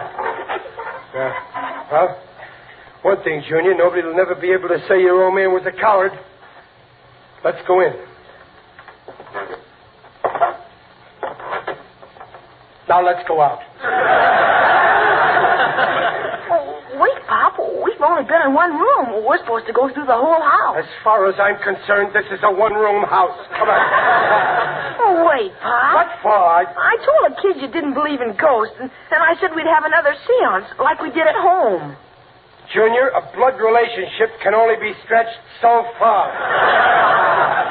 Oh, Pop, you said you'd do it in a haunted house, and if we didn't hear anything, it would prove there wasn't any you-know around here. I already proved there wasn't any you-know around here. Well, you didn't do it right. Well, I found out for a seance, the medium has to be tied in a chair so it can't pull no tricks. Well, okay, Junior. I'd be glad to let you tie me up. Only there ain't no rope. Too bad. I brought some rope, Pop. That was swell of you, Junior. I'll remember this. Go ahead, tie me.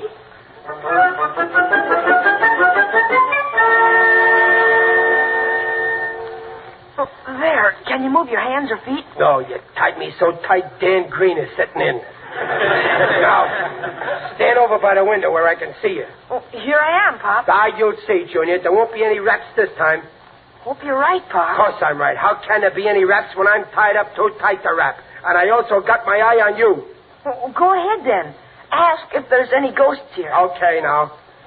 If there's any ghosts here, rap 2 times. If there ain't, don't bother. No raps. Oh, now say, if there are any ghosts, to rap 3 times. Okay, but there won't be any. If there are any ghosts, rap 3 times.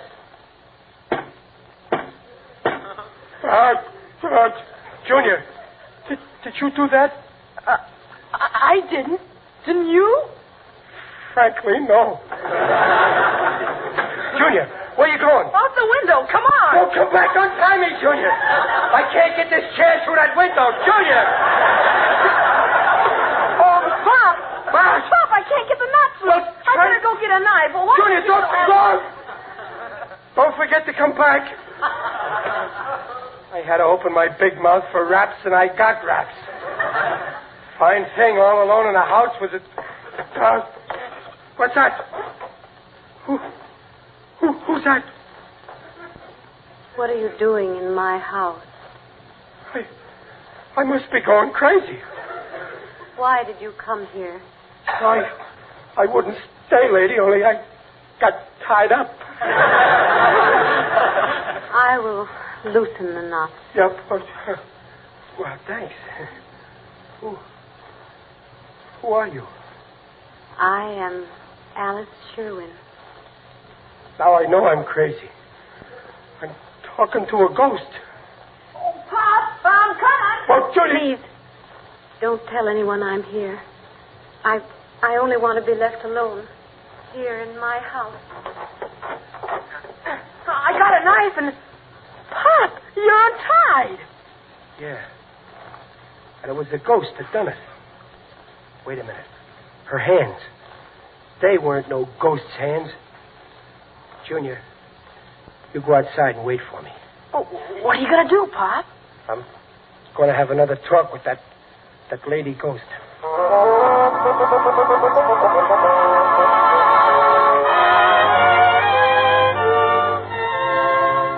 Why did you want to see me, Mr. Riley?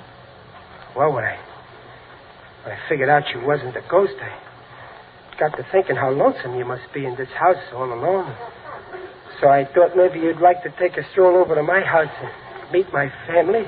Oh, thank you, but if you'd rather not talk, I'll go away. No, don't go yet.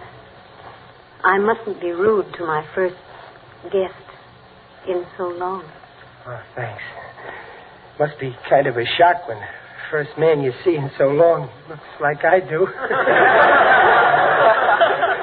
Tell me about your family, Mr. Riley. Well, my family's named Riley after me. Very nice people, too. That was my son, Junior, that was with me tonight. It must be wonderful to have a son. Oh, it's great. I got a daughter, too. A girl.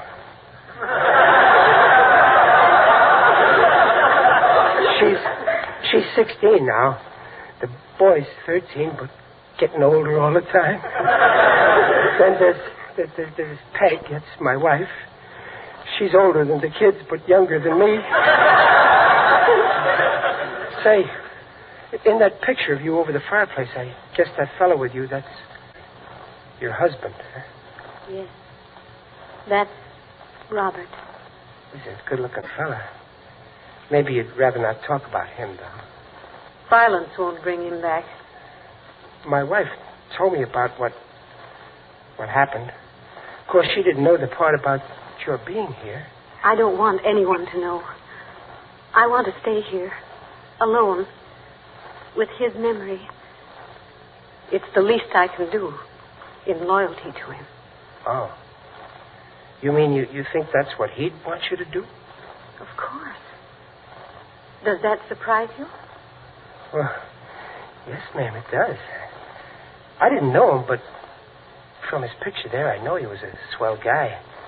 I wouldn't think he'd want you locked up here, throwing the rest of your life away. Do you think any man wants the wife he loved to forget him in a year or ever? Well, no, but there's different ways of remembering. I don't understand. Well, you can make his dying count for something by helping to beat the people who started this war and teaching the world that it won't pay to ever start another. You think that I could help end this war? Sure. Everybody can do something. The only thing a person can't do is do nothing. Oh,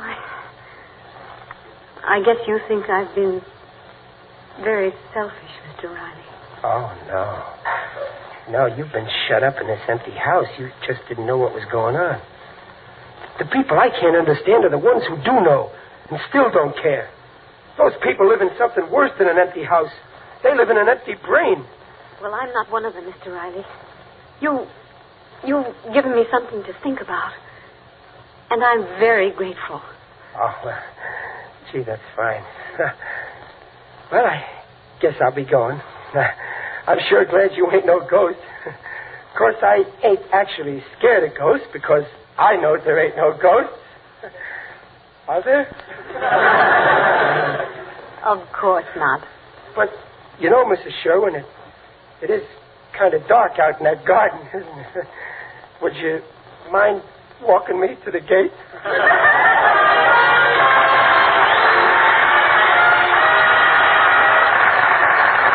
The Rileys will be back in a moment.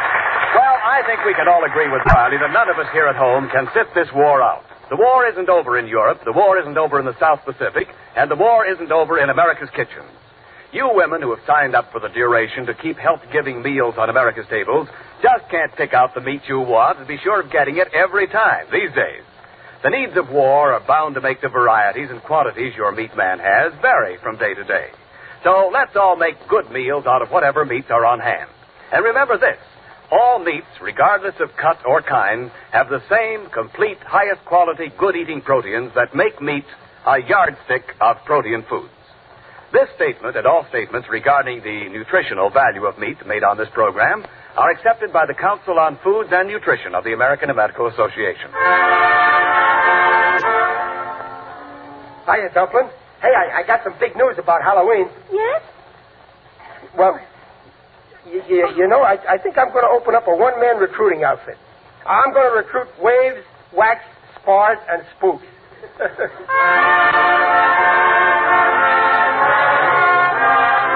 Tune in The Life of Riley, starring William Bendix, next week at this time. This is Ken Niles saying, see you next week. This is the Blue Network.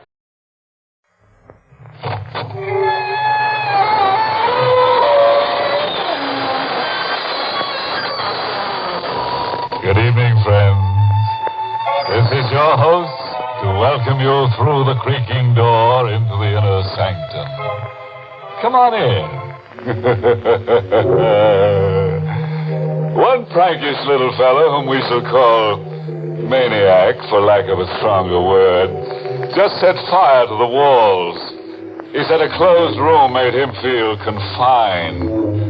As a result, 4 other characters are slightly burned up now.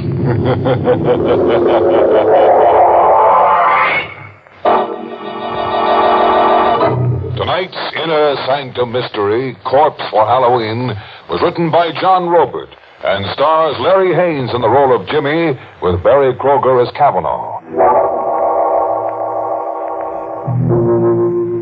And now, let's unhinge our minds a little. After all, what's a little insanity among friends? Tonight's story dramatizes the fanatical hold of memory.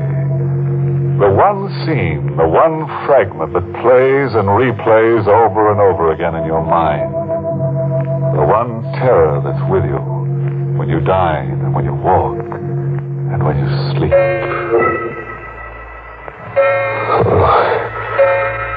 To sleep. Who can sleep?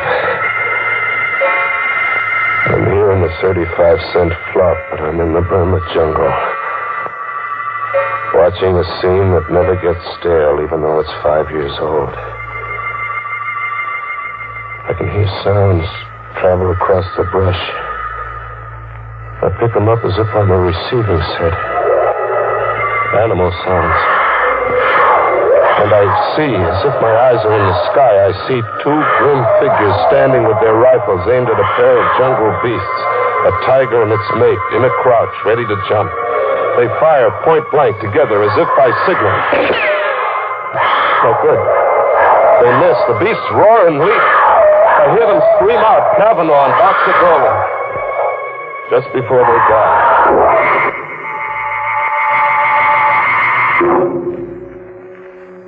5 years. And you've been everywhere trying to forget. And you almost do forget.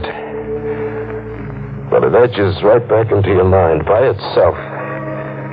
Like when a guy suddenly sneaks up on you in the night. Do you have a match? What? Do you have a match? Oh, yeah, sure. You popped up on me so suddenly. You're a nervous man.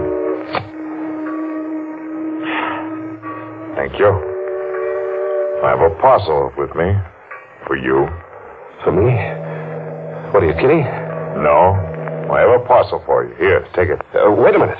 Hey, wait! But he's gone. Just the way he came. As if he's a chip off my sanity. As if there'd been nobody. But there is a package left with me. The mind doesn't dream up a package. A cardboard box, heavy kind of. And tissue, lots of tissue around something that had the feel of a head. It is a head. The stuffed head of a jungle tiger. Its mouth fixed in a snarl that sends the blood hammering to my head. Doesn't make sense. No good figuring it out. Toss it into the river, box and all, and get away. Get among people. Yeah, Rocco's. Go to Rocco's. Get the jukebox going and slip into a fog. Coffee, Rocco. Jimmy, I got something for you. For me, Rocco? A package. A guy come in before and leaves a package for you. See? For Jimmy Fox. Your name on it. My name? My name's Jimmy Scott. You know that. Scott, yes, but the man says your name is also Jimmy Fox. He says he knows. He knows? I took the package outside into the night, into an alleyway. Another cardboard box, heavy. And tissue, lots of tissue around something that had the feel of a head. It was a head, but not a tiger's this time. It was a human skull. It shone with a hard white light where the moon touched it. And then it seemed to speak. Do you have a match? What? You're being an idiot. It isn't the skull talking to you, it's me. You? Where are you? I'm behind you. I don't see you. It's because you're afraid to. See me now? Yeah. A black suit and a face grinning at me like a laughing mask. It is a laughing mask. Well, why are you wearing a mask? Why not? Tonight's Halloween. Halloween? Sure. Halloween. Not everybody plays jokes. Oh, gosh, I should have remembered it was Halloween. Can you identify the skull? Identify? Look, what kind of a gag are you trying to... Suppose I give you an hour to identify the skull. It's 8 now. Until 9 o'clock then, Jimmy. Wait! Hey, wait! It was gone again. As if there'd been nobody. Just another big chip off my sanity. I really had to get away from myself now. I hit the back streets, and then Somewhere, a big neon sign across a tenement pulled me off the sidewalk. It read, the Tillery Street Boys Neighborhood Association. Halloween costume ball. Public invited. A girl in a booth, masked like a witch, stopped me at the door. Mask, mister? Mask. Oh, sure. Give me one. Black, green, yellow, or purple? What's your favorite color? Yellow. Here you are. 50 cents. There you are. Oh, what? Just a description left with me. I'd almost forgotten. Are you Jimmy Fox? Suppose I was Jimmy Fox. What about it? This grocery bag was left here for you. A man told me to tell you. You forgot it somewhere. And he said that he'd meet you one place or another later. Here, take it. By the shape of it, I'd say you had a Halloween pumpkin inside. What if I told you there was a human skull inside that grocery bag?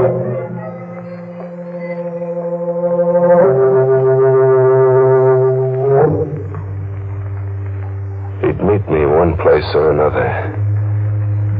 He did.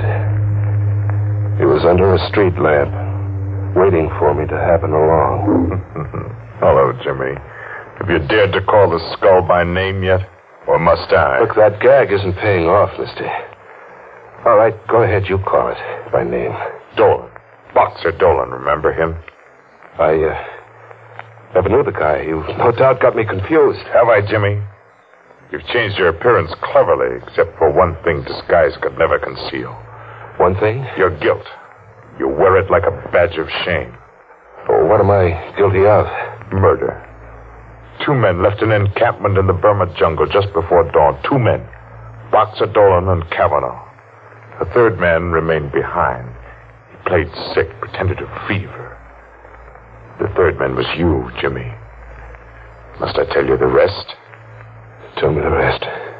Dolan and Kavanaugh carried rifles in the event of a jungle encounter. There was a jungle encounter, a tiger and its mate. An emergency, but an easy one to resolve for 2 expert hunters. Just 1 shot apiece, and there'd be 2 more dead tigers. Just 1 shot apiece. They had their 1 shot apiece. But the tigers didn't drop dead in their tracks. Instead, Boxer Dolan and Kavanaugh dropped. Ask me what happened, Jimmy. What happened?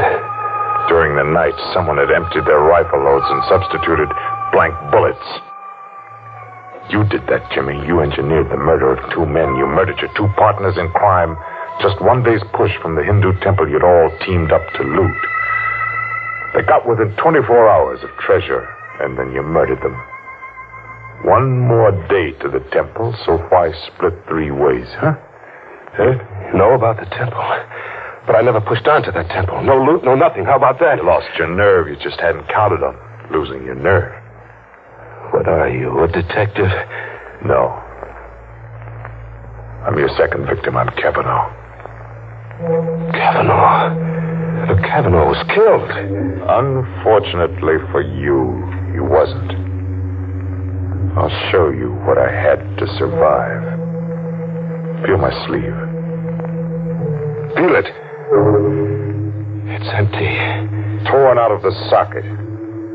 Now, the face behind this laughing gargoyle I wear. See the left profile. Oh, it isn't pretty, is it? The eye's gone, too.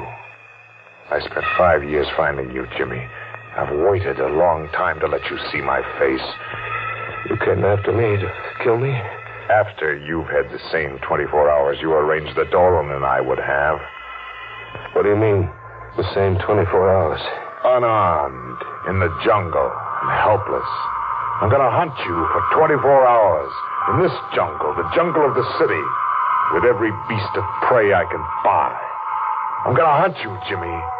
And in the end, when I've wrung every suffering from you, I'm going to kill you. What do you mean? Every beast of prey you can buy.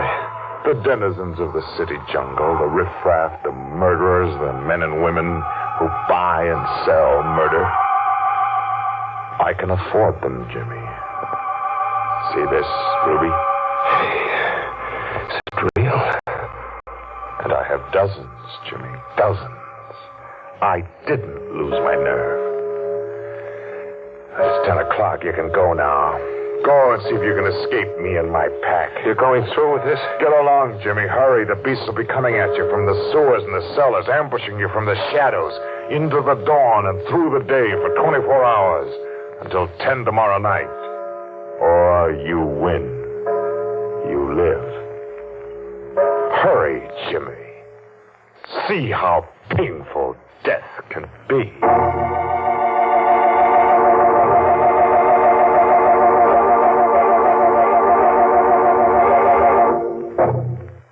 That Kavanaugh's one fella I never want to hunt me up. No, sir. That guy slays for creeps. 24 hours. Kavanaugh's got 24 hours to kill, and Jimmy has just enough time to die. Yes, you know, Jimmy might win out over Kavanaugh, now that he's got an extra skull to go with the one he's stuck with.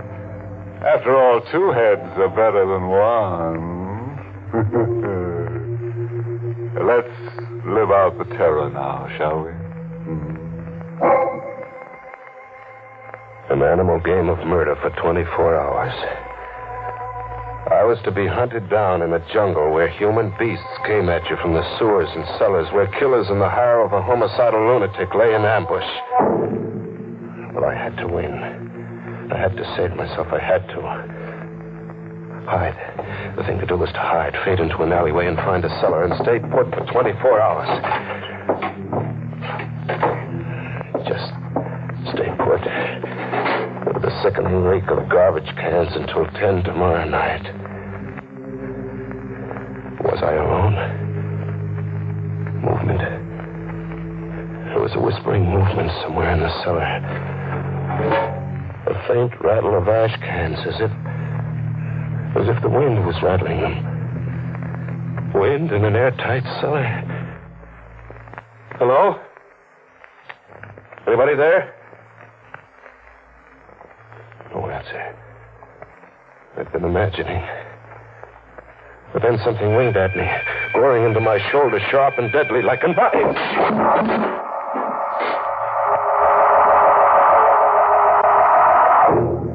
I came to, bleeding from a shoulder gash. I got out of there and back into the streets, into a jungle of faces. It was Halloween night like I'd never seen it. Masks and costumes on kids of 6 and old crones of 60. A crazy jungle of witches and snarling sea captains and lunatics. They couldn't all be in the hire of Kavanaugh. And then, where a fence was plastered with circus posters of jungle animals, a zany-looking guy was shooting from the hip at the poster while making menacing faces like a bad man. I caught a whiff of powder in the night air. The shot had burned into the poster. I crept up behind him. Faking a gun with my fist in my coat pocket, I rammed against his back. Get him up, pal. I got nothing to understand, mister. Your gun. I want your gun. Hand it over. Oh, sure. Here. Now walk. Walk up the block and don't turn back to look.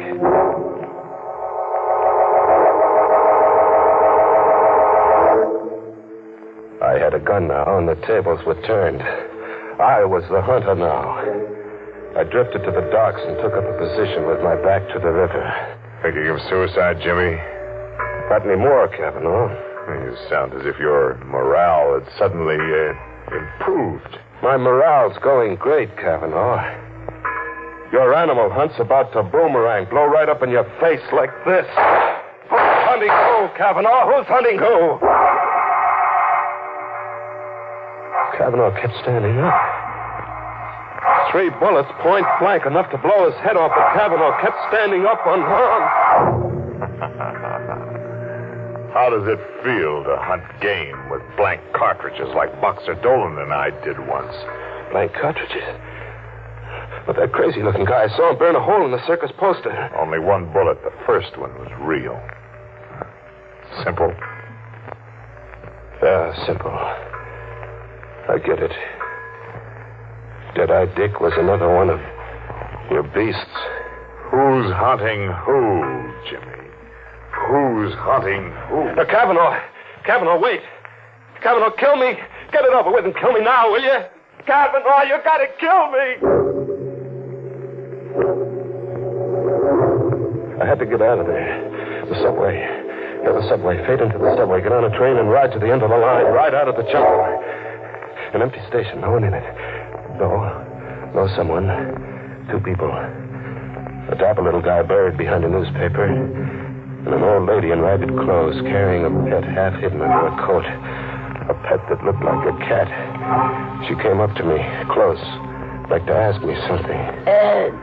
This side goes to Lefferts Avenue Station? Lefferts, I don't know. I'm a stranger here. Oh, hush, Genevieve. Oh, Genevieve is hungry. That's not a cat. No, son. A cub. A tiger cub. A tiger cub? Would you like to stroke Genevieve? No. Don't run away, son. Genevieve won't hurt. I ran away with the old crone after me, hobbling in her skirts, and the little dapper guy behind the newspaper circling at me from the opposite direction, cornering me. I jumped to the tracks, my only out, and I ran. I ran deep into the bowels of the subway, deep, very deep, with the little dapper guy after me, as if he meant business. And then the train. It had a Halloween look, too, bearing down on me. An iron face with banjo eyes. I ran against the wall and flattened out. The train flashed past and the dapper little guy screamed.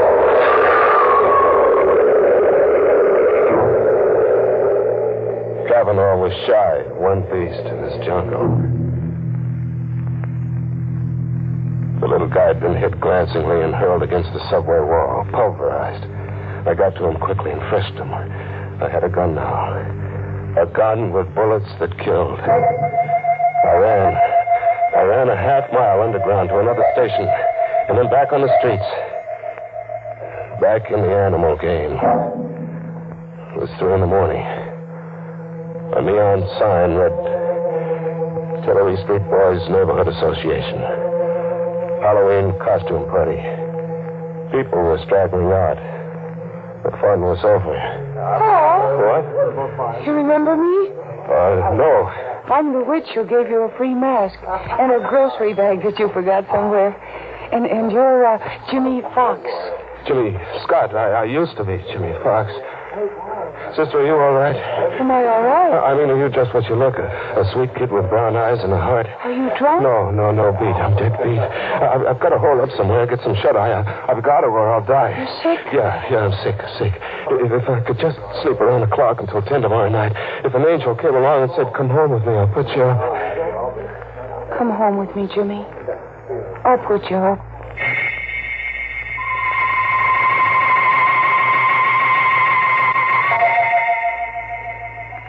I fell asleep on the sofa with the gun under my pillow and the girl on a chair watching me anxiously. I had a friend. I could drop off and live in dreamland until 10 that night. At 10, I could wake up and live. Coming awake, I heard the alarm we'd set go off. The alarm stopped. And there was a sound. An animal sound. And then a claw scratching at me, tearing at my cheek. And I jumped up. The girl was gone. A guy was sitting watching me now.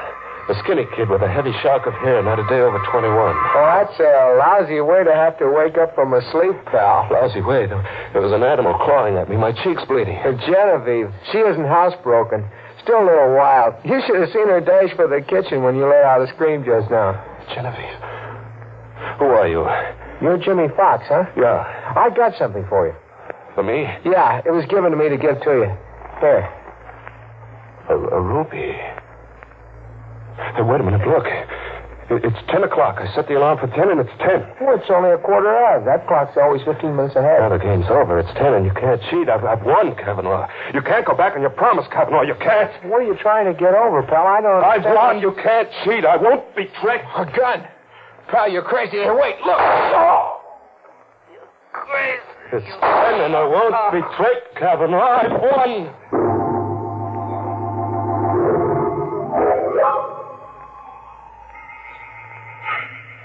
I'm still on the sofa. My arms are rigid, and my legs rigid. Like something exploded inside me and paralyzed my nerves. I can just look and hear. She's in the room now. The girl with her sweet face and brown eyes. Only her eyes are red, swollen from crying. I hear her talking to a cop. He's taking down what she says. He was a stray.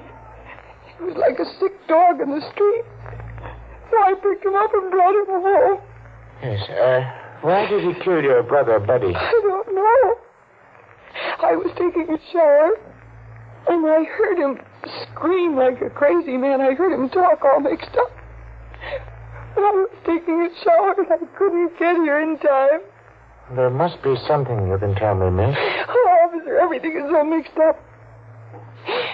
At the Tillery Street costume ball, a man gave me a cat with tiger stripes, and he begged me to keep it for him for a while until he found a new home for it. He'd been evicted, he said. Yes? Well, then, in the all-night restaurant my brother works in, a man gave Buddy a ruby to give to Jimmy Fox. When he woke up, he told my brother the ruby belonged to Jimmy Fox. This piece of glass? Yes. That's something off the Woolworth Time counter. What else? That's all. Really, that's all. I watch and I hear. I see through Kavanaugh's trick. Get me crazy, so I'll murder a stranger who called himself Buddy. The brother of a girl with brown eyes and a heart. Flame me, so I'll just want to die. Through weeks of a murder trial and months in the death house and 4 minutes in the death chair. I kept listening to them talk. The girl and the cop. Okay. We'll have to get the rest from Jimmy Fox there. Yeah, look at him. He's paralyzed with fright. I wonder what kind of a crazy Halloween story he's going to try to palm off on us when we get him talking. Captain Devereux speaking. McAvoy, send a police ambulance to 445 10th Street, apartment 3 rear. And McAvoy, see that a straitjacket's on that ambulance.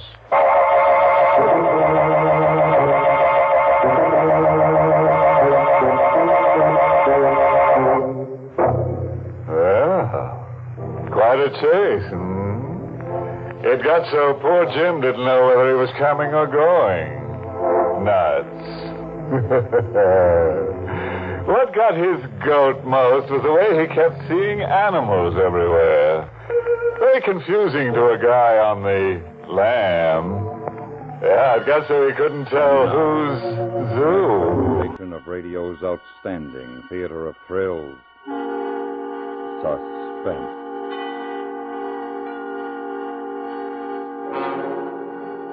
This evening, Suspense brings you what we feel is a particularly unusual and absorbing story.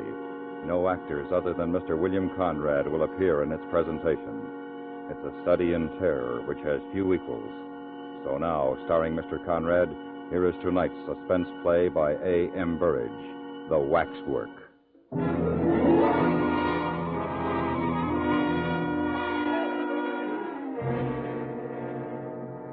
While the uniformed attendants of Mariner's Waxworks were ushering the last stragglers through the great glass-paneled double doors, the manager sat in his office interviewing Raymond Hewson. The manager was speaking. Oh, there's nothing new in your request, sir. And in fact, we refuse it to different people, mostly young bloods who've tried to make bets about 3 times a week, I should say. We have nothing to gain and something to lose by letting people spend the night in our murderer's den. If I allowed it and some young idiot lost his senses, what would be my position, eh? But your being a journalist somewhat alters the case. Hewson smiled. I suppose you mean that journalists have no senses to lose. No, of course not. But one imagines them to be responsible people. Well, besides, we have something to gain here. Publicity and advertisement. Yes, exactly, said Hewson. And there I thought we might come to terms. The manager smiled. Yeah, I know what's coming.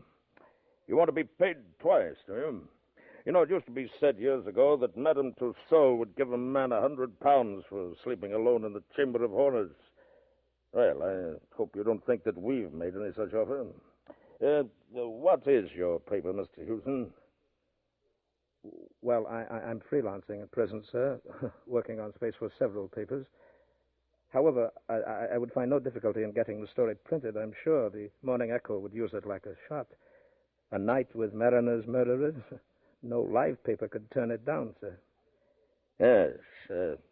How do you propose to treat it? Well, I shall make it gruesome, of course. Gruesome with just a saving touch of humor.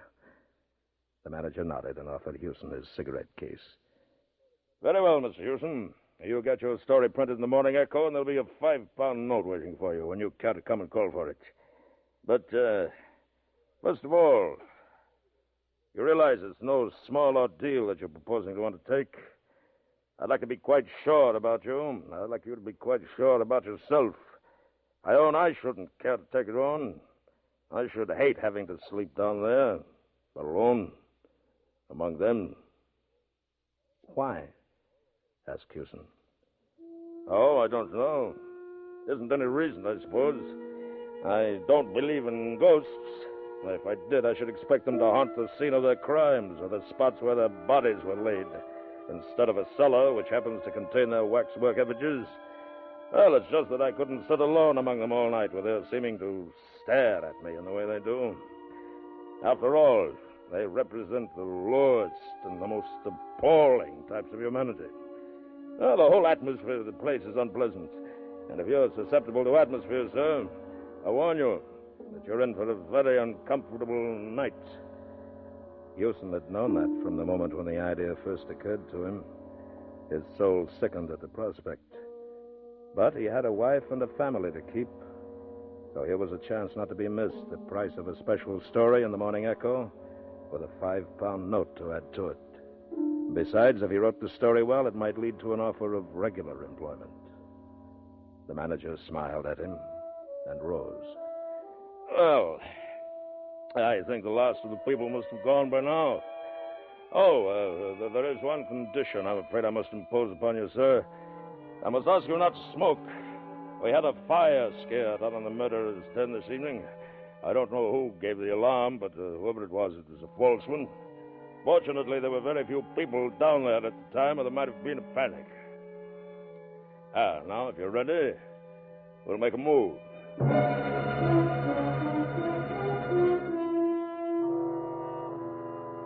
He led the way through an open barrier and down ill-lit stone stairs, which conveyed a sinister impression of giving access to a dungeon.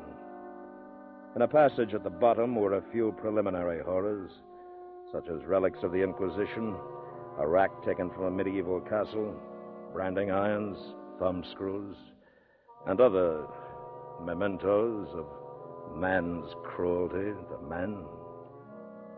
Beyond the passage was the murderer's den.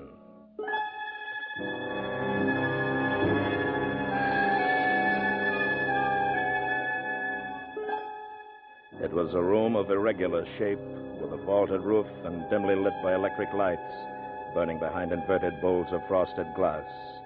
It was, by design, an eerie and uncomfortable chamber, a chamber whose atmosphere invited its visitors to speak in whispers.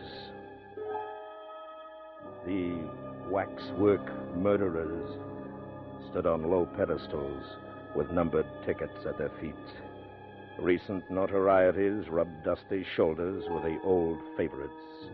Thurtell, the murderer of Weir, stood as if frozen in the act of making a shop window gesture to young Bywaters.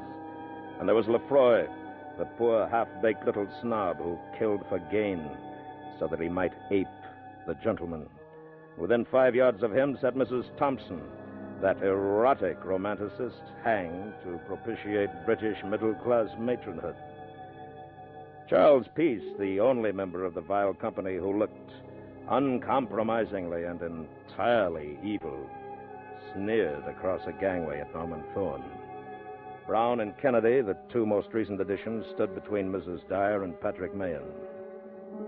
The manager, walking around with Houston, pointed out several of the more interesting of these unholy notabilities. That's Crippen. I expect you recognize him, insignificant little beast who looks as if he couldn't tread on a worm. Oh, and that's Armstrong. But looks like a decent, harmless country gentleman, doesn't he? And there's old Vaquier. You can't miss him, of course, because of his beard. And this one... Who's that? Houston asked in a whisper. Here, come here, have a good look at him. This is our star turn. He's the only one of the bunch that hasn't been hanged. The figure which Houston had indicated was that of a small, slight man, not much more than 5 feet in height. It wore little waxed mustaches, large spectacles, and a caped coat. There was something so exaggeratedly French in its appearance that it reminded Houston of a stage caricature.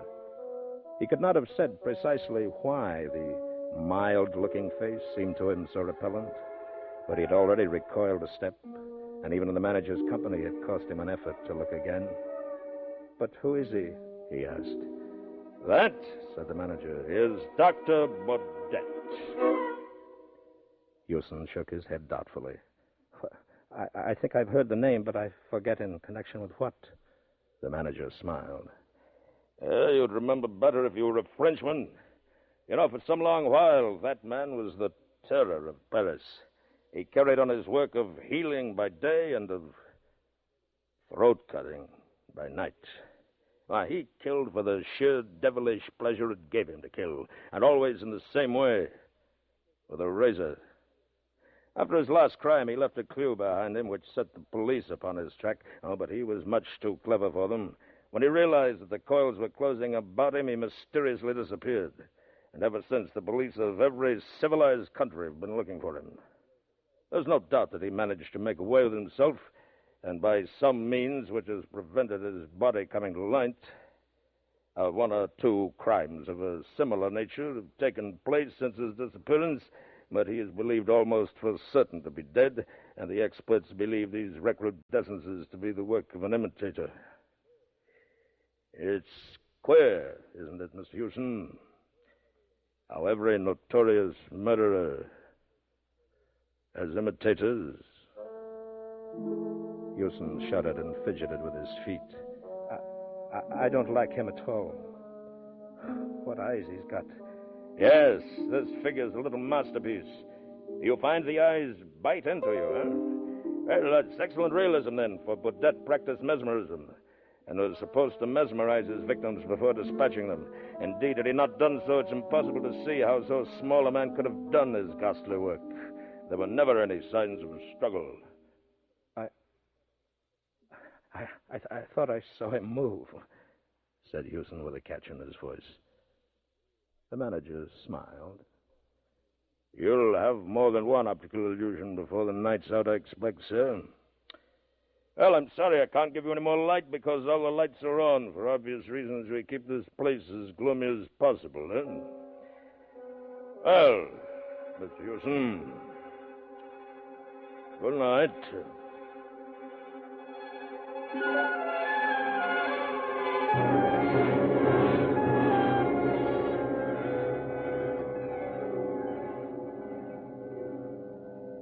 Houston wheeled a swivel chair, a heavy one upholstered in plush, a little way down the central gangway, and deliberately turned it so that its back was toward the effigy of Dr. Baudet. For some undefined reason, he liked Dr. Baudet a great deal less than his companions. Busying himself with arranging the chair, he was almost lighthearted. But when the manager's footfalls had died away and a deep hush stole over the chamber, he realized that he had no slight ordeal before him.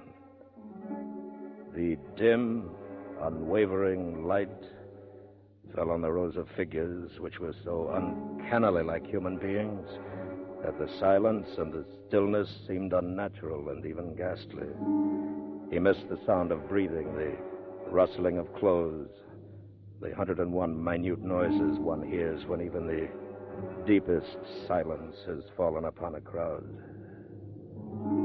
And the air was as stagnant as water at the bottom of a standing pond. It must be like this at the bottom of the sea, he thought. He faced these sinister figures boldly enough. They were only waxworks. So long as he let that thought dominate all others, he promised himself that all would be well. It did not, however, save him long from the discomfort occasioned by the waxen stare of Dr. Baudet, which he knew was directed upon him from behind. The eyes of the little Frenchman haunted and tormented him, and he itched with a desire to turn and look. My nerves have started already, he thought, and then another voice in his brain spoke to him. It's because you're afraid that you won't turn and look at him. The two voices quarreled silently for a moment or two, and at last Hewson slewed his chair around a little and looked behind him.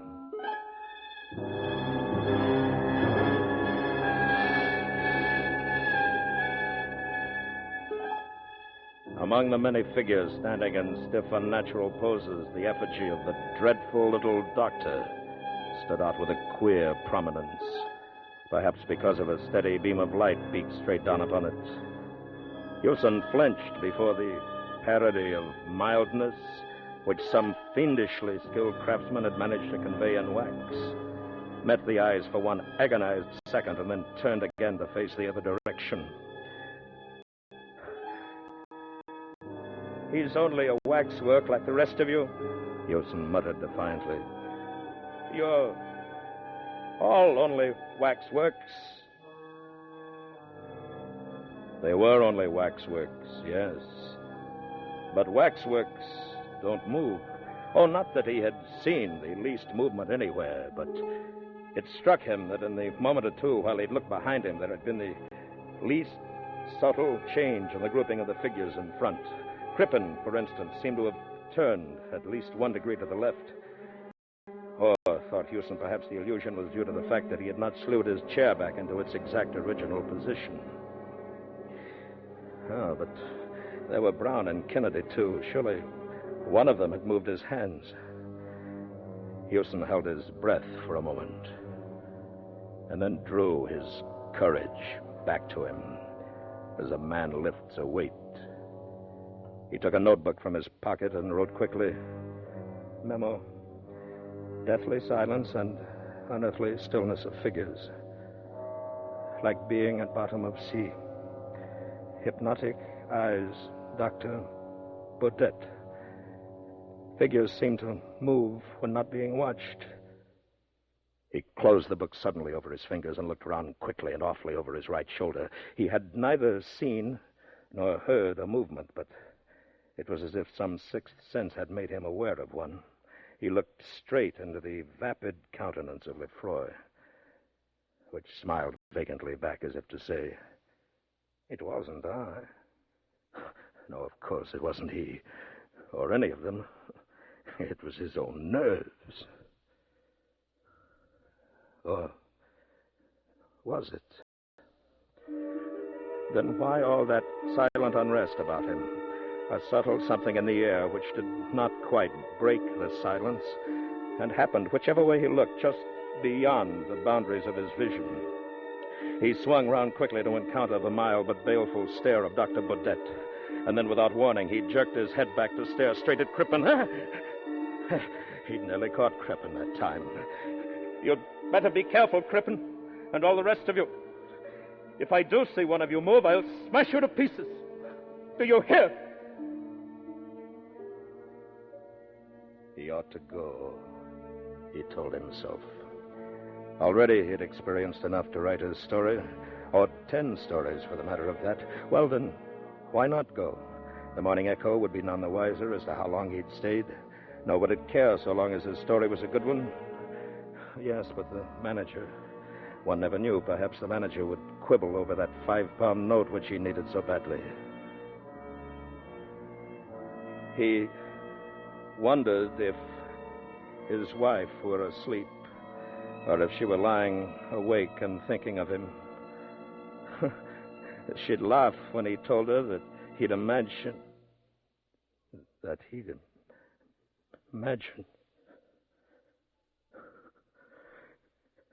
This was a little too much. It was bad enough that the waxwork effigies of murderers should move when they weren't being watched, but it was intolerable that they should breathe. Somebody was breathing. Or was it his own breath which sounded to him as if it came from a distance? He sat rigid, listening, straining, until he exhaled with a long sigh. His own breath, after all. Or, if not, something had divined that he was listening and had ceased breathing simultaneously. Hewson turned his head swiftly around and looked all about him out of haggard and hunted eyes. Everywhere his gaze encountered the vacant, waxen faces, and everywhere he felt that by just some least fraction of a second he had missed seeing a movement of hand or foot, a silent opening, a compression of lips, a flicker of eyelids, a look of human intelligence, now smoothed out. They were like naughty children in a classroom, whispering, fidgeting, and laughing behind their teacher's back, but blandly innocent when his gaze was turned upon them. No, this would not do. This distinctly would not do. He must clutch at something, grip with his mind upon something which belonged essentially to the workaday world, to the daylight London streets. He was Raymond Hewson, an unsuccessful journalist, a living and breathing man, and these figures grouped around him were only dummies, so they could neither move nor whisper. Well, what did it matter if they were supposed to be lifelike effigies of murderers? They were only made of wax and sawdust and stood there for the entertainment of morbid sightseers and orange-sucking trippers. Oh, that was better. Now, what was that funny story which somebody had told him in the Falstaff pub yesterday? Oh, yes.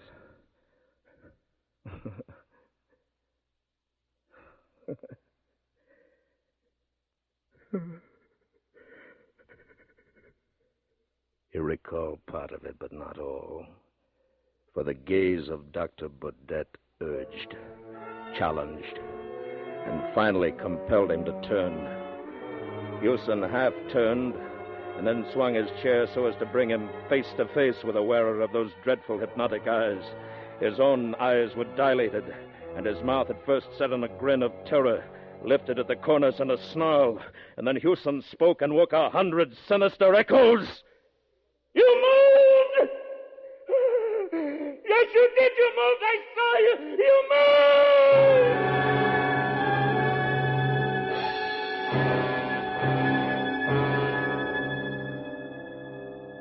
Then he sat quite still, staring straight before him, like a man found frozen in the Arctic snows.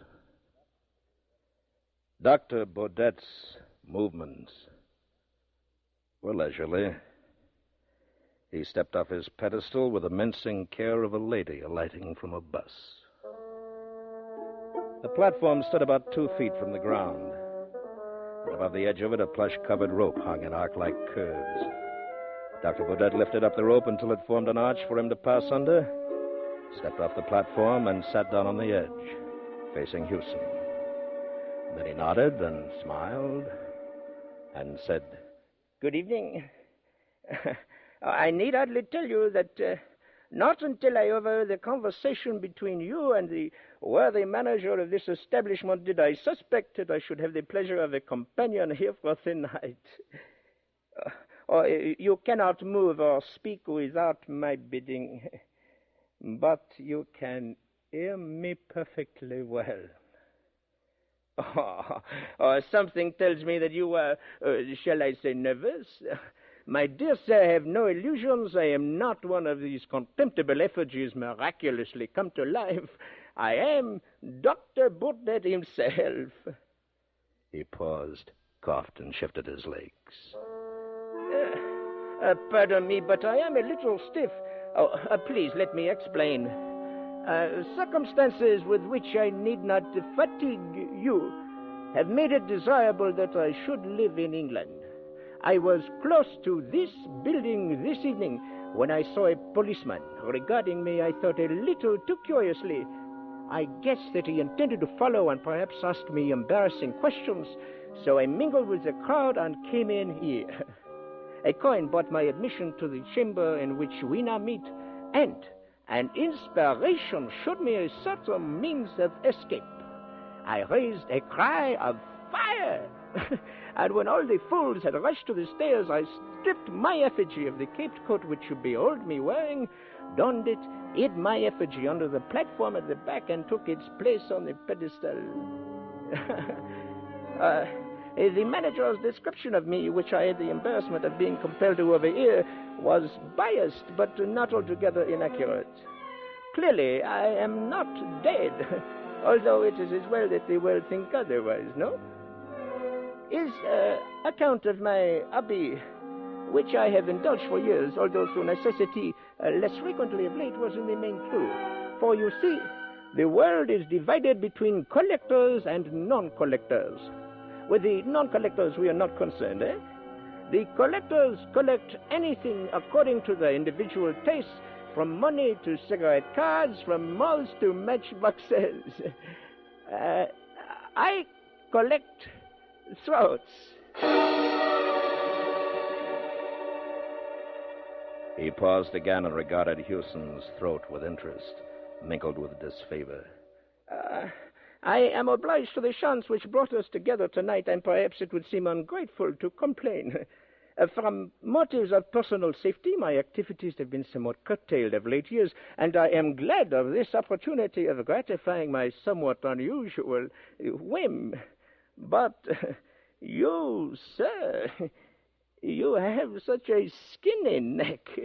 If you will overlook a personal remark, I should never have selected you from choice. I like men with thick necks. Thick, red necks. He fumbled in an inside pocket and took out something which he tested against a wet forefinger, and then proceeded to pass gently to and fro across the palm of his left hand.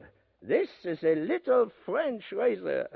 The blade, you will observe, is very narrow. They do not cut very deep, but deep enough. In just one little moment, you shall see for yourself. Huh? And now, I shall ask you the little civil question of all the polite barbers. Does the razor suit you, sir?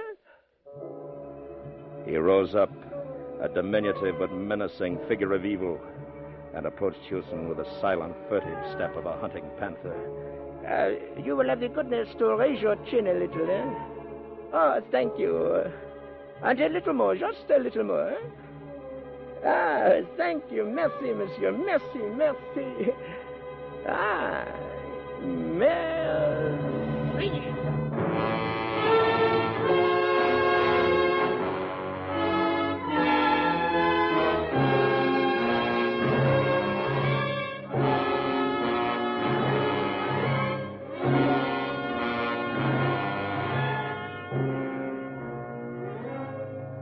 Over one end of the chamber was a thick skylight of frosted glass, which by day let in a few sickly and filtered rays from the floor above.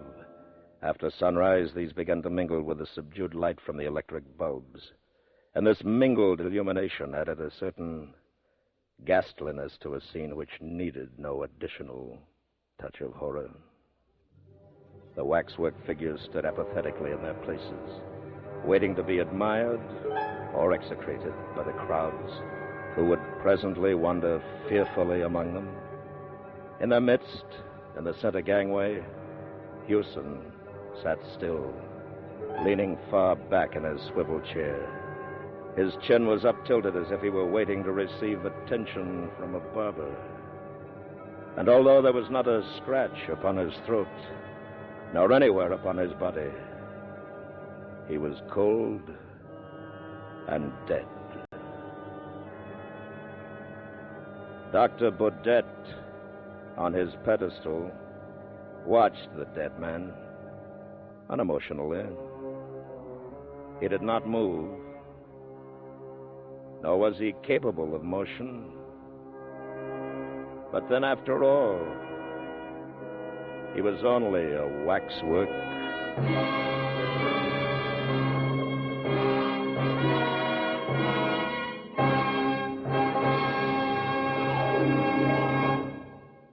Suspense, in which William Conrad starred in tonight's presentation of The Waxwork. The music for tonight's program was composed by Lucien Morawek. Next week, we bring you a story based on fact. A man's last hours in a death cell awaiting execution.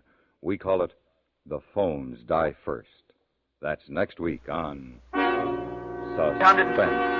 Did you know, Harriet, there are over 320,000 men in the National Guard today? No, I didn't. And did you know that every member of the Guard reports for training with his unit at least once a week and receives pay for it? No, I didn't. And that they now have an aviation branch called the Air National Guard? Did you know that dinner is ready and it's time to go to work with our 1847 Rogers Brothers silver plate? No, I didn't. And that America's finest silver plate is 1847 Rogers Brothers? That I did.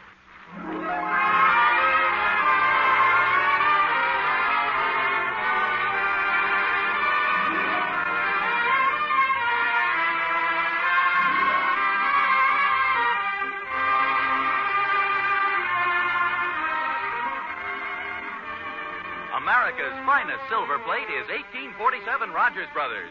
From Hollywood, International Silver Company, creators of 1847 Rogers Brothers silver plate, presents The Adventures of Ozzie and Harriet, starring America's favorite young couple, Ozzie Nelson and Harriet Hilliard.